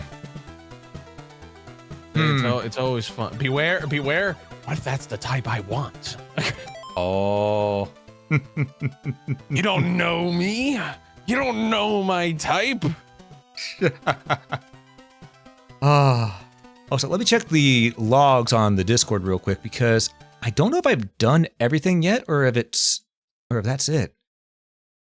Update Braun Mansion complete except for the basement, but that's for later in the game. Okay, so there's something in the mansion here that I'm missing.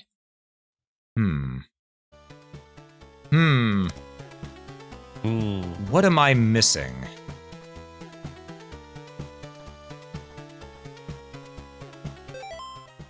I guess there's the other part right up there that's more of an upper floor. I've already been up there, but maybe this way.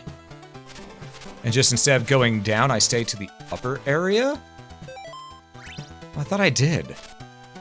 I'm very confused as to why my Fugi is like, its mouth is open when it's not talking, but then it closes its mouth when it does talk. That's weird. Huh. You know, fair enough. I didn't notice. I put it in wrong. I gotta fix that at some point. I'll fix it later. I don't care enough to fix it now. I just feel you. noticed it and I was like, what? Why is that? Oh, got a little bit of a frame hiccup, but we're fine. We're fine. I'm gonna be honest. I wouldn't have even noticed if you didn't say anything. I don't see. The thing is I noticed it. So like that was the thing. Where I was just like, it's not the fact that anybody else noticed it. It's the fact that I noticed it. I'm like, yeah, I feel that. You know, I have realized recently that there is at a point where you talk about nerdy shit, because I feel like nowadays in the year of our Lord 2025, the people are more okay with more nerdy stuff now. Yeah, I remember if I talked about any of stuff back when I was in high school, I would have got the shit kicked out of me. Yeah. However, I think I found the line. Oh? So like talks of anime and all that stuff, even pro wrestling to a degree, is all kosher, all fine. However, the moment I mention Dungeons and Dragons, I get weird looks and I'm like, what do you mean? What do you mean that like Dungeons and Dragons is where you draw the line? I think I know why that is, and it's because a lot of people these days, they don't use Dungeons and Dragons for Dungeons and Dragons, they use Dungeons and Dragons for ERP. Maybe because like I love Dungeons and Dragons. I love creating stupid characters that I can just and just having stories that you can write. Yeah, it's fun. But there's a lot of people who made it weird. Everybody makes it weird. Like I had a character recently I was playing. He was a bugbear named Brick. Yeah. And he was a wild magic sorcerer because I crave chaos. Oh, as one should. What made it even better is, so I didn't make my wild magic table. My DM made my wild magic table. I was just like, hey, here's what I want to play. Can you make the table for me? And he was like, yeah. I didn't get to know. Still don't know anything that's on the table. Like I know what I rolled. He did not tell me a single thing that happened on my wild magic table. So I just found Camilla. Oh my god. And she's got her animated series form. Hell yeah. Oh god. This is It'd probably be a bad time for you. I gotta learn the pattern. Oh, okay, so that just reaches wherever you are. Gotcha. It's just wherever you are. Noted. Okay. Well, now that I know I can learn the pattern, I can go ahead and do this. Hell yeah. But like, so he's a wild magic sorcerer. He was a bugbear. He had a 19 charisma. Ooh. And an intelligence of 6. Oh no. So for anybody who's not like super deep into Dungeons and Dragons, allow me to explain to you the significance of a intelligence of 6 character. In Dungeons and Dragons, the minimum intelligence you need to be able to read or write is 8. Mm-hmm. My character could not read or write. However, was absolutely would grab a book off the shelf upside down and go, yes, I understand. He doesn't understand anything in that book. He's convinced that he did. Yeah? Yeah? At the very end, and it was great. His name was Brick because he was dumb as a brick. Yeah? And I started a religion. Oh. By complete accident.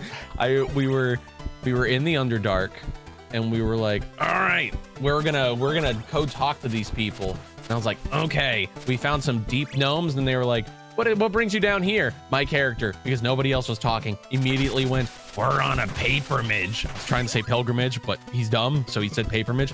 We're on a pilgrimage to spread the word of food.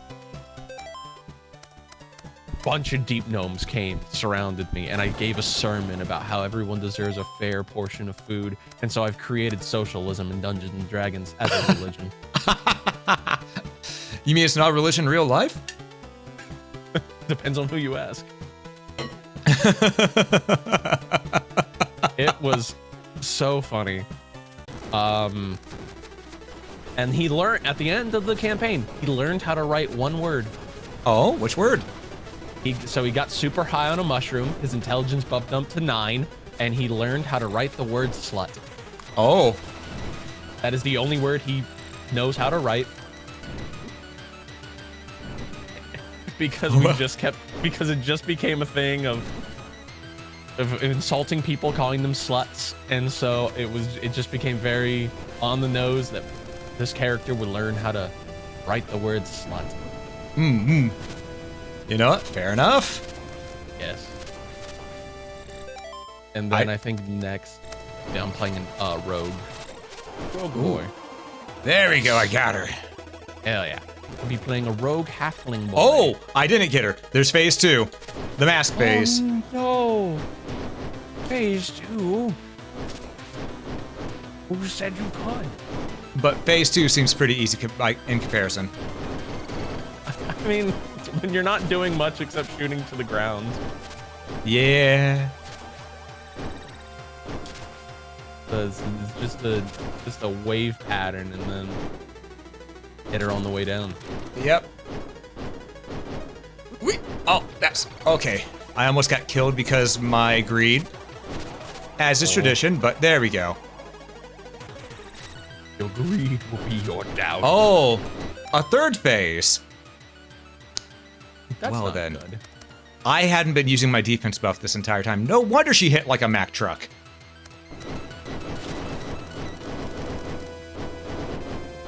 You know, that would explain it. That would explain it. You know, sometimes you just go in and not wear your armor. Yeah, yeah. Sometimes you just like, sometimes you just forget your armor, you know, as an adventurer yourself, you know. Yeah. You know what it's like, sometimes you just forget your armor and then you just get fucking demolished by a boar. Exactly, exactly. It happens. I mean, I'm a wizardry player. I know how it works.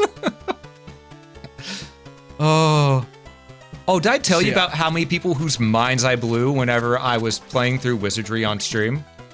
Oh, I'm sure. If you've played any game that you played for like any significant amount of time, immediately you're just like, oh look, I know how to play this. And everyone's like, what do you mean you know how to play a game? Yeah, it wasn't just the fact that I know how to play it. It was more the fact that they didn't realize that Dungeon Meshi is literally just a wizardry fan story. I'm not even kidding. That's great. I find it very amusing when it comes to video games, especially because like as a streamer, the belief is that streamer bad at game. Yeah, that's what people believe. I fall into the archetype because streamer bad at game. I've just always been bad at video games. Hmm. But when I am just able to pull off the most bullshit win, I'm just like, look at me win, and then I immediately get humbled, and I'm like, that's fair, you know? I would not have been shocked otherwise. Yeah, valid. It's kind of my favorite thing to happen, where I'm just like, look, I'm this most amazing person ever, and then I'm immediately humbled by the game. I love when that shit happens. It is a good moment. I like when I play, I don't play it super often anymore, but when I would play Dead by Daylight, and anytime I started doing well, I would just start shit talking. Not like serious shit talking, but just like, because I'm not like a super toxic person. Yeah, it's just that playful shit look talk. at you. Yeah. You're so bad. You're so bad. Immediately I get caught. I'm sorry. I was toxic of me. I didn't mean it. So please be gentle. Uh-oh. You know, that was me with Dragon's Dogma 2. I was getting so cocky because I'd played and beaten Dragon's Dogma 1 so many times without getting killed in that game.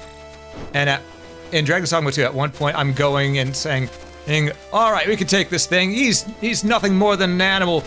And then whenever the creature grabbed me, which was a giant cyclops, I went, "Would it help if I said I'm sorry?" Yeah. I love the immediate karma of like things. It's like one of my favorite fucking things. Yeah.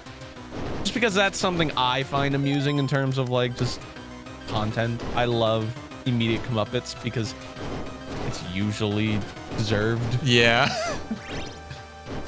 I'm just like, oh no, what do you mean that I'm going to die because I did something dumb? And why am I getting the consequences of my own actions? Ooh, careful there. You're starting to sound like a politician. I could be a politician. Not a great one, but I could be a politician. I mean, so could I. I mean, I'm probably better than the ones that we have in office right now. That's not a high bar. I know, the bar is on the floor. I'm sorry, Rabbit, but there seems to be a list that we found. Oh. Don't worry, nobody. You don't want to see that. Nobody should see that. It doesn't exist. And if it did exist, it was made by the other guy. It doesn't exist, and if it did exist, shut up.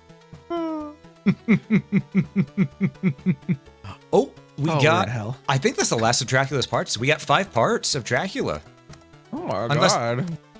So now that's pretty much everything here except waiting for the next update on this. Oh, is enough fully out? Yeah, this is still a beta. I'm doing beta testing right now. Oh my god, look at you. Mm-hmm. So yeah, I'm gonna get back to a save. Tester. Oh yeah, I've been doing. No joke. I've mentioned this on stream before, but I haven't played the game in a while, so I haven't mentioned it in a bit. But I was actually one of the beta testers for the original Mega Man Zero quadrilogy. Oh, interesting. Mm-hmm. I shouldn't have been because I was too young to be a beta tester at the time, but that's not what I put on the paperwork. You know? Hey, they didn't know. No, they didn't know, and I got brought on. You know, anytime I see like a game and stuff like that, I'm always reminded of just like somewhere on the internet there is a point-and-click adventure game that features me as a voice actor 11 years ago. Ooh, hell yeah. It was one of the first things I ever voiced in. It's terrible. You can still find it. It is still there. Oh. My name is attached to this thing. Oh. So are you gonna tell chat what it is so they can find your game and play it? No. Nah, like honestly, it's one of those things where I look at it and I go, oh no. Oh, I'm so bad. It's so bad. It's so bad. What makes it even better? Well, like, so I have a link to it in my bookmarks because I'm like, if I ever decide I want to show this to people, I could. But also, no. Fair. Very fair. I have offered the friends where it's like, look, I will give you this game, and then they went, all right, cool. You have to be in call for it though, and I was like, that wasn't part of the deal. You could just like play it and not have me there to listen to me suffer. I would prefer it that way, actually. Oh, I don't man. know why I have to be there. I'm not into humiliation. Yeah, I feel that. I mean, it's sort of like one of the few roles I got that I've actually done, that I've actually been paid for. It was a $50 role, because it didn't last very long. It was a small little thing. And my first role, I'm not credited to it as the name I have right here on stream, so I'm not gonna say what it is because I don't want to dox myself, you know? Yeah. But in it, I did the voice for a minor villain character who shows up only at the beginning and pretty much is this obsessive twat, who thinks that they own the main character. And the line that they want me to, and the main line that everyone just wanted me to reread for a while, which at some point I thought, okay, when is this becoming actually part of the line? When is this becoming your fetish? Is when they had me go, run, run as fast as you can.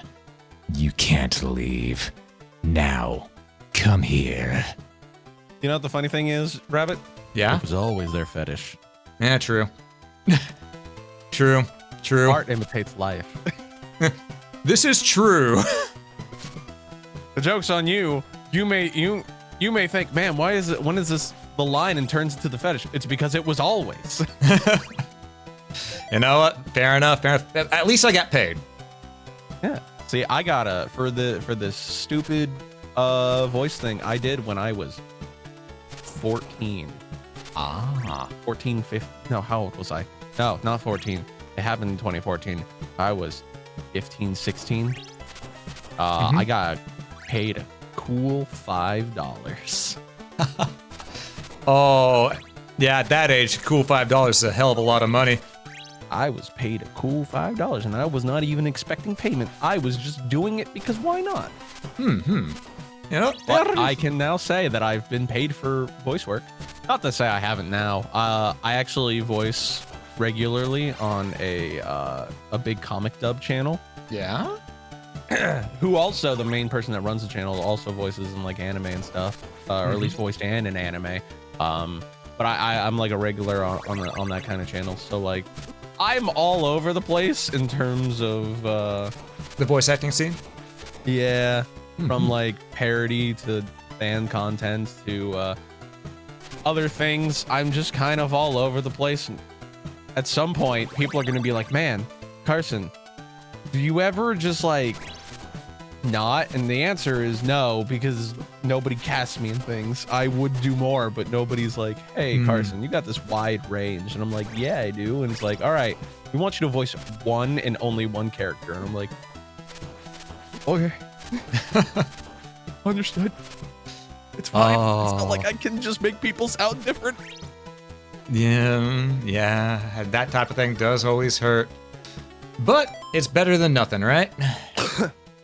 Fair. I mean, it's very fun because in the abridged scene, like I think currently the voice people probably hear the most now, is in a Shield Hero abridged where I voice the King. Oh, I voice King Melomark. hell yeah! And I do a voice like this. Yes, I am the king.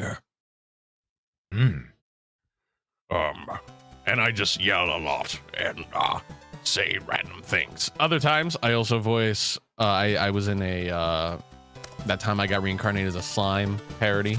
Yeah. And in there, I voice Rigurd. And Rigurd, I voice like this. I'm Rigurd. I'm massive. Look at my muscles. Yes. Then I was in a Log Horizon abridged parody. I don't think I've heard of that one. It's by the same people. It's probably their biggest thing. Yeah. I voiced a character named Shoryu. And he just sounds like this. Man, look at all these people that I'm talking to and all that. And then in my Toradora one, I voiced the main character. And I just did my natural voice because I never get to do my natural voice.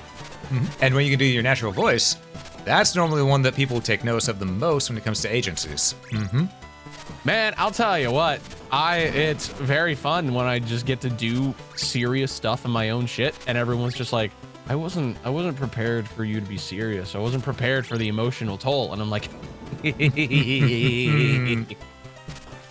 will never be prepared. My goal in parody content is to make something that, at least with this one, is to be like, hey, look at all this funny stuff. And then immediately hit you with a gut punch of, now I'm sad. And I'm like, yes, that was the point. Mm-hmm. Yeah, that's always a good thing to do too, because it always lands so much stronger that way. Exactly. It's so different when like everything, and I feel like it needs to be done right, because I feel like a lot of times there are some things that I have criticisms of where people kind of rush serious moments, because in a sense it's because someone isn't confident within the seriousness of it. So it becomes a, well, we got to keep moving. We got to go fast, because if we don't, people will, it feels like there's not confidence. We got to get back to the funny. We got to get back to the funny. I revel in making people just sit in the uncomfortability of the emotional turmoil. Oh, yeah. There's something fun about, because it's so easy to be funny, be loud, be quick. It's one thing to be able to go, hey guys, you know, I'm here to, because I killed a bunch of people, and it, you know, it could be really funny. And it's very different to be able to slow it down a bit and let the bass hit and let that emotional impact hit. And that's what I love about voice acting. Exactly. It now, whether or not I'm caressing my microphone when I have to do it, because like I get very animated in the booth. It's how I get in character. But I enjoy the more serious things. I mean, also, I'm also the motherfucker that anytime I fuck up, I just start ranting as the character. So I will just start yelling. So you and me both. I fucked up in lines, and there's only two ways it goes. Where it will either go, hey, fuck, or I'll go, hey, listen here, you stupid fuck me. I swear to God, I hate you. If I could get, I hate you so much. You made me mess up my line. Ooh. Yeah, in my case it was, all right, let's go ahead and see right here. From here, we're gonna go out and do that a little bit. Oh shit, what was that? Okay, I'm gonna go back to pages. No, it's a little shuffle through the notes now. What's this on line 42 here? It sounds like, oh, that's what you want. No, fuck that. I'm doing my own thing. I've had ones where I've just started screaming, just going, help, I'm having a stroke. Help. I smell burnt toast. Help. It's probably my favorite thing. I love bloopers just because that's where I just say random shit. What's even funnier is when people use bloopers as like actual lines. Exactly. There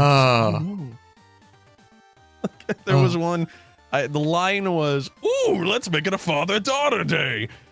And then randomly I just went one where I just went, ooh. And they used that one. And I'm like, well, why? Why would you use the for the top one? There was no need, but okay, whatever. Yep, as long as it's fun, that's what works. As well. Yes, man. On that note, though, I've actually finished everything that is currently in the beta, so I'm gonna go ahead and wrap this up. I can't get to the title screen. Game. Oh no. Game. Oh, rabbit, you must play the game forever. There we go. Okay, whoa, I glitched it somehow. Okay, so I'm just gonna... You've broken the game. I have. It is my talent. It is my curse. It is my superpower that I really don't know how to turn on or off. But... I mean, hey, this is where you go to the beta testers and go, help. Yeah. Or go to the people making it and go, help. Yep. I mean, they can see this right here. I just Alt-Tab, so I can at least click out of it, go to the process, and just go click. There we go. And I'm going to take us to... I'm going to take us to the Just Chatting screen. I think it should bring you over here as well. We'll see if it brings me over. I may just not exist anymore. We'll find out. There you are. All right. Oh my God. Yeah. But yeah. All in all, that beta was actually really well done. I can tell he's really close to finishing the entire thing. You know how long it's been worked on? Well over a year at this point. because I've been following it since before I even started doing beta work on it. I mean, to be fair, that's better than most. Generally, you'll get like things that it's like, oh, I've been working on this for 7 years, and we're only just scratching what is near the end. Oh, tell me about it. I've got projects I've been working. I have a project I worked on for since I got out of high school. Hell, I was working on it during high school, and it was ready to be released at one point. It was a tabletop RPG engine. And then my computer died. I had the rule book saved, thankfully, but the bestiary completely gone. And I have not had the drive to rewrite that 200-page bestiary. Look, I believe in you. You just gotta do it, because even like some of the great things that can be created, you're always gonna have setbacks. You just gotta take it on the chin and just go, move on. I've done it. I had a thing where I was working on a parody episode and I lost everything on Christmas Eve. So I spent 24 hours working on it and got it done for Christmas. Oh, hell yeah.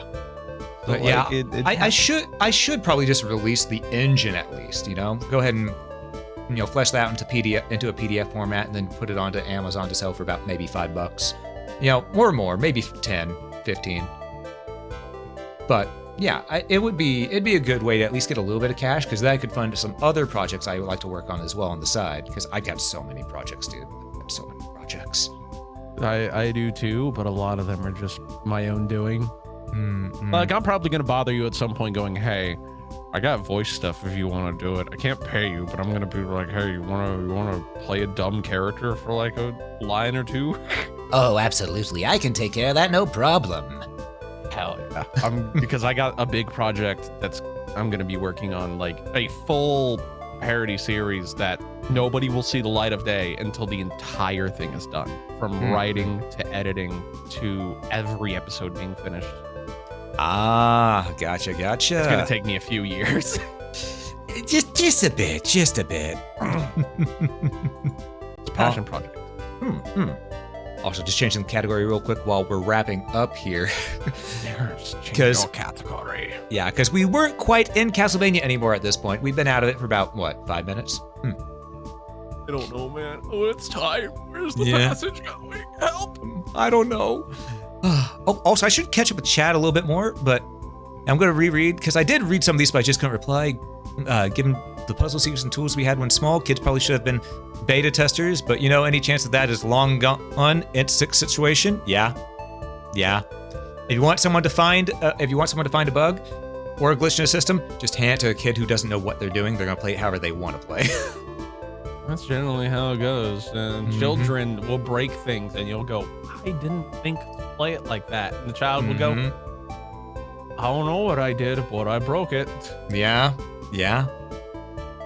Of course, solo devs have it the worst with pet projects, spriting, storyboarding, hardware, game engine stuff, actually putting magic together, debugging. Yeah.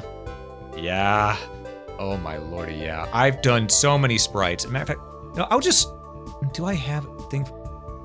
I do have this. Let me go ahead and grab an image of one of the sprites that I've worked on. If I can actually find. Oh, wait, that's a URL one. I don't want that. I want a whatchamaffucket. And yes, that is what I'm calling it. I'm calling it a whatchamaffucket. Image. There we go. Image source. Look, you gotta come up with new words like whatchamaffucket. Exactly. I'm gonna bring that into my own vocabulary now. I mean, hey, the whatchamaffucket is better than the puns. You know what? Fair enough. But yeah, also, you've ruined one of the things I've said. I now just say have day. Perfect. Soon you'll be starting to say understoodable as well. No. But yeah, one thing I've been working on is a bit of an action RPG where I've been doing sprite. It's pretty much just going to be essentially a lore drop for my character here. And one of the things I've made here recently that's the wrong one. Map sprite 16.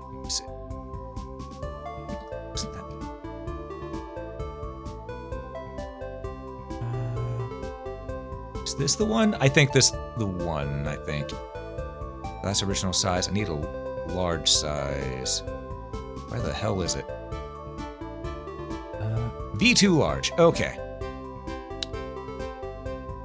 Alright, so like as you can see here, I've made an entire sprite sheet of my character, and I've gone through iterations to go ahead and make it look just right, including I went and reshaded the hair to where now it's got more of a dark brown outline, so it's not as rough with sticking out in terms of the background and stuff like that.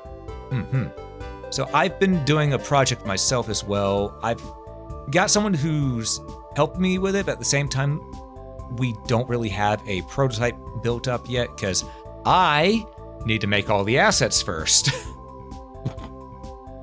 One day I wanna show up in someone's lore-based whatever, and it's just because I'm not like a bunny person. I'm not like a demon. I'm just a guy. You're just a guy. You're the rarest of us all. So just having me just be there going, where am I? Help! Just one very quick help. Where am I? Yes. And then just be warped out of there back to where I belong is very amusing to me. Oh yeah, that's all I want. Oh, that would be great. Actually, I could make it. I could do it. It's my own project. I could make those sprites for it. It's just me just showing up going, what? Where am I? Who are you? Why am I not home? Gone. Yep, and gone. Nobody will know it's me. It's just I will know it's me. Oh man, I've been working on a lot of sprites because I've also been doing other types of sprite work as well, and just to get practice in different styles. Which one that I made was not for an action RPG. I made it in the style of, have you played the game He Is Coming? I've heard of it, but I've never. Pretty much what it is it's got this Atari look to it, but more modern. So I went around. I love the modern pixel art. Yeah, same here. I went ahead and made characters in that style on a black background. So with the black outline, they look sort of like this. This is my buddy Muse. I made one for her. See, I love that kind of art style. There's something so interesting about it, especially because a lot of the time I see that art style, the fucking animations are so beautifully well done and fluid. Yeah. But here's the thing. This is with me giving it a black outline. If you want to see the way it actually looks with it's just being the base raw sprite that's supposed to be on a black background, it looks like this. Because it is a challenge to myself to make things in one singular color. Oh, Jesus. So, as you can see, over top white doesn't look that good, but if you put it over top a dark color, like right here, you can actually see it nice and solidly. Like, honestly, I love that kind of art style. Like I said, it also comes down to when the animation is so beautifully fluid and well done. Like in that Castlevania thing you were doing, like I love that kind of art style, the fluid animation, stuff like that. Same. Stuff like that is so well done. Yep, that is why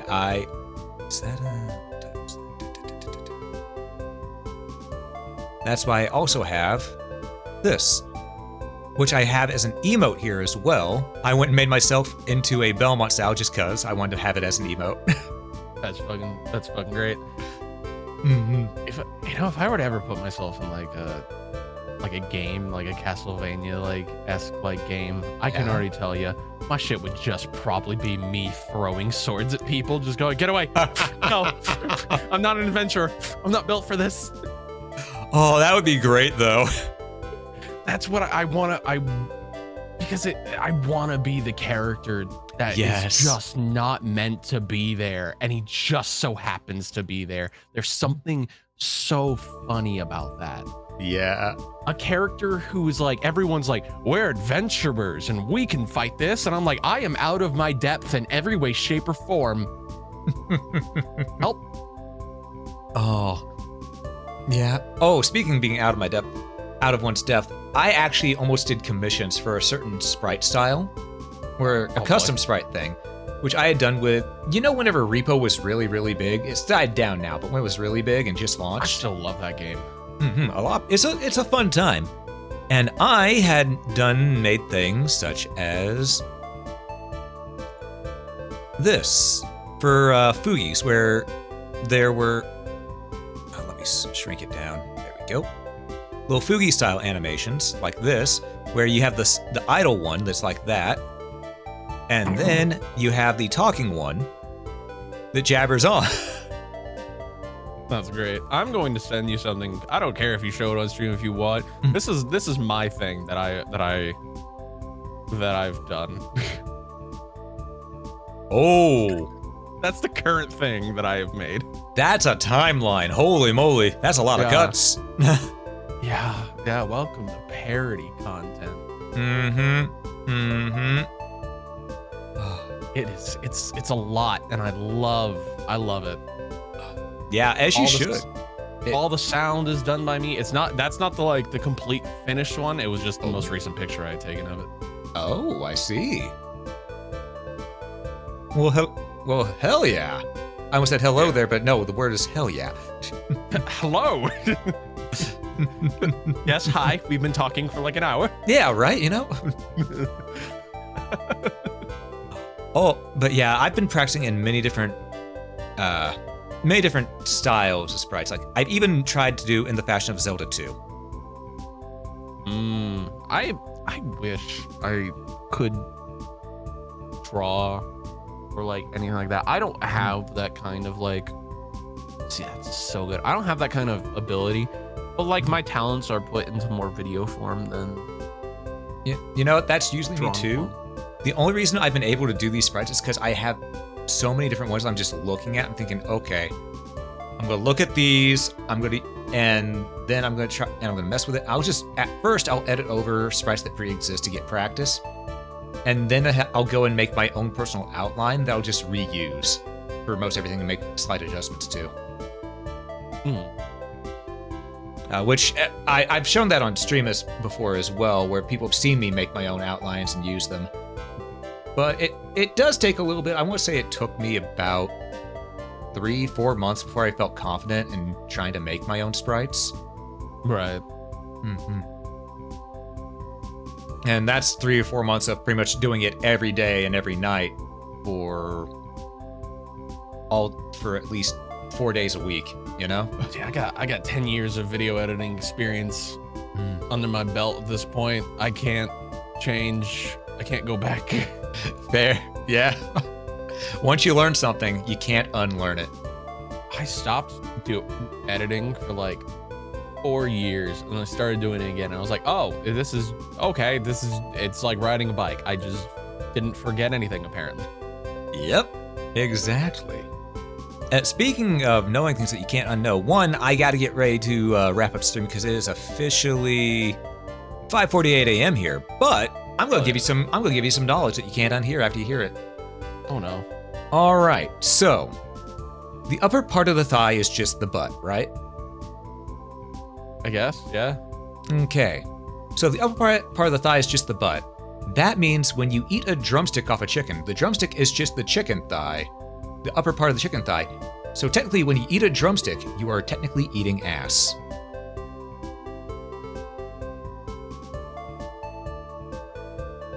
Right, but I'm gonna rethink this entire friendship. I'm gonna be honest with you. I'm just putting it out there. I may have to rethink this entire friendship we got going on. It's not you, it's me. And by that I mean I'm sickened by you. I mean, it could be worse. It could be worse, It could be like the Moogle that's suddenly running a cafe. But I hear it makes a good Kupo coffee.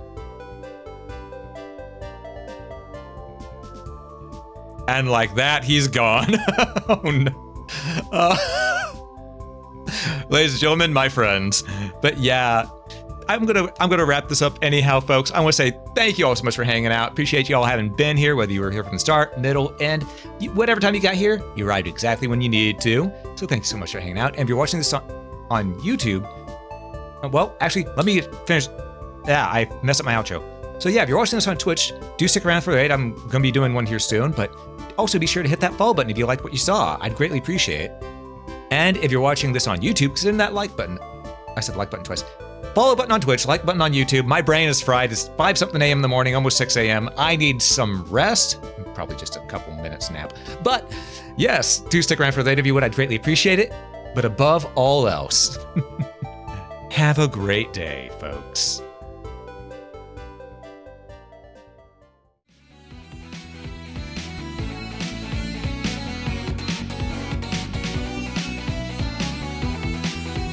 Alright, now let's find out who's live that I can raid right now. Let's see. Okay, so, go to the channel, I can see the other ones that are up. Bop, bop, bop. Beep, beep, bop. Alright.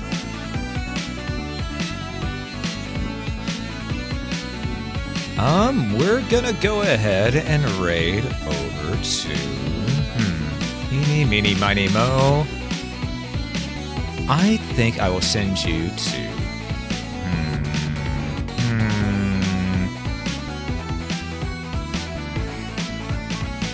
Oh, I'll send you over to someone who's playing Monster Hunter. Alright, we're gonna raid... back in this... I recently found this person recently while I was just browsing Twitch. They seem pretty cool, so yeah.